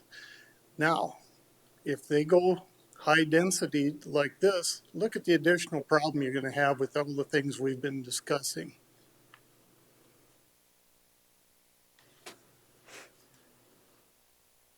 This is the development plan. This is the corner of Longview and Anderson Road. The proposed Rapid Valley water main is in green, and the proposed underground power lines are in yellow. Proposed Rapid Valley sewer main is in red, and the existing Rapid City water main is in blue. There's an existing fiber optic cable that's in purplish, and then we have the wetlands start right over here. What we're not missing, or what we're missing, is still communications, a graph to propose that in there, and also there's a gas line. By the time you put all these utilities in here, we're going to be getting pretty close to the wetlands.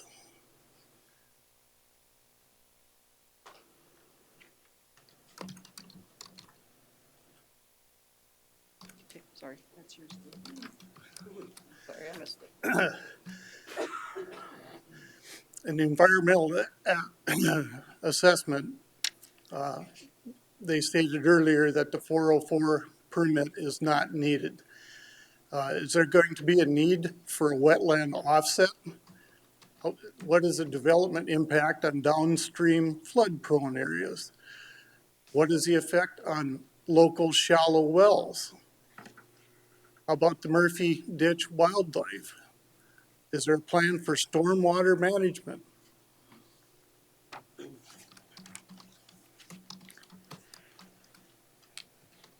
Go back.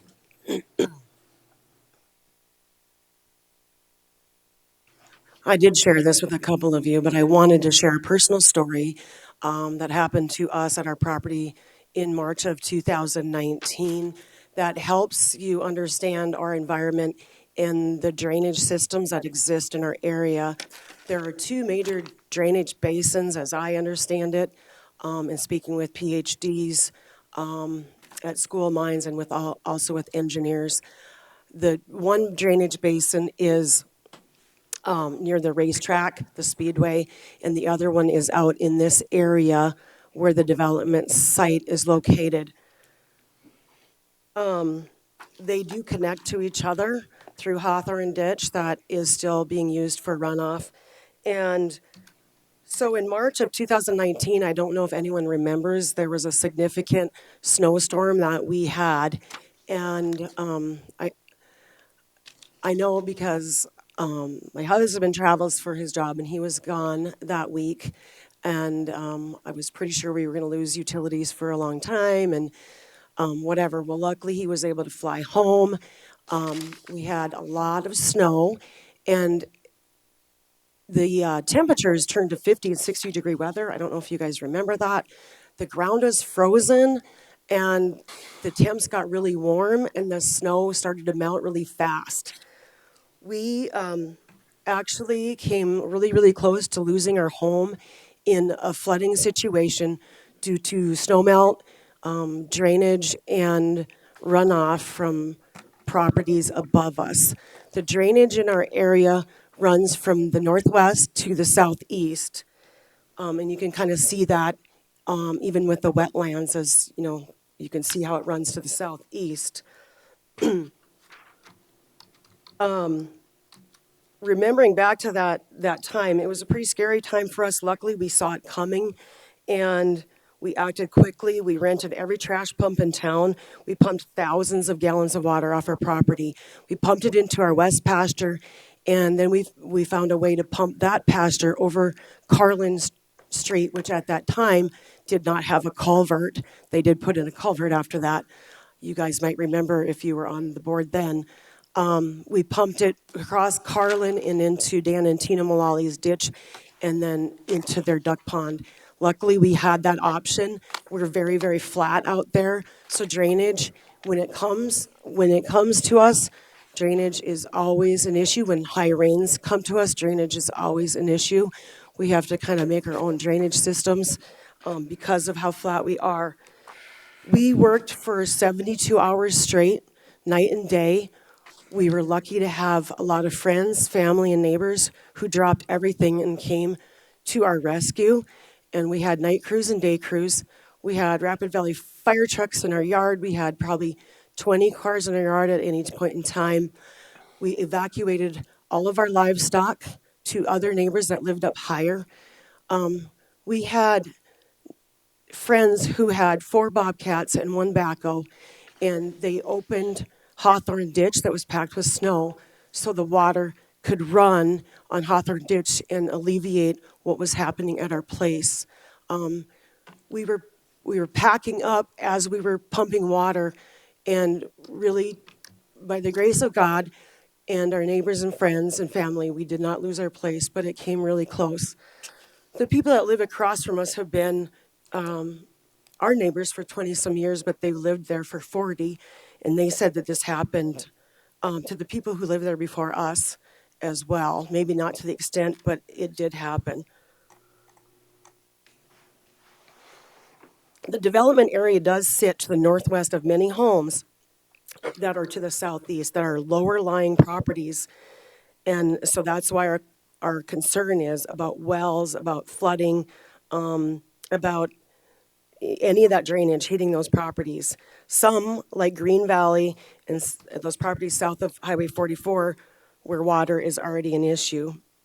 I think Dan spoke to this, but I just want to reiterate that the residents who live out by the development site are longtime residents. They've been there for many, many years. Because it's a great place to be, people don't leave. I've actually sold a handful of the properties that have been up for sale, and it's been just a handful because people stay. when those properties have gone up for sale, even before the market got tight like it is now, I had multiple offers overnight and backup offers, and we had always got full price on everything because people coveted that area because of the green space that it allowed, the 1 acre plus lot sizes. I do believe that if we could somehow stop working against each other and find a way to identify the right solution for everyone. We do respect that the developer team has put a lot of work into this project. We do respect the landowner needing to, make a profit. I do see, this is my niche, I do see a high demand for properties with a little bit of green space. I think it would be worth looking at. The traffic study that was done does raise a lot of concerns for us. There are 4 intersections, although they are a long ways away, as referenced. They are the only outlets to kind of the rest of the world, if you will. So there were 4 intersections that we felt should have been examined that were missed. Highway 1416 Radar Hill Road, which we've already heard about. Radar Hill Road and Highway 44, Longview and Highway 44, Reservoir and Highway 44. We have a lot of questions about the peak hours. Maybe weren't as defined as we'd like to have seen in the traffic study. And speaking with Joe Miller and Department of Transportation, he did find some answers for us that the peak hours in the evening were from 5 to 7. We see peak hours earlier than that when school lets out, and so just some questions there. The thing to keep in Barry, mind. if I, Yes, I'll just point out. absolutely. 30 minutes of the 1 hour has been expired. Thank you. Okay? Thank you, Gary. The other part that I just want to reference is that there is a lot of school buses that make this route. There are gravel trucks coming from East Longview, just close to the airport, the backside of the airport, that frequent Longview every day, many hours of the day, ag equipment, and of course, emergency vehicles. This is a chart from the traffic study that shows the in and out numbers. And, this is just something that we've always kind of wanted to know more about. Single family homes, 467 dwelling units, and we're showing less than 1 driver per household coming in and out in the morning, and less than 1 driver per household coming in and out in the evening PM peak hours. The weekday total, I have validated that with the national standard. It's times 9. So there's 9 trips that a household makes as an average. And that's where that number comes from. And that seems to be very accurate. That's a lot of traffic to add to roads. We really just have 3 roads in our area, Longview, Anderson, and Radar Hill Road. And a lot of trouble already on Radar Hill Road especially, but the other roads, it will be very difficult, we believe, to handle that incremental traffic. Finally, this is a density impact that just shows you again where other traffic might come from. And I just want to point out for the rezone, the subdivisions that are in our half mile and just beyond area are all half-acre lot or low-density residential subdivisions, and that includes Mesa View, Valley View, and Valley Heights. You can see there's also Cheyenne Pass, which has larger lots, Creekside, which has larger lots. And then all of these, of course, will spill onto Radar Hill Road or onto Longview, which, depending on which direction they're going, Box Elder or Rapid City. And then finally, the proposed Alpha Omega subdivision, as we have learned, was suspended by the city of Box Elder due to the statement that Box Elder could not handle any more incremental traffic on Radar Hill Road, Highway 1416. This next chart is just a slide of the Alpha Omega subdivision, the platting that had gone into that and how far they had gotten in their request. And again, it is suspended. Finally, I just want to point out before we go to that slide, in your packets, the last page behind the petition pages, we do have some traffic pictures that we have submitted. It does show Radar Hill Road and Highway 1416, primarily Radar Hill Road. There are buses lined up and cars lined up probably 20 to 25 deep. It's hard to see it in this picture that I have, but hopefully you can see it in your picture. And we do have some residents that did videotape this intersection along with some other intersections, so we do have videotape. Thank you.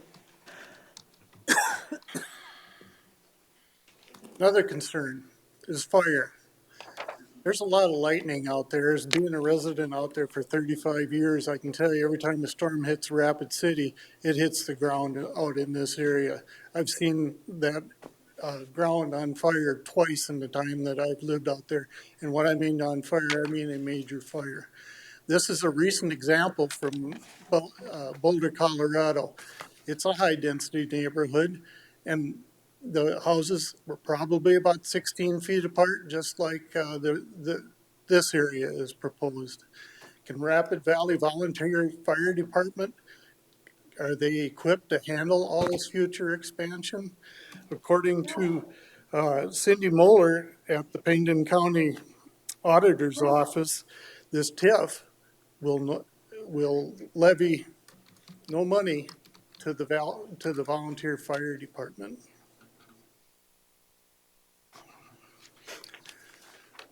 This is a slide from the RAP sheet, Rapid City Planning Sheet. Currently, there are 21 active housing projects resulting in 1,329 housing units. Within these numbers, Apple Valley has only submitted 80 units of the 468 proposed. How many other housing projects in the area are submitted in the same manner as Apple Valley? There's housing being built in the greater Black Hills area everywhere.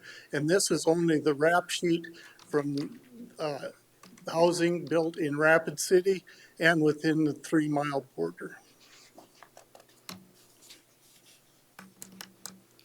I just really want to thank you guys for listening and for Chairman Drews for giving us this time. We really appreciate it. I want to just reiterate what Dan said, that we don't feel like we are worried about this because it's in our backyard. We really have valid concerns that are real, that worry us, that keep us up at night. And the residents that have become involved have lived there for a long time. The residents that we've spoken to have lived there for a long time. They truly are experts of the area. And we are here today to try to, I guess, voice those concerns and show you the risks that we run if we go to this kind of density. We are not anti-development. We are proponents of development.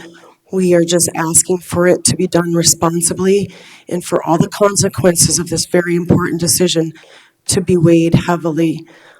So thank you for your time. I think Elliot's going to come up and finish. We just really appreciate it. Thank you.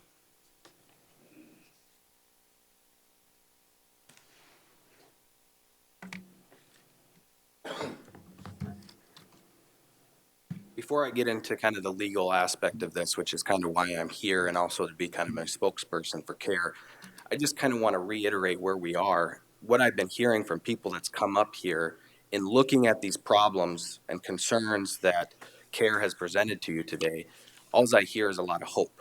It's a lot of hope. Well, we hope to get this planned.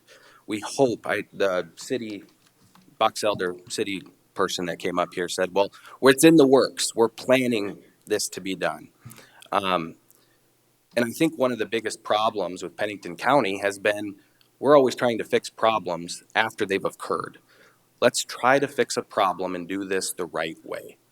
And the main thing, and Andy brought this up, well, why should I be concerned about Radar Hill Road that's so far out? Well, unfortunately, he stated it. He's trying to help support some of the airman that's coming in. That is a concern, especially it's one of the only roads going to Box Elder. What I'm looking at this is hopefully, if you guys vote yes on this, it's like getting a kid a cookie jar and telling him, oh, you can only have one cookie a day. It just won't happen. And I know Commissioner Ross Connect, you mentioned that they're planning this in phases, but this whole process has been kind of backwards. They applied for a TIF indicating affordable housing before the even rezone happened. We're kind of getting into a chicken and an egg situation here. Before I get into the summary of what's been talked about, I want to talk about a little legal aspects here. I've reviewed the statutes last night and the zoning ordinances, and I believe this commission has to and must deny the rezone application. The Planning and Zoning Commission, from reading the minutes, did not recommend anything to this commission.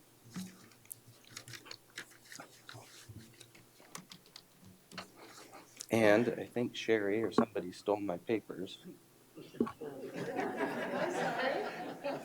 That's why we brought it. She just likes to have all the information, I guess. I just want to point out we're down to 20 minutes of opponent's time. Thank you, Chair. So according to SDCL 11-218, following a public hearing, the Planning Commission shall submit its recommendation to the board. Again, we see the same language in SDCL 11-228.2. Within 45 days of receipt by the board of such petition, the County Planning Commission shall consider the requested action and make a recommendation thereon to the board.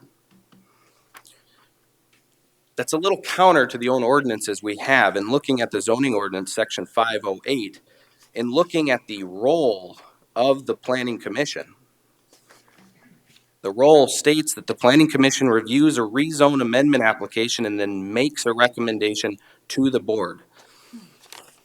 In subsection 4, it says recommendation. In making its recommendation, the Planning Commission may continue or approve, continue, and deny. What is very critical in that sentence is the preceding prepositional phrase, in making its recommendation, meaning that recommendation has to be made. And then once this board receives that recommendation, it needs to give the Planning Commission's recommendation due regard and either approve, continue, or deny. So there's two ways this commission can look at that.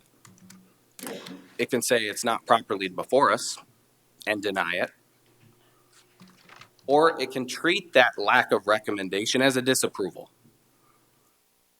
and also give due regard to that disapproval and deny this application.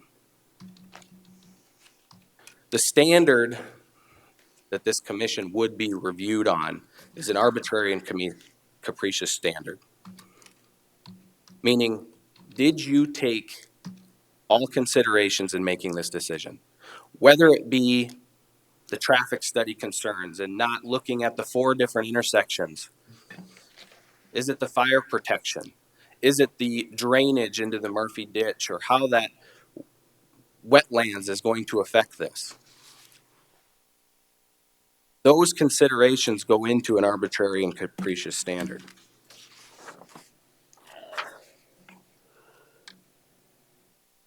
You've listened to Bob and Sherry and Dan come up and speak. They've done a lot of work into this. I'd also like to recognize that there is a lot of people here, even outside, that's come here to support the objection to this amendment. I would like that this commission take into consideration everything you've heard today. The comprehensive plan, going from one spectrum to the other. the fire, the traffic studies, in making its decision to deny the change in the comprehensive plan from low density that's already been approved in May 2020 that's being asked by you to change again. And also we'd ask that you vote no on the rezone from agricultural to urban residential as well. I will do my best, and again, I did want to make one thing. Commissioner Hancock did mention this, that if it is going to take this many homes to pay for this TIF, then maybe it shouldn't be done in the first place. And I think at the end of the day, no matter what happens, we hope that this commissioner does deny. And if it does, I'm hoping that the Skulls can come to us and we can all get together and maybe get a plan to where they're happy, they can make some money, maybe revise the TIF to make sure that they're getting the infrastructure. But at the end of the day, we got to do this stepwise.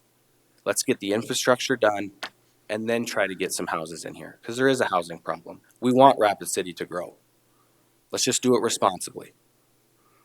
I'm going to do my best to answer any questions. I might have to invite some others up too that has a little more knowledge on this. But Mr. Chair. Let's hold the questions until their time is.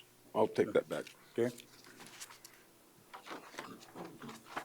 I would next call on Nathan Govic.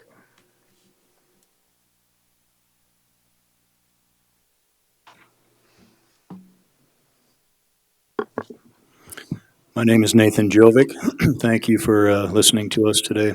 I'm a registered professional engineer in both civil and environmental engineering. I've worked in multiple engineering capacities in my career, taught at the School of Mines. Up until last September, I was the assistant city engineer with the city of Box Elder. I spent most of my life, my professional life, working as an engineer. I was a commissioned officer with the U.S. Public Health Service. As a federal engineer, I saw, I don't know how many, probably hundreds of projects that we did. And I guess getting to the point that Dan Mullally made earlier, that something was missing. I think the thing that's missing is the environmental assessment. I called the state DANR on this project and asked if an environmental assessment had been done. They had no record of that. It sounds to me like maybe pieces have been put together piecemeal over time as questions come up. I don't know. But what I was used to as a federal engineer is typically that's something that would be done right up front. It's a package. It's basically provided to public officials / decision makers like yourselves, something that everybody could pick up and look at, and you've got the data right there, right in front of you. You can see what has been looked at, what the numbers were, and how everything goes down. There are several pieces that are typically included in an environmental assessment. And some of the issues that we've been talking about here are some of them. The traffic study is definitely one of them. And I would reiterate the comments that were made by Mr. Elliott. That intersection at Radar Hill Road and Highway 1416 definitely needs to be part of the consideration, especially if this project is being sold as a project that would benefit base personnel with the expansion of the base. That's how they would get there. That would absolutely be pertinent to this project, and it absolutely should be looked at, and it should have been looked at as part of an environmental assessment. I also have concerns about the impacts on local water resources. Part of my concern here is I'm not sure if the Rapid Valley Sanitary District is going to be used to dealing with issues that might come with this affordable housing. Can I continue or finish, or is it done? Finish your sentence. Time is up. Okay. I just wanted to say that I think there are pieces missing. The lack of public input on this potential project is a major problem. And I would strongly suggest that you vote no on this rezoning request. Thank you. Thank you. Frank Bloom.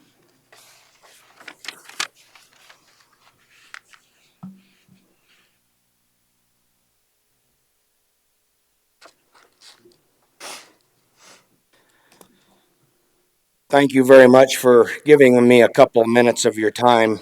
I am Frank Bloom.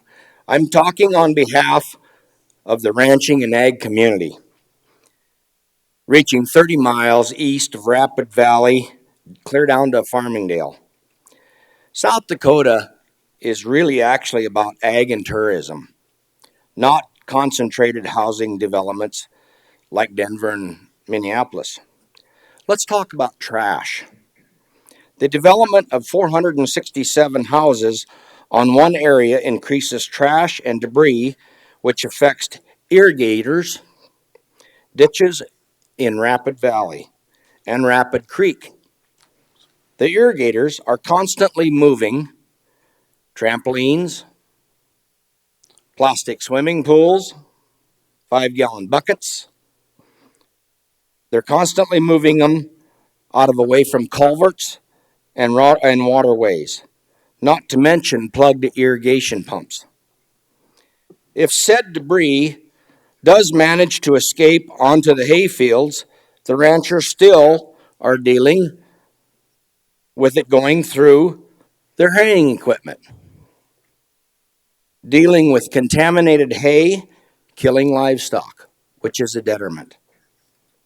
Let's talk about haying equipment. The increase in traffic on Anderson Road, Longview Road, Radar Hill Road, not to mention Highway 44, increases dangerous liabilities. There is not one given day that there is not a load of hay, grain, or livestock being moved somewhere on the same roads. Moving a 16-foot windrower and balers down the same roads is very challenging with increases liability. Let's talk about taxes. Taxes. The development increases the taxes on ag land, which increases law enforcement, schools, fire protection, and paved roads. Higher taxes affect the rancher's bottom line. We, the ranching and ag community, strongly suggest a different approach on the high density housing development being proposed. Thank you very much. Thank you. Dean Scott. Hello, my name is Dean Scott. I just have a few points to make. I'm a land surveyor. I've worked with developments for more than 40 years. I'm fine. I must have done more than two dozen plats in different places just last year. It's been crazy lately. Things are happening all over. Okay, none of them had to resort to 6,500 square foot lots. Everybody's making money. All right. I've lived and worked in places everywhere from Owanka to Houston, Texas. I've seen what used to be called in the 80s and 90s starter home subdivisions, allowing the young people to buy their first home and things like that. If you don't create a subdivision where people have an incentive to do home improvement, building addition, feel like their family can grow there, those neighborhoods, they don't appreciate the values of the homes, don't appreciate. And you might remember the savings and loan debacle of the 1990s. A lot of that was centered right around developments like this one, where they put as much density in there as they can, and people go in there, they find out their house isn't worth what they're paying for it, and they quit paying for it. That's what happened then. I'm just saying that our comprehensive plan is not even 2 years old. It recommends half-acre lots. What's wrong with that? I don't see why half-acre lot development is not profitable. And I don't see why the 20-foot, reducing a setback from 25 to 20 feet is an important thing for these folks. Well, I'm sure they've got the dollars worked out.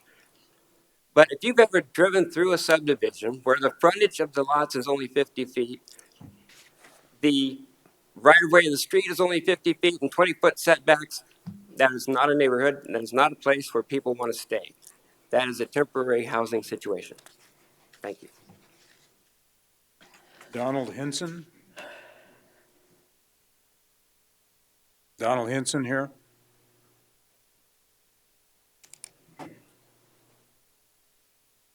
Tanchi Weaver?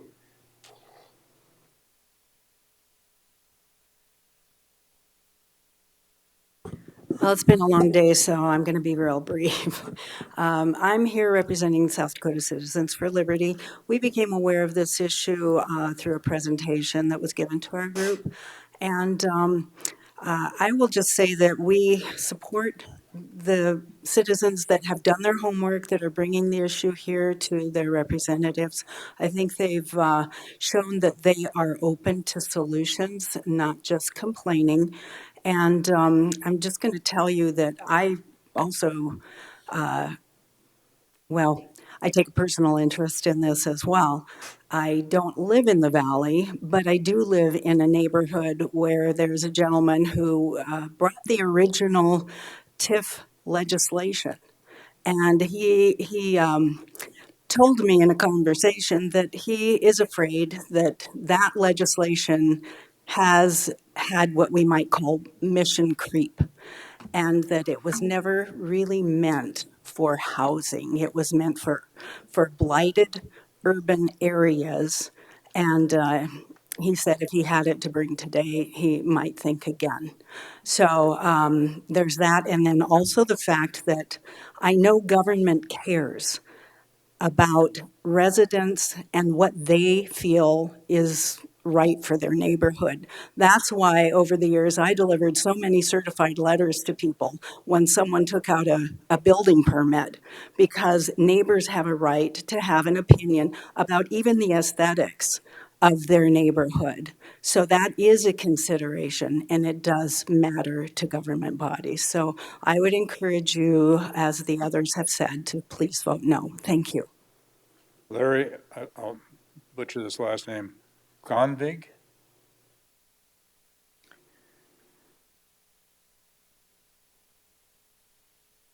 Larry here?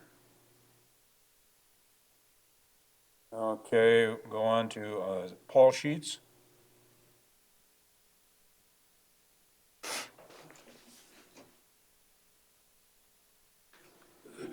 Hello, Commissioners. I'm Paul Sheets. I've lived and do live off of Longview for 37 years. Own 2 different residences and currently do. I totally oppose urban development. It belongs in the city. That's all I have.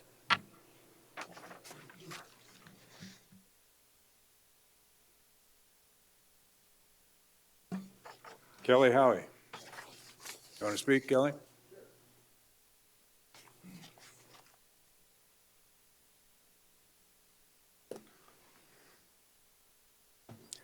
Good morning or afternoon. Thanks so much for giving me a minute to come up and talk to you all. I appreciate the opportunity.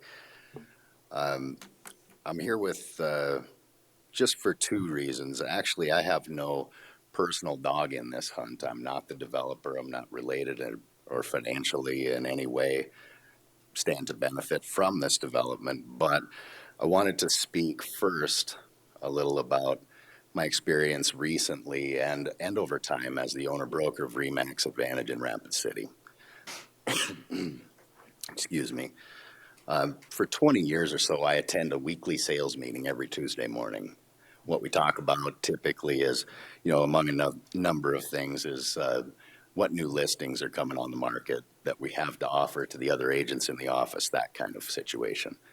For the last 2 years, 2.5, 3 years even, that conversation has changed. It's changed from what new listings do we have coming out to instead we review the pending sales sheet. We review how many offers did you get on that one?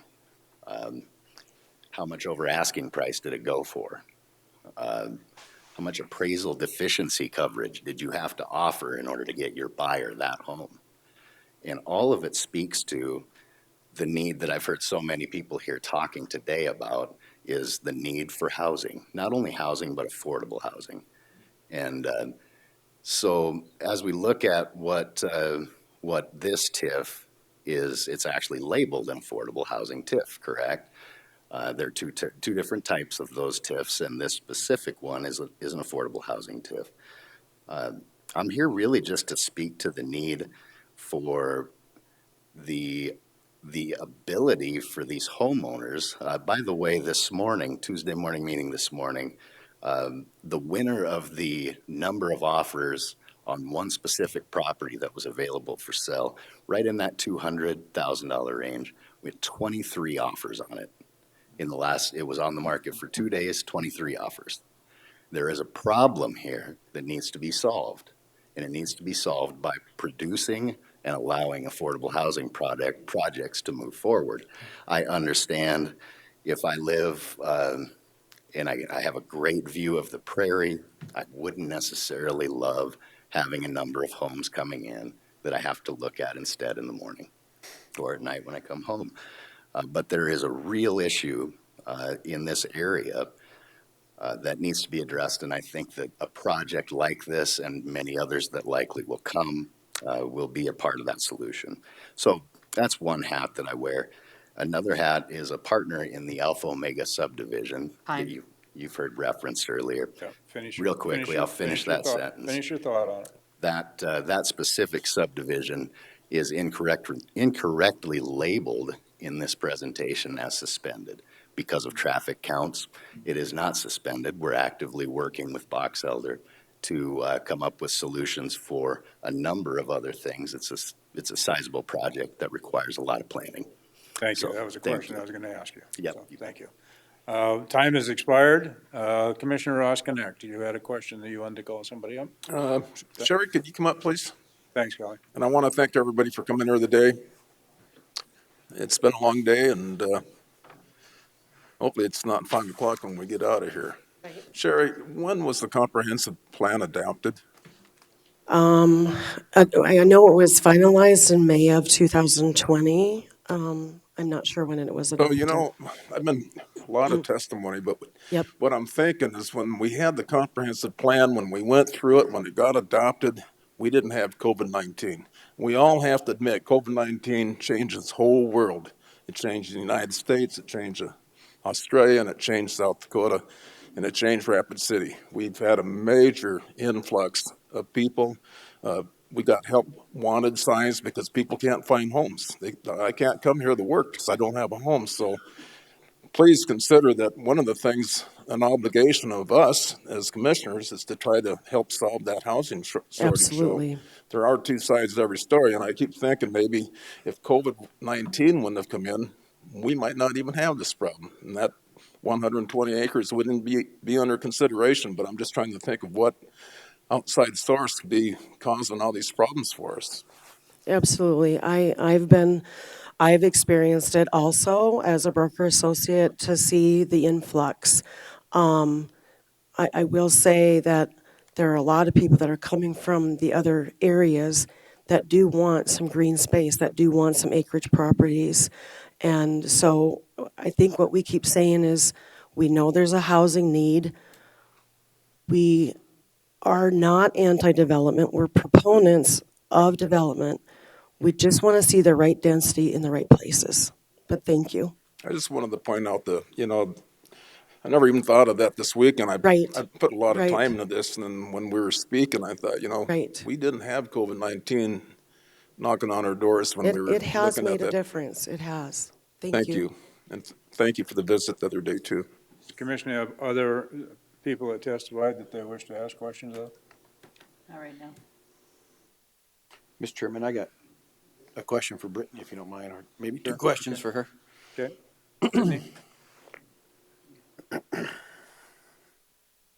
Brittany, just a quick question. That area out there, when the comprehensive plan was getting done, and it was zone suburban residential, most of those north of Longview. How did that come about, as that it was suburban residential? Actually, I just was reviewing that file. It was actually zoned as suburban residential back in the 80s. They requested that for suburban, housing units, residential housing units, and a mobile home park. And what was what were they allowed to do on suburban residential back then? So actually, Jerry just brought me down a couple of the old zoning ordinances from the 80s. Suburban residential has not changed hardly at all since that time period. They've still allowed 6,500 square foot lot sizes as long as you had public water and sewer. Did they allow you to have a sewer, a septic and well? Yeah, they still would do that. If you had half-acre lots, you could have a well, or you would have to have a community well and a septic. You didn't have your own. Right. Actually, the septic requirements, the well and septic requirements are actually driven by the state administrative rules, which go back into the 70s. So that requirement for the lot size for a well and a septic is actually an acre. So was it appropriate for us to keep all those places zoned suburban residential, since it basically changed? I mean, our current suburban residential is different than what was back then. I don't believe that. If you look at our old zoning ordinance, it's very similar. The requirements and the metrics as far as setbacks, lot sizes has not changed. But you just, correct me if I'm wrong, but you just said that they couldn't have a well. They had to have a community well, right? If you have a lot size under an acre, you can have a well and a septic on an acre. And they can still do that now. They can still do that now. That is driven by the state administrative rules for the on-site wastewater treatment systems. I got a question. Thank you. Sure. LaCroix. Since Brittany, since you're up there, I was kind of stuck on this multi-family unit type thing. I was under the impression that with the airport being there, that's not something that's going to happen or be approved. Is that the standing of your department, is that you don't recommend or would not approve? We would not recommend that. There is a purview, there's some latitude under the airport zones. And then, like I said, we submitted that to the airport. They were supportive of single-family residences. So if they wanted to do multi, they'd have to get approval through the airport also to apply for that? We absolutely would consult the airport because it is within one of their zones. And from your experience, that multifamily wouldn't have been? That would not be a desirable. Okay. Mr. Chair, Commissioner Roskinek. did somebody just come up, a representative of this group? Because I just got a general question. Is it Bob? Yes. Bob Anderson. Bob, if this goes through and the infrastructure goes in and the streets are improved, water and sewer are extended, in your opinion, is that going to increase the property value of those homes in that area? No. And can I have your reasoning why not?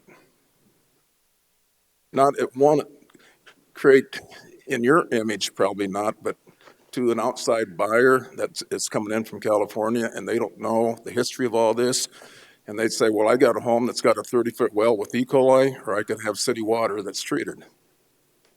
I mean, I appraised real estate for 30 years. I mean, as an appraiser, I would say it's my opinion it would, but I just wanted to see what your opinion was. My opinion is that it would not. Okay, that was just wanted to at least reach out and ask. So Chairman, I'll ask. Commissioner Adcock. I'd like to ask him the opposite. So are you living out there so your property values get higher and you can sell your property anytime soon? No. Okay, so if we're talking property values, are we worried about that these people, they can get more money if they get water and sewer when they sell it? Is that why we're doing this? That I think it's the gonna point was increase is that, does it actually decrease the property value? Were these people worried about their property values out here when we asked the question? I wouldn't want to harm anybody I'm relative. talking, thank you. Thank you, sir. So I'll keep saying it. If it's about property values increasing because we got water and sewer, let's talk about this. We're gonna need a wheel tax probably, for some infrastructure. We're gonna need a wheel tax a lot higher to pay for infrastructure. Who's gonna pay that? That increase your property value? Let's talk about maybe some developer fees, so we can have some money for infrastructure. How does the county get more money to pay for infrastructure? How about some drainage fees like the city? Since you guys, you're not really causing the issue with the drainage fees, but Rapid Valley, you're going to get some drainage fees from these developments. Because you know what? All of you guys are affecting the drainage out here. What are you going to get these people stuck with when you're done with these kind of densities? When are you raising all those in order to pay for our infrastructure? Unless we're giving Joe most of our budget. He cleans the drainage ditches. You're talking about property values. Let's talk about how we get more money to pay for the rest of the infrastructure once you do it urban. You open up a whole can of worms. There are 467 houses pending. I don't know how many houses because it's going to be urban. You got suburban to the right, and to the north, it's pending. When you open it up for urban, that's 6,500 square foot lots in this whole area, but they do get water and sewer and their property values go up. Who's going to maintain it when they're done? And how much money does this county need once you start doing city development? And how are we going to pay for it? I keep saying that. And all I keep hearing is we can do some drainage fees and we can do some property, or we can do some developer fees, and we can do some wheel tax at $5. So we can get some more money for infrastructure. Well, in this area, they're not worried about dust, Ron, in their properties. They're worried about some major infrastructure that is affecting their property and their property values. Because what happens to the property value of those ag people that just talked to you that are flooding out from our drainage that we don't have the money to put studies for? How much are they affected? Their property values are sucking, and a lot of them might have to go sell some of their land because the ag is not working really well next to high density development. And you're telling these ag people and the other people that, like Mr. Howie said, we need some housing. At the cost of what? So I keep saying there's got to be a different way to do this. The cost of what to the other people, property values, both sides make a difference. And how you affect it, how you drain it, and how you do other things with these properties. Commissioners, I keep saying there's a better way to do this, not because I'm opposed to the Skulls and what they do. They have done major developments. They are still doing some in Murphy's Ranch. I'll keep saying you need housing, but you got to do responsible growth because we don't have the funding. And where are you going to get the funding once you open this up? Once you said, oh God, we helped the housing units and we created 3,000 new houses in Pennington County. How much money do you have for the infrastructure once you've created those houses and that kind of density, city density in county? We are ag. We are ag. We are not city. We are ag, and we want to do it responsibly for our ag people, because what's the second or the first major issue in Pennington County? It's ag and tourism. It doesn't say for housing and making sure everybody that comes here is comfortable and has a place to stay. I understand that. But what about the people that you're affecting that are already here? We're not talking about that. We're talking about all the housing units and how these people need somewhere to stay. It doesn't matter if they affect the people that lived here and have ag properties and properties for 20 to 100 years. Bob, I don't think this is a question. You're welcome to sit down. Thank you. Thank you, Gary. Mr. Chair, when I can have Well, the it floor. was all about property taxes and how it would increase it. You got to talk about the whole issue, not just if I get water and sewer, do my property taxes get Do the better? commissioners have any questions of those that testified that they would like to have them come back? Yeah. Chairman, if I can, I'd like, if no one has anybody that's already testified, I'd like to get Joe Miller up here.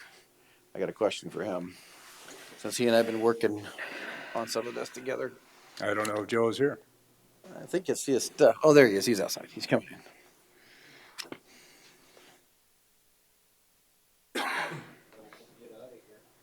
you. You thought you were Nice out of here, try. and then I roped Nice you back try. in. No, I talked to Mr. Paul Sheets on the phone several times, so I went to introduce myself. So, anyways, I have a question Question for for you. yes, Dennis sir. Miller. Actually, I may have a couple of questions for you. Joe, since this was brought to my attention, I brought all my concerns to you about the traffic studies, and we've worked through a lot of things. And we're actually working through a process to potentially fix temporarily the problems that are out there that you and I both sat down and agreed and identified that this development and some of the other ones could add to the problem at 1416. Currently, we do have a draft, if you will, of a joint powers agreement between Box Elders and Pennington County. It's got to come to you guys. So we've been working on this to try to figure out how we can do this.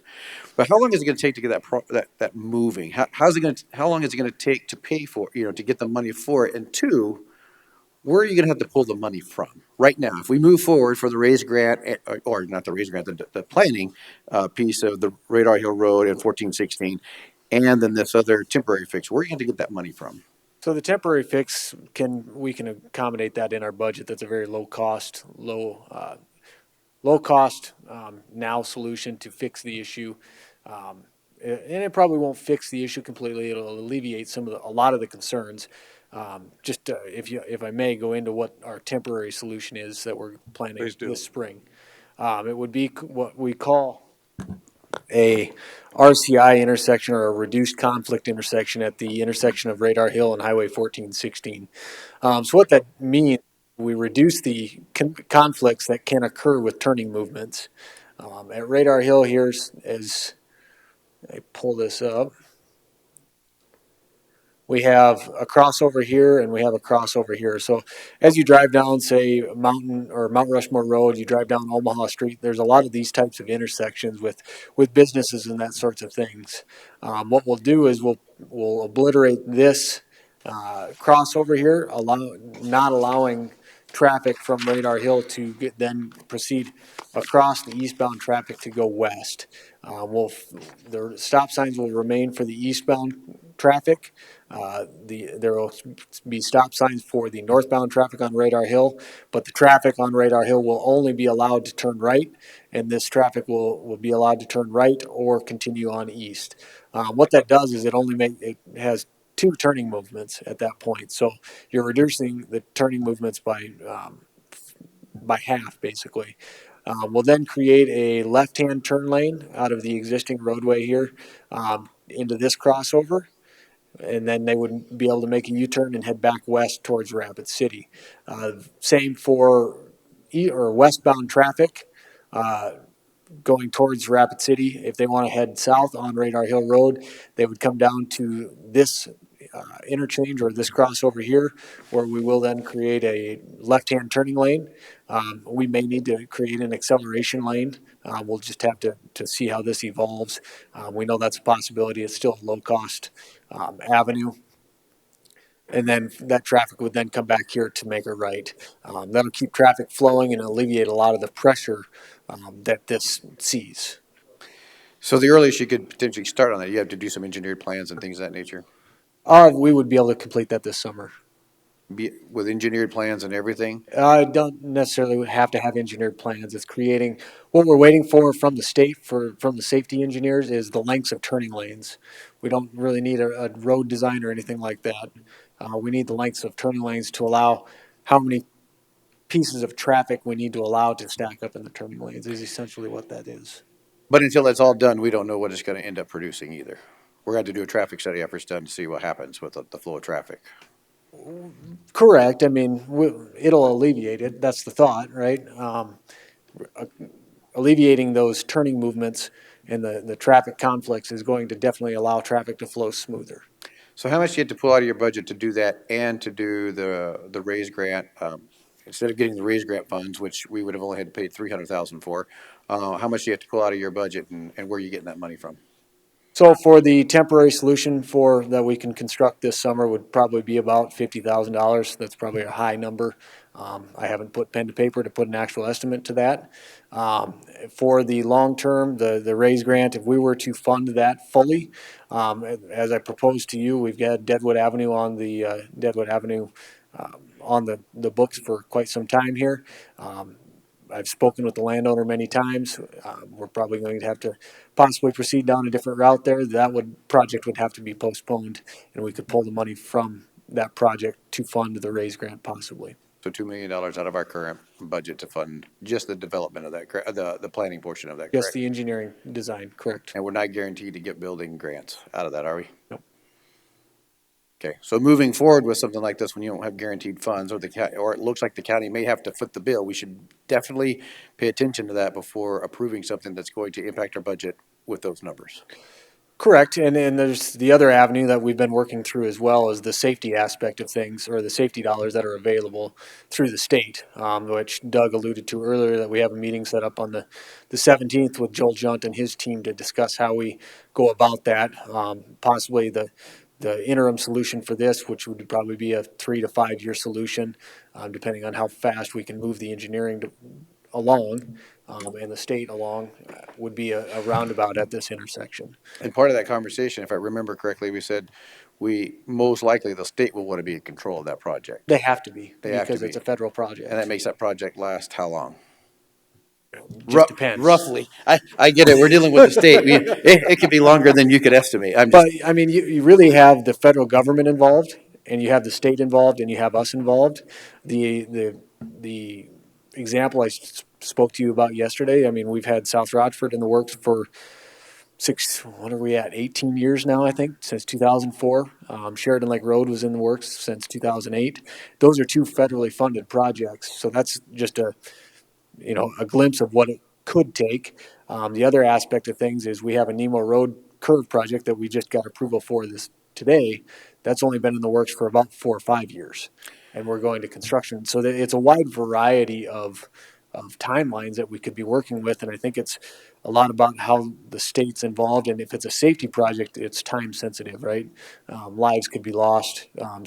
I believe the state's a lot more apt to move forward with those types of projects. I can't say for sure, I'm not the state. I haven't heard that from the state. That's just my experience. Okay, any other commissioners have questions for those that testified? Mr. Chair, I'd just like to Commissioner Ruskin. share some notes that I took this weekend. Okay, so are we done with asking questions at this point in time? Are we closing off? I think I'm done. Okay.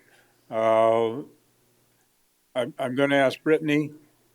Brittany, do you have any comments that you want to make at this point in time? What I was going to say is it's a lot of tension out there. And so this weekend, I thought about this. I slept with it. I woke up with it. And I got the dictionary up because I had to sit there and try to get a foundation where I want to go. And when I decide what direction I am going to go. So the first word I looked up was policy. It's, of course, the principal action adopted by a government. The next one is emotion. A natural instinctive state of mind derived from one's circumstances or mood. And I'm not going to explain the other ones, but in the appraisal business, we looked at fact, we looked at hearsay, we looked at rumor, and then I heard the word registered. So if you're a registered engineer, that means something to me. If you're a certified appraiser, that means something to me. Because that's not hearsay. That information is based on facts, and that factual data in a court of law, that's what they look at. I just want to share an experience that I did on November the 4th, 2021. There's a panel discussion for Elevate Rapid City Leadership. The members said the members will experience firsthand from the elected leader officials the decisions they make on behalf of the constituents they serve. By listening to our officials, it plays out the accountability and impact decisions they have on community progress. So the mayor of Rapid City, Helen Duhamel, and myself sat in front of this group, and they had the questions prepared for us. Question number 4, how do you distinguish between emotion and public policy? And that's what we're here today for. We got emotion, a lot of emotion, and we got public policy. My answer that I had on November the 4th, I said, that's a tough question. I'm very sensitive to folks' emotions. However, I typically lean towards public policy, as that is what the voters elected me for. One of our most valuable assets, in most cases, in most cases, hinges on our real estate holdings, which are impacted by taxation, zoning regulations, infrastructure, roads, streets, all of which are governed by public policy. So we got a lot of property rights out there. You have property rights, but we still have to remember Mr. Skull has property rights. Thank you. Okay. Other comments? Do you want to, I'll say something to it. So, some of these people are based on emotion, but, which I can understand, but they actually looked up the information and got it from our staff, which is policy. They got it from the developers that you said you trust, and you say they have PhDs and we should trust them. So based on this fact or hearsay, the things I'm saying, I sound emotional because I care about the county. Maybe that sounds emotional, but those are based on facts. Those aren't things I made up. I've been in politics for a long time. I've dealt, and Lloyd can second this, with infrastructure and what happened in the city when they had the same issue we do. And when developers came in and made developments, they didn't oversize. When they left, who took care of them? So based on fact and the future land use, this was ag. I see some suburban where Brittany was saying, but it was ag. And then 2020, even if COVID hit or anything, it's the future land use. It's ag. So we're protecting both sides. Fact is, not emotion, that high density residential, the city says it in the plan right here, it belongs in the city, not the county.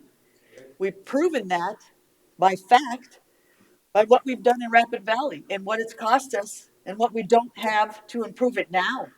But today we're deciding by fact and PhD people that this high density is okay.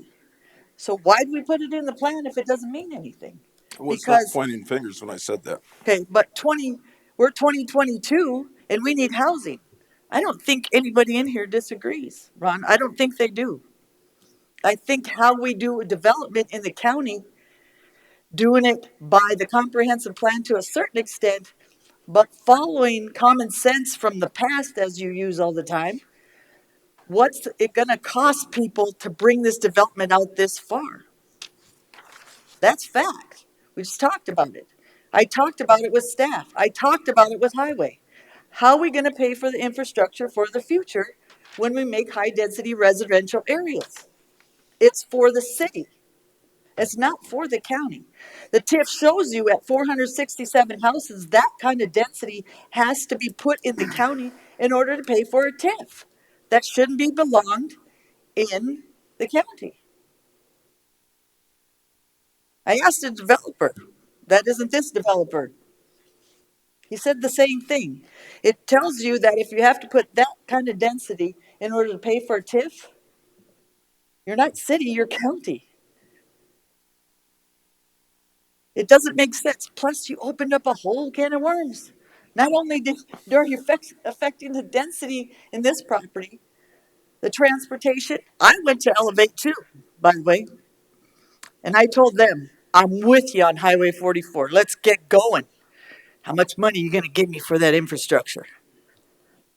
Because the city, you represent the city, but when you tell the county that let's go with the housing, this 44 is a corridor, hell, I'm with you. But I'm going to tell you, I'm going to keep saying it. Who's paying for the infrastructure? You only got what, 33,000 based on census in the county? There's people to protect here as well. If they want city density, they can go and live in the city. We have rural transition. We are county. We are not city. It says it in their plan. It says it in our plan. High density is not made for the city, not the county. And if a developer tells me the same thing, that if you have to put that many houses in an area in order to pay for it, then it probably shouldn't have been there in the first place.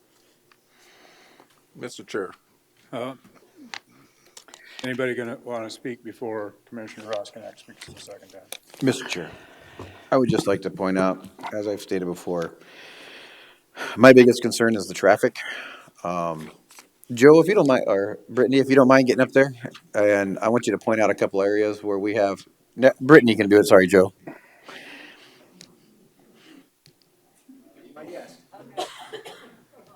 Brittany, can you go down to that Anderson Road development area? I think it's also important to understand when we're talking safety. I get it. Andy shouldn't be the one responsible for all this, but we as the county have to be responsible for this and have to understand and deal with the safety that's coming. You can back it up. Brittany, I want you to show where all the planned development is that's in roughly a mile from the Anderson land. And how many homes are in those? Like Prairie Fire just south, and then you've got how many new homes are going in over there? Prairie Fire is platted out. That's this area right here. Not all of them have homes on them yet, but the plats have all been approved and they are building on them. How many total? I want to say Approximately 80? 80, Okay. maybe 90. Murphy's Ranch?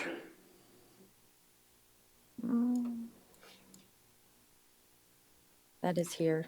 Yep. We just added 145 to that. Is that correct? 144? Platting would be in the 140s. Okay. The Howie apartment complex?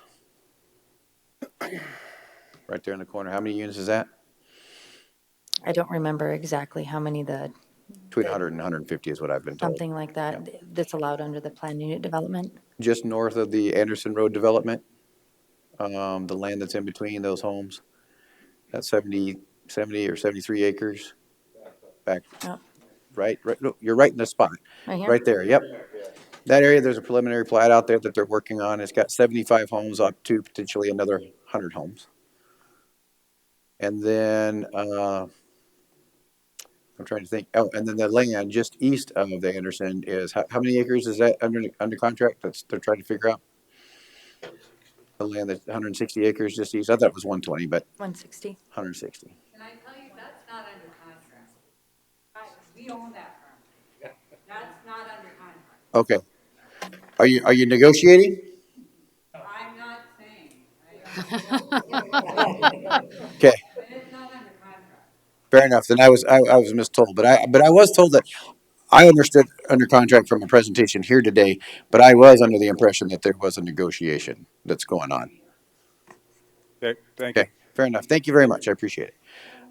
However, that whole area, even without 160 acres not being impacted, there's a lot of density that's going into that area. If we're gonna deal with the safety aspect of Radar Hill Road and 1416, which I think we have to, because you can't just, I'm going to use the water dam analogy. If the water dam has got a fracture in it, you don't just keep pushing water on it until it fractures and blows out your dam. You actually have to divert some water, you've got to fix the dam, you've got to do some other diversions and things of that nature, or you find yourself in a big mess. And the county doesn't have the money. I mean, Joe's having to pull roughly $2 million from the Deadwood Avenue, and he's going to have to refill it some way.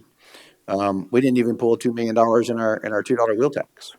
So we're putting in this density that the county is supposed to be paying attention to the health, safety, and welfare of its citizens. And if we're allowing something to go on without having the plan paid for or moving forward the right way, then I don't think it's appropriate for us to vote and say, go ahead and start it up. We hope we'll get the money. We hope we'll get the grants. We hope we get this, that, or the other. We've got a plan, but we don't have the money for it yet. I mean, sure, there's some money for the temporary plan, but we don't have the plan. We don't have the money to make the problem get fixed. And until we get that, I am not comfortable voting for this.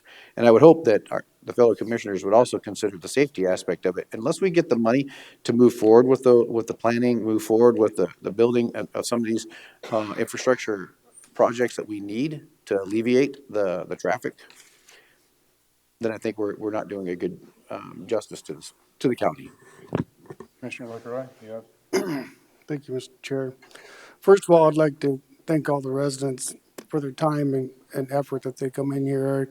The numerous emails that I got, Marguerite, I did get your message, so don't think I ignored you. I tried to, some of you guys that emailed, I said thank you or something like that because the books that you read or typed to me, I could not respond to in a proper way. So I just wanted to acknowledge that I'd gotten them in my responses. Most of you that I did talk to or responded to, Dan, we had a conversation before we got cut off. I talked about how I think Rapid Valley should incorporate. I really do. I think to control their own growth. It's what's one of the largest areas in our state that's unincorporated, and we got in that density, and it's been used. Sturgis is the size, you're bigger than Sturgis. Rapid Valley is. I had the pleasure of talking to Ramona last night. She talked to Ramona Williams. I don't know who passed on my number to her, but I've talked to her for a good long time about when I talked about the annexation of Rapid Valley. And she was pleasant to talk to, and she said she was one of the ones that spearheaded the defense against annexation, and she told me she felt the reason why they did that is because the Rapid City wanted to annex to get water to the airport out there. I never knew that. I knew some of it that was one of the reasons, but if you look at what's happened now is you have your own Rapid Valley Water District. There's other spots where it's been annexed and not annexed as they're trying to get water out to the airport. But I wanted to express that. Yesterday I got off work and I decided, well, I'm going to, I've worked out on 44 off and on with different businesses and watched the traffic counts and how busy it was.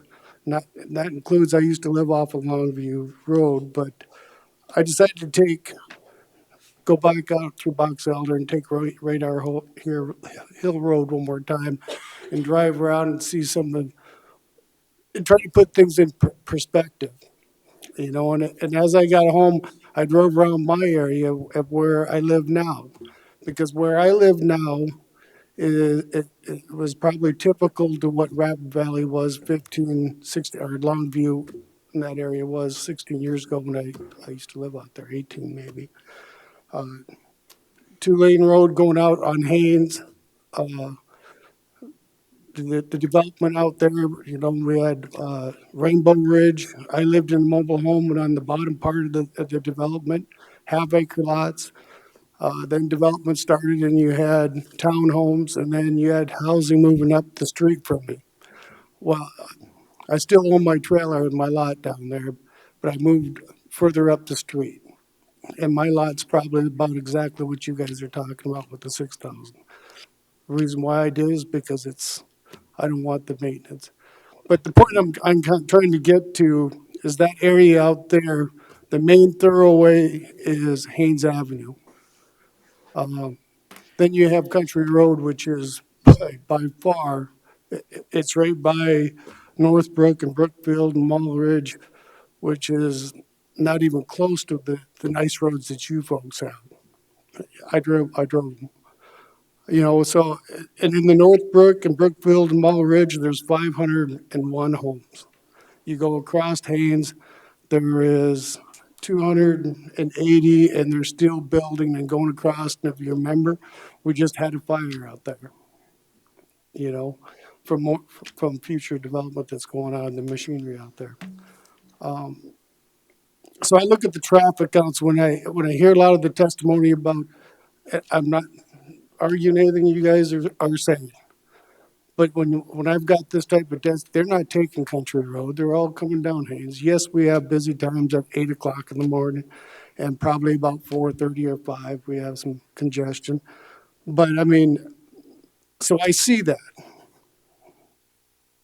I understand you guys' concerns, but I'm trying to put apples to apples to one side to the other. And you talk about property rights, and our job is to try and look out 20, 50 years from now, what's going to happen. Me and Ramona had some differences on thoughts and on the development, the reason why the annexation was going in way back then. But I truly believe it wasn't just for the airport. I think the leaders at that point in time knew that was one of the areas that was going to grow. there's been talks about further in La Crosse Street, further out, a big development out there. But then you gotta pump the sewer up and over the hill and the pump stations, it just ain't gonna work.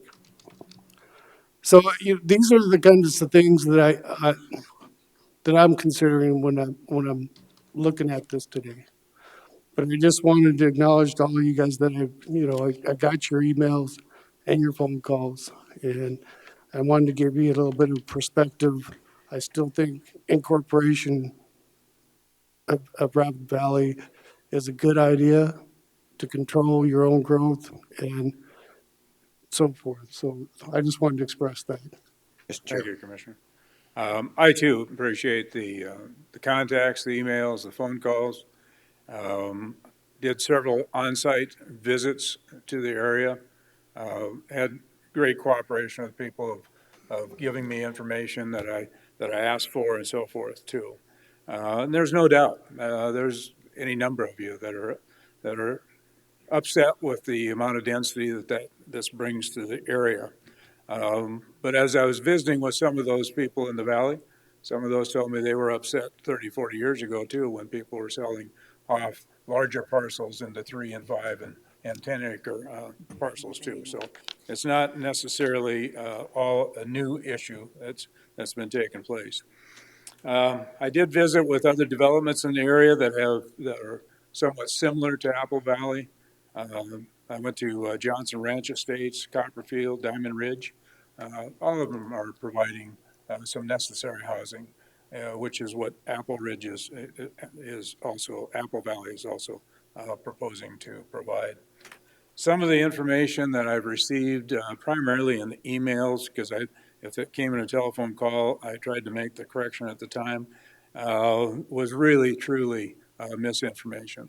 Heard a little bit of that today, but not too much. One of the statements was that these 460 homes overload the Douglas school system. In looking, only the northern 40 acres of that is actually in the Douglas school system. The southern 80 acres of that is all in the Rapid City School District. And that 40 acres on the north side is, from my understanding, is the last parcel of that they plan to develop. There are no multifamily units designed in this project. Heard that over and over. All are single family. There's no high-rise or 3-story houses that are in design, to my knowledge. Any new construction will increase traffic, no doubt. But yeah, I think you have to put that in perspective for the area too. Compared to probably the Rapid Valley traffic alone, this calculates to about a 10% increase. Yes, we are working on Highway 1416. We also recognize there are needs on Radar Hill Road for the future. And yes, we recognize as development occurs, improvements in traffic movement will need to be improved also. We've heard that over and over. I can assure you that we in the Highway Department will be working on that along with the other entities and state government. Rapid Valley is apparently the largest contiguous unincorporated area in South Dakota. From my perspective, there's been no spokesman for the 16,000 or so residents that live in Rapid Valley. Communication and coordination of ideas is difficult without some sort of organization. So maybe this is the start of really firming up some sort of organization for you. I suggest if you want to change the direction that is happening in Rapid Valley, that you formalize your group. Development such as this is going to occur where they have close access to water, sewer, and roads. We recognize Highway 14 needs that improvement. Without developing an organized unit, you're leaving it up to others, including local government units, to determine what Rapid Valley will look like in the future. Commissioner Ross Connect, you'd answer. My closing statement would be, first of all, what was our goal? When we looked at the TIF, our goal was to bring in homes, and homes that were the least affordable of that caliber of construction in Rapid City. That's what I've been told. So I guess that would be hearsay, but it could be fact too. So we have some common ground. One of those would be, and I'm not saying all, but most of us know that there's two sides to every story. And most of us can probably agree that 120 acres is going to be developed one way or another with residences. And most of us agree that there is a need for housing in this area. And most of us agree, and me included, I don't like change. When I vote today, my decision is going to be based on, I'm going to identify the basic goal of the TIF for affordable housing for the first-time home buyers in the Rapid City market. And I want to, the people that aren't here today are the families that could be living in those homes in the next 1 to 10 years. They're the ones that aren't here today.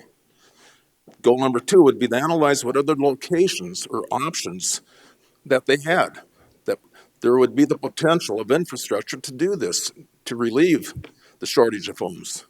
Number 3 is to analyze the need for housing for all types in South Dakota and the House and Senate bills that are currently out there trying to tempt this. Senate Bill 53, an act to make an appropriation to increase workforce housing and declare an emergency. I mean, this is statewide. We're just part of it. Number 4, taking into consideration the findings of the geotechnical report that I was able to review this weekend. Number 6, analyze the property rights of the owner. As an appraiser, I look at the highest and best use. And the highest and best use is that 120 acres is to try to get as many homes as you possibly can on there. That's just an appraisal terminology, but I looked at that. And then I'm trying to separate hearsay from actual factual data because there's a little bit of both out there today. And I'm trying to separate government policy from emotion as an elected official.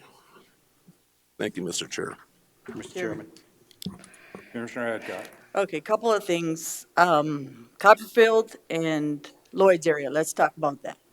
So I was involved in infrastructure, I'll keep telling you that. There was 9 areas in Rapid City that needed infrastructure. We had developer-driven in Rapid City for a long time, so we had problems with oversizing, water pressure, fire flows, drainage, all kinds of issues. Guess who sucked that up? Drainage fees. Yep. And in Lloyd's area, when I started, we needed a loop for the water because they had no water pressure fire flow out on Auburn Hills and those areas. They couldn't put out fires. Country Road needed a lift station because their sewers stunk all the way from Haynes Avenue all the way out. That's engineering fact. That's from me looking at these issues and saying we got to get this done. We did TIF, that loop, and then we got a park in that area, and then we needed a high-level reservoir because we didn't have the water capacity in that area. Both sides. This was built out the same way this is being built out. Copperfield, big drainage areas that are coming into the county and the city telling us it costs too much money to worry about sleeving it. Copperfield, where you're talking to people now that they built those houses quick and good to go, that those houses are falling apart. It was developed so quick without thought. It was more about the housing and the development. I'm good with housing and development.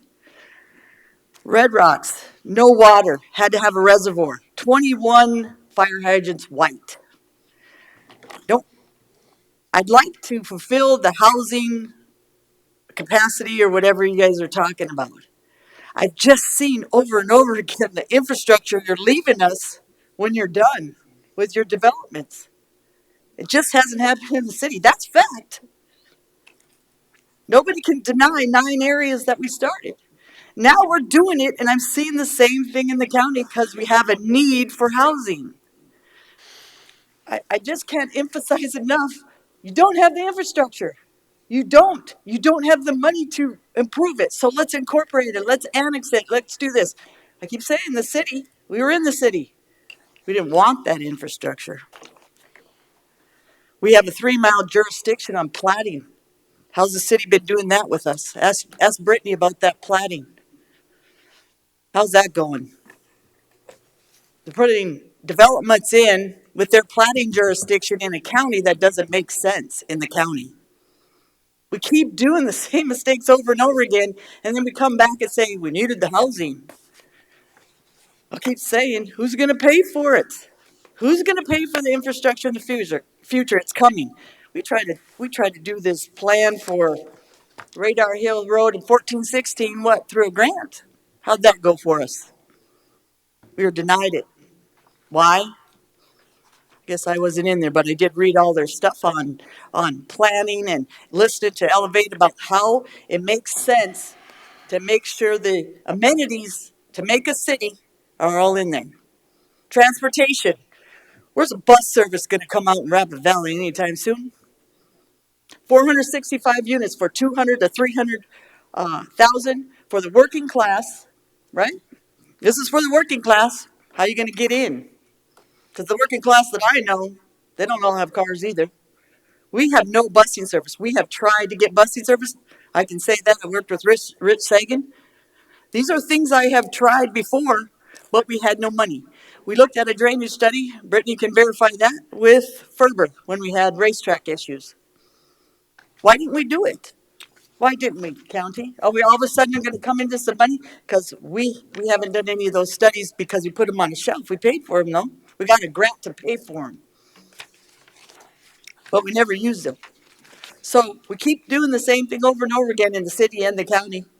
You need the infrastructure to support the developments because once you build all the houses, they will come. That's honest. That's honest truth. You're right. But what are you leaving the citizens that have been here, or are they going to end up paying for the issues? And we never thought about this. What if the housing market changes? And we got clusters that we have been left in this county for years of undeveloped land and pieces and parts in the county once it fails. Then what happens? Who sucks that up? So, as much as y'all think I'm against housing, I'm not against housing. I keep saying all the indicators, all the facts that I've been looking up for a long time as well. I didn't know about this TIF, I'll just tell you the truth. Until a couple weeks ago. That's probably my fault because I don't go to planning commissions. I didn't know about it. When I did it, I'll tell you as a chairperson, I had those TIF, the people that wanted the TIF, contact the people that were involved, the decision makers. And that's swear to God truth. So you don't Did you remember know? the TIF coming through here? Nope, I never seen it. Swear to God.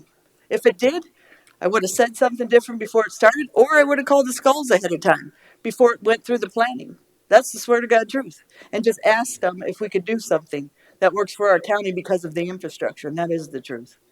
Travis, supposedly the developer, he called him 3 times, but I don't know, Travis, this is your district. Never heard a word from him until it came before us on that Friday. Okay, so Brittany, do you have the date when that was, when the TIF was? It was December 7th. December 7th, at the final adoption on the TIF? So it had been heard, prior to that, it had been heard probably 2 weeks, or maybe that was a 3-week period of time. Right. Three-week period of time. So it was on our agenda 2 times, once in November and once in December. And it gave final approval in December on it. on our agenda here, Yes, and we gave final approval. yes. And when you came into his district, in District 3, where you would be affecting him, did y'all bring him in there and tell him what was going on? Were you not aware it was on our agenda here? I was aware that it was on the agenda for the Board of Commissioners on the Friday when the packet was dropped. Yep. That's when I became aware of the TIF. And you didn't know about it before that at all? Nope. Okay. So I'm just saying, Gary. Well, I don't know why you wouldn't have been aware of it. It was here for discussion. You know why? You discussed it, the So, TIF. so I'll just ask you. When you did a TIF, did you consult anybody here, or we just work with the developers and we forget that we have a team? We worked through the TIF. Huh. Yes, With we your did. team? Yes, we did. Did you Yeah. care about the rest of us that were We affected did by work it? through the team. We worked through everybody. No, I didn't know about it. You're saying you didn't know about it, and it was on our agenda, and we acted They on it. contact me And because they- you and told you- them and if we you'd like to do this TIF, Gary, did you tell them to call us? I think there's a video of it. You can go Yeah. back and review the And, videos. and you told them to call us So, when you had your meeting. okay. I didn't think Mr. so. Chairman, I was gonna make a motion. Oh, I was about to make a motion, sir. I'll make the motion. I'll move to approve the comprehensive plan amendment. Is there a second? Second. And a second. Further discussion? All those in favor of the motion indicate by saying aye. Aye. Aye. We've got 3 ayes. All those opposed? No. Oh, Two opposed. Next item is S, which is the rezone on the, let's see. This would be on 107.11 acres from agriculture district to urban residential district. Is there a motion? Mr. Chairman, Commissioner Lassiter. I would deny the rezone of RZ 2134. Second. Got a motion and a second to deny. Further discussion? Mr. Chairman. Reason why I chose to deny that one, I was going to deny the other one mainly because the Planning and Zoning Commission didn't actually send it with a good recommendation. They didn't send it with what's in our ordinance. Granted, there was conversation between myself and Megan, and she said she believes that they could send it up without a recommendation, but knowing that they made a motion to approve it, it didn't pass. Knowing that there was a motion, I can't remember the other motion, that didn't pass, and then that's why it came up here. I think there was some hesitation to actually pass the actual rezone, especially since there was an advisement that we couldn't change the density of it. Because there was conversation about the density and about being able to put conditions on it, and so I think that kind of made the commission not make a decision on it finally. So that's why I motioned for a denial. Yeah, we've got a motion and a second to deny the rezone. Any further discussion? All those in favor of the motion indicate by saying aye. Aye. Aye. Opposed? Aye. 3 no to 2 approved. So the motion died. Is there another motion? Move to approve. Got a motion to approve the rezone. I'll second that. Any further discussion? All those in favor of the motion indicate by saying aye. Aye. And I voted aye. Opposed? No. 2. No. Motion carried. Next item is the rezone of the 8.522 acres. Is there a motion? Move to approve. Got a motion. Is there a second? Second. And a second. Any discussion? All those in favor indicate by saying aye. Aye. Aye. Opposed? Motion carried. Was that unanimous? Yep, that was unanimous. Item 24, 2022 legislative session. Simply going to say that, for the most part, even though they're in their 4th week already, tomorrow, I think, is the final day for individual bills to be introduced. And there's been very few hearings on those that would be of interest to the county. So I'm not sure there's anything really that needs to be discussed. Lloyd, do you have anything that? No, I don't. Holly, do you have anything in that area? No, we'll just continue to monitor. Okay. I will make one Yeah. if I could. I want to thank Holly for her updates and even Christie's sending us those updates to go through. I mean, that's helpful and I appreciate it. So. Mr. Chair. Thank you. Commissioner Oskinek. House Bill 1061, I got word that thing sailed through the House after some major amendments. Anna Hayes informed me that today, so that would be the one that would ask the Secretary of Labor to formalize a formal appraiser advisory committee, which would consist of 11 individuals, bankers and appraisers and the Real Estate Commission. Could I ask you to take your discussion outside of the commission room, please?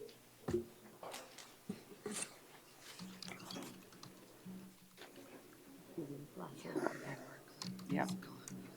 I figured. Next item, Holly, you might want to stay right there. Holly? Let me grab my computer, Oh, because I'm gonna have Brittany join me. okay. It's on the proposed workshop regarding housing and development. Brittany, you want to come forward too? Yeah, commissioners, we were just brainstorming as staff on ways that we can support the board in information. And one of the ideas that came up was to set up a proposed workshop in regards to the housing challenges that are happening in our community from the aspect of availability and market and development. So we thought we'd put this idea in front of the board and see if it was something that you would be interested in us moving forward and setting up. Looking for feedback from the board. And feel free to add. Chairman, Commissioner Adcock? I don't think it's a housing issue. I think it's an infrastructure. So if we're going to do a proposed workshop regarding development is what I put it, not housing. Because it involves housing, infrastructure, and everything that's involved around making housing. We've made this today into a housing issue and not a development issue. So I would say to strike the housing so we don't keep using that we need houses in Pennington County in order to move forward and help the community. We need to think about when we're doing development in general for housing or anything in this county, that it should be about the development and what we need in order to move forward in the future, in order to do it right. Yeah, and I do have on there, I apologize, Commissioner Hadcock, that it's in also including essential services and infrastructure. Yeah. Thank you. Well, I think it's a great idea. You know, this is a perfect example of, that things are not being planned at the point that they should be planned. Not that the county should have that responsibility, but things are not coming forward as they should. And the valley is an area that is a major concern, I think, for the future as to what's going to happen there. So Too late. if you can pull together some of the key players to start this conversation for moving forward, I think it's all the better for everybody. Mr. Chair. Commissioner LaCroix. Thank you for those thoughts. Holly, is this part of that leadership workshop? No, It's sir. not? No, sir. Okay. One of the things, I like this idea, because one of the things I wanted to say in front of the whole group but didn't do it was, quite frankly, I keep hearing Sioux Falls puts the infrastructure here and Sioux Falls does this. How do they do that? Where do they get the money to put the infrastructure? They control the development where they want. I'm talking. So how do they dictate that, or how do they fund it, or is that even true? I guess be part of it. And that's all information that we would be happy to put together and make sure that the board is aware of and work Okay, I as part of the program. So Chairman, I did look that up. It's a $500 developer fee, and that's how they put their infrastructure in. That's how they got ahead of it. You wanted to know.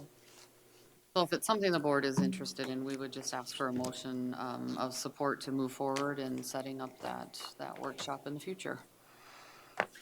For motion. Good job, Holly.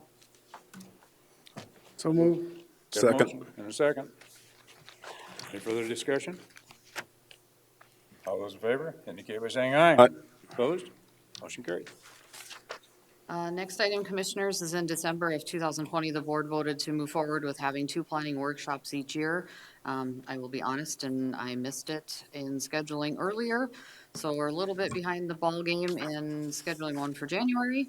But this item is to, I guess, for the board to decide if you want to continue moving forward with those planning workshops. And if you do, I've put some proposed possible dates that I thought might work for, I would ask maybe that we not do Friday, February 11th, because we're cutting it pretty close for staff to put together the program. But Wednesday, March 2nd, or Friday, March 11th, or the 3 dates as proposed for the July session. Mr. Chair, Commissioner Roskinek. so the planning workshops, we've kind of done that before, right? Had a couple of them. So would we try to focus on something that we really need to focus on? Is there something out there that needs attention that we should be looking at, or? Not necessarily. The intent of the board back in 2020 was for the January one to just kind of do a year in review of what's happened in the county and what's gone through planning and zoning, and if you foresee any changes you'd like to make, or the July one is intended to review any changes in the legislature, any statutes that we need to adjust, process, procedure, ordinances going forward. So is that a 4 or 8 hour session? We did, I think, about 6 hours 6. when we've done the 2 in the past. I'm in favor, but I just want to make sure that what we're doing, it's just that we're getting some out of it and it's effective. Right, if I could just chime in a little bit on this, I think this is a good opportunity. I know that I've spoken to all of you, I think looking at, drainage and drainage commission issues, some of those other things to bring back and look at, because we have quite a bit of development going in. Last year, we had more building permits for single-family residences. We did almost 100 plats, of subdivision of property. That was just in county. That didn't include property that was subdivided within the 3-mile platting jurisdiction. So I think there was some, opportunity to look at how to move forward, maybe how to make some changes to our ordinances that we need to make in response to some of these things that are going on. So do you have any suggested dates? Either one of those, I mean, whichever works for the board's schedules. I looked at committee meetings, I looked at what known schedules, personal. Either the 2nd or the 11th of March would be ideal, I believe, unless it works with your schedules. And being pretty far out, July, I think those dates were open for most everybody at this point. 11th would work for me. You're looking at March. Friday, Yeah, March 11th. If we start at 8 in the morning. Tuesday, I got a lot of dots in March. You've been letting Pam move your calendar around. No, I don't let her touch it. How does that look for you, Ron?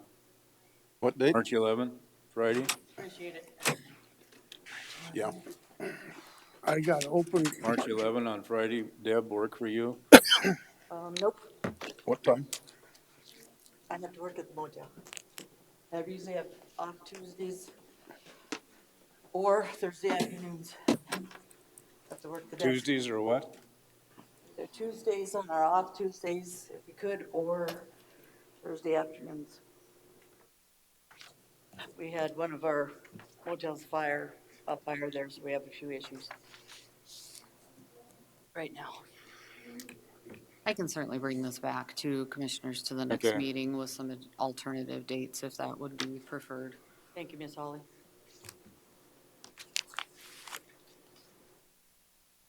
Okay. Let's do that. Bring it back to us. Are we going to continue it or just not continue it? To the next Yeah, meeting? we'll continue that issue. To the 15th or Yeah. whatever. Okay, items from the commission members. Can you make a Yeah, motion to that? Oh, sir? I'm sorry. Thank you. Okay. The motion is to continue the scheduled planning workshops until the February 15th meeting. Is there a second?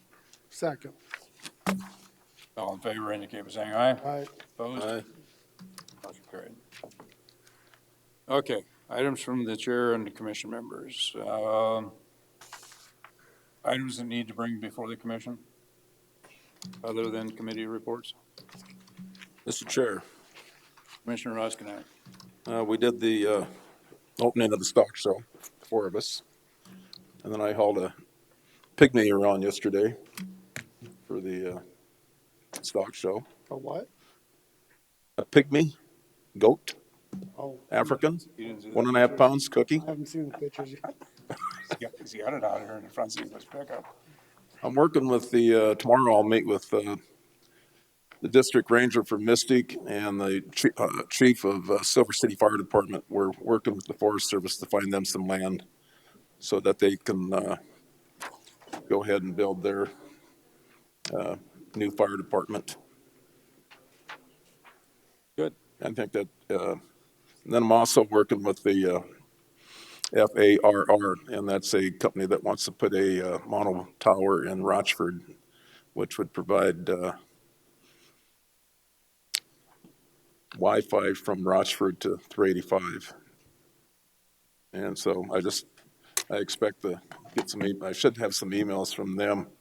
It's just a matter of working out the terms and conditions of the lease, which is a 30-year lease. Okay, good. I did go out and have a meeting with Senator Rounds last week. It was at his request, and he pulled together City of Box Elder, School District,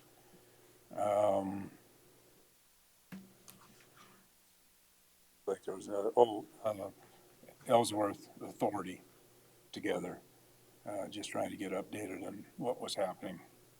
The colonel was there from Ellsworth also, so it was a good meeting, but it was primarily for the senator's benefit, just to get up to speed as to what was happening in the area. So, any committee reports? Mr. Chair. Commissioner Roskinek.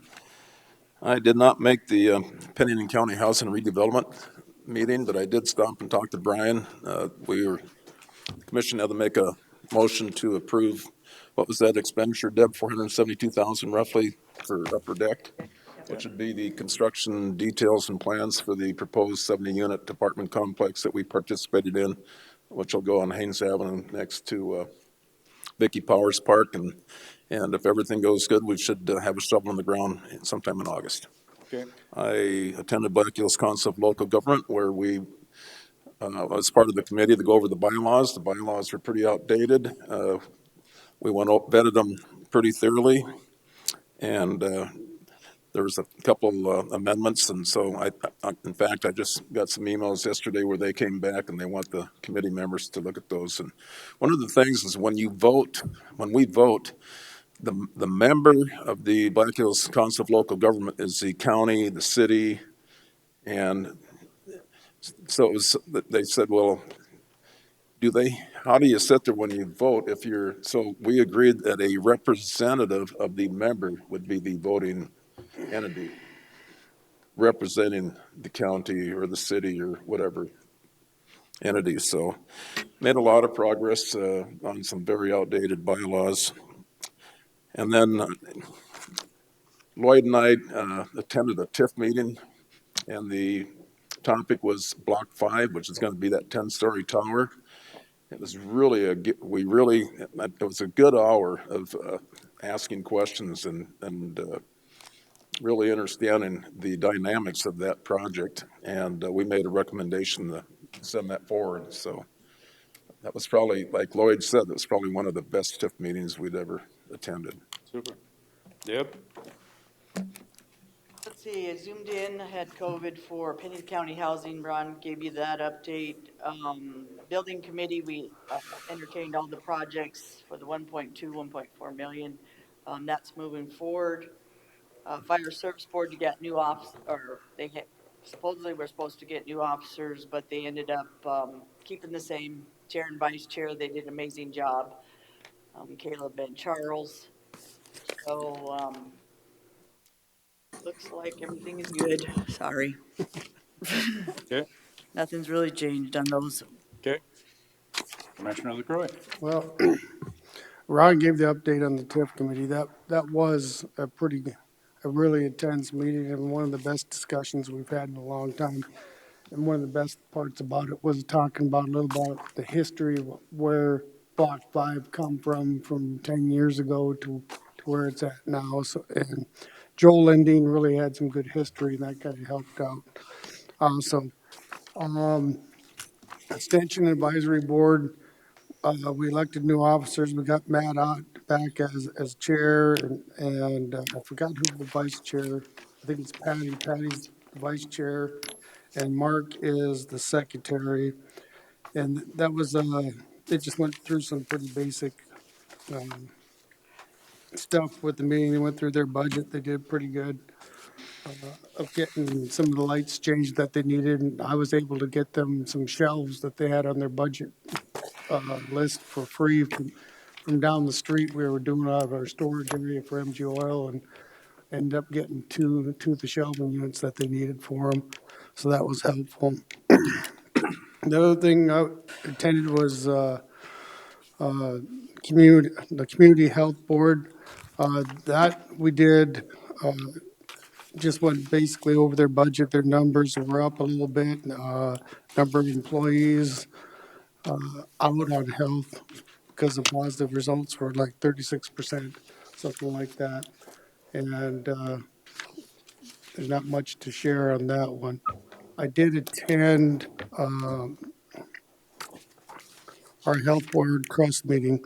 I'm always going to have to ask John a little bit of backing on this. We were discussing some different life insurance, and we're going out, had them go forward with that. And one of the other things I wanted to discuss is, John, clarify my details because I don't take notes. But I believe we haven't had an increase in 7 years. Is it 7 years? I believe it's 5 for sure, and then the year prior to that was actually a Yeah. decrease. And so, we're really looking at hard on that. On our reserves, we lowered it last year to 40% of a 3-year average. But, our stop losses are going up, and we don't know if it's part of it's from COVID, or, you know what I mean? Some of these costs that are increasing us.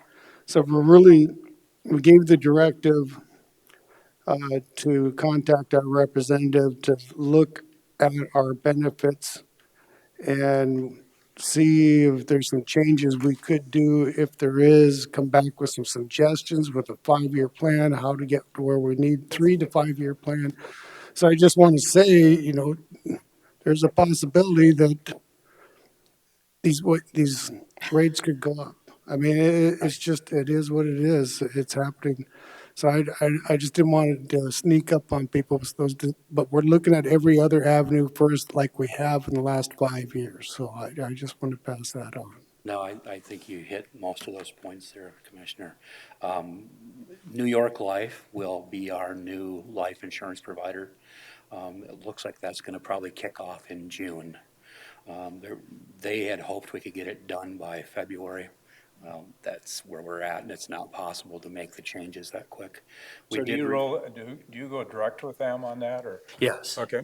Yep, it'll go directly through New York Life. Same rates that we currently have, a little better customer service, from what I understand. Again, my interaction is extremely minimal, but I've been told that this will be a better program.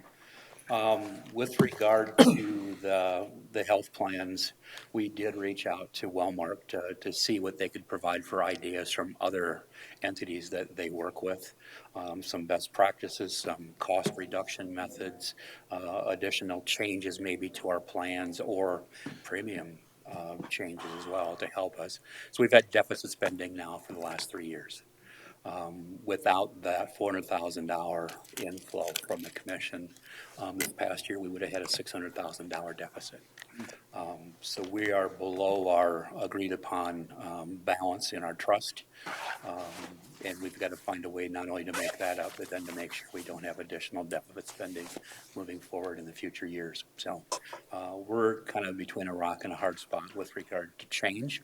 It's necessary at this point. We just have to do something. We just don't know what. So the board is considering all ideas, whatever we can come up with to help us find a solution. So. Okay. But there was some good discussion during that meeting on it. So, I mean, that's probably the best I've It was a good meeting. heard for a long time. So Chairman, I need to go. I'm supposed to be at 3:00 at a insurance adjustment for my property for the fire. I apologize. I didn't think we were going to last this long, so. So the only other thing I have is Meade County contacted me. They would like to have conversation with the state on putting the new Underwood Road on the state system and getting it off the county systems. Pretty cool. Joe explains to me, only 2.5 miles of that is ours, but anytime we can get something off of our system, better. So I'll unless somebody has an objection to it, I'll let Meade County know that Yeah. we'd be supportive of that. Have you talked to any particular commissioner up there? No, Jerry Durr has contacted me, so. Okay, we got vouchers. Pardon Mr. me? Chair. Yeah, there's two sets of, the first set and the second set of vouchers. Yeah, so I need a motion to approve the vouchers in the amount of $4,668,027.23. So moved. 33 cents. No, it's been changed. It's 23. Lloyd. Who changed? 23. Well, Holly did, so. Sorry, didn't catch you before the meeting, sir. 10 cents. Okay, so I have a motion and a second. Yeah. All in favor indicate by saying aye. Aye. Opposed, motion carried. The next one is to, and I'll make the motion to approve the vouchers in the amount of $1,214,799.82. The reason for two separate motions is since we didn't have a meeting 2 weeks ago, we're doing those vouchers separate from these vouchers, so. I'll second that motion. Okay. All in favor indicate by saying aye. Aye. Aye. Opposed, motion carried. Move to go into executive session. Second. I've got a motion and a second to go into executive session. All in favor indicate by saying aye. Aye. Opposed, motion carried. Need a motion to come out of executive session and return to regular session. So move. Second. Got a motion and a second. All those in favor indicate by saying aye. Aye. Opposed, motion carried.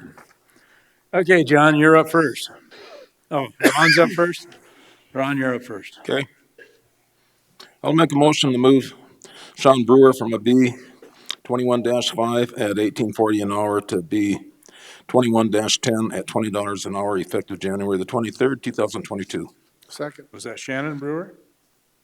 Shannon Brewer. Okay, have a motion and a second. All those in favor indicate by saying aye. Aye. Opposed? Motion carried. Motion is requested to place Ralph Rice, Highway Foreman, at grade B 32, step 4, for a pay rate of $28.17, effective February the 6th, 2022. Second. We've got a motion and a second. All those in favor indicate by saying aye. Aye. Opposed? Motion carried. Motion is requested to authorize the Highway Department to hire Thomas Morrill at grade B 24, step 16, $29.74 an hour as a full-time benefited non-exempt status effective February the 7th, 2022, pending all pre-employment testing and background checks. Second.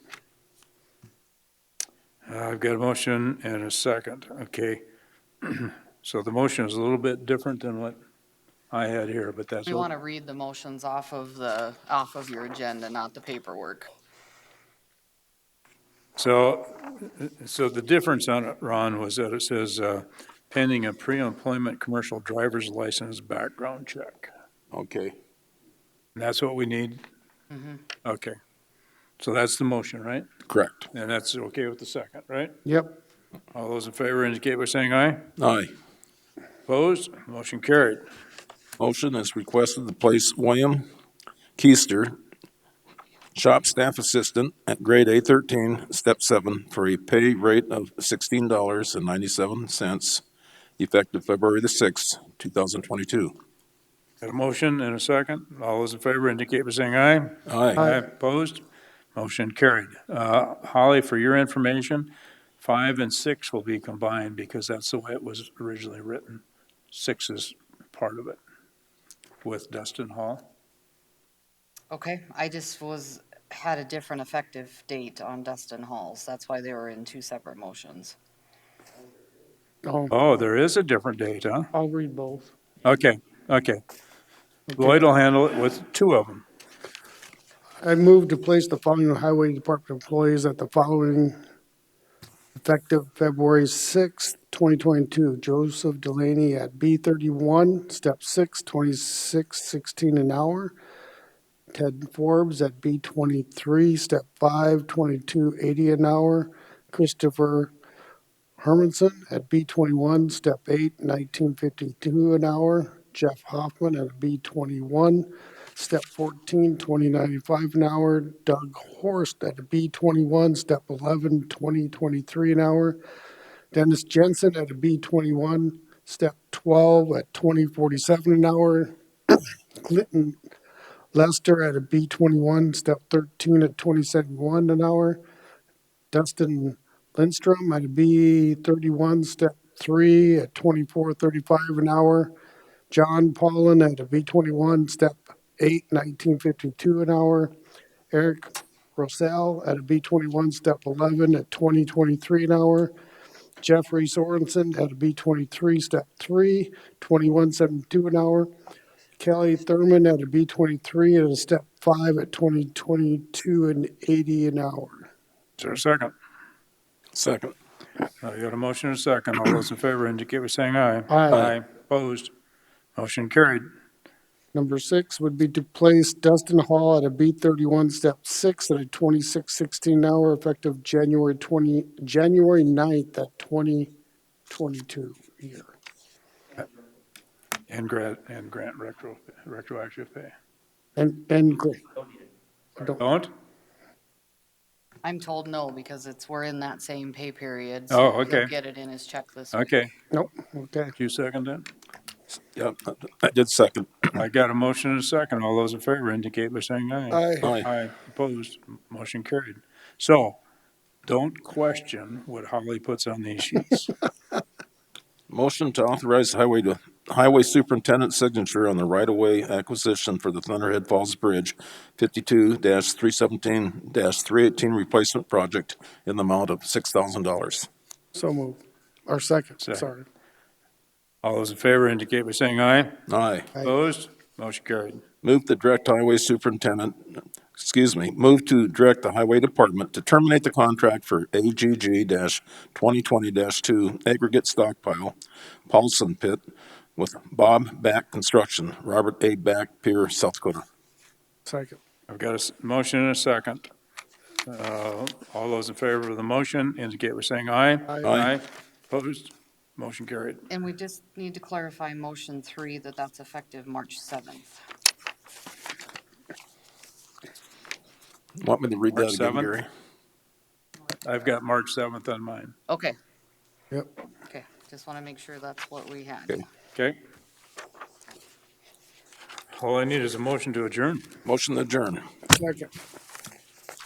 All in favor indicate by saying aye. Aye. Opposed? Motion carried.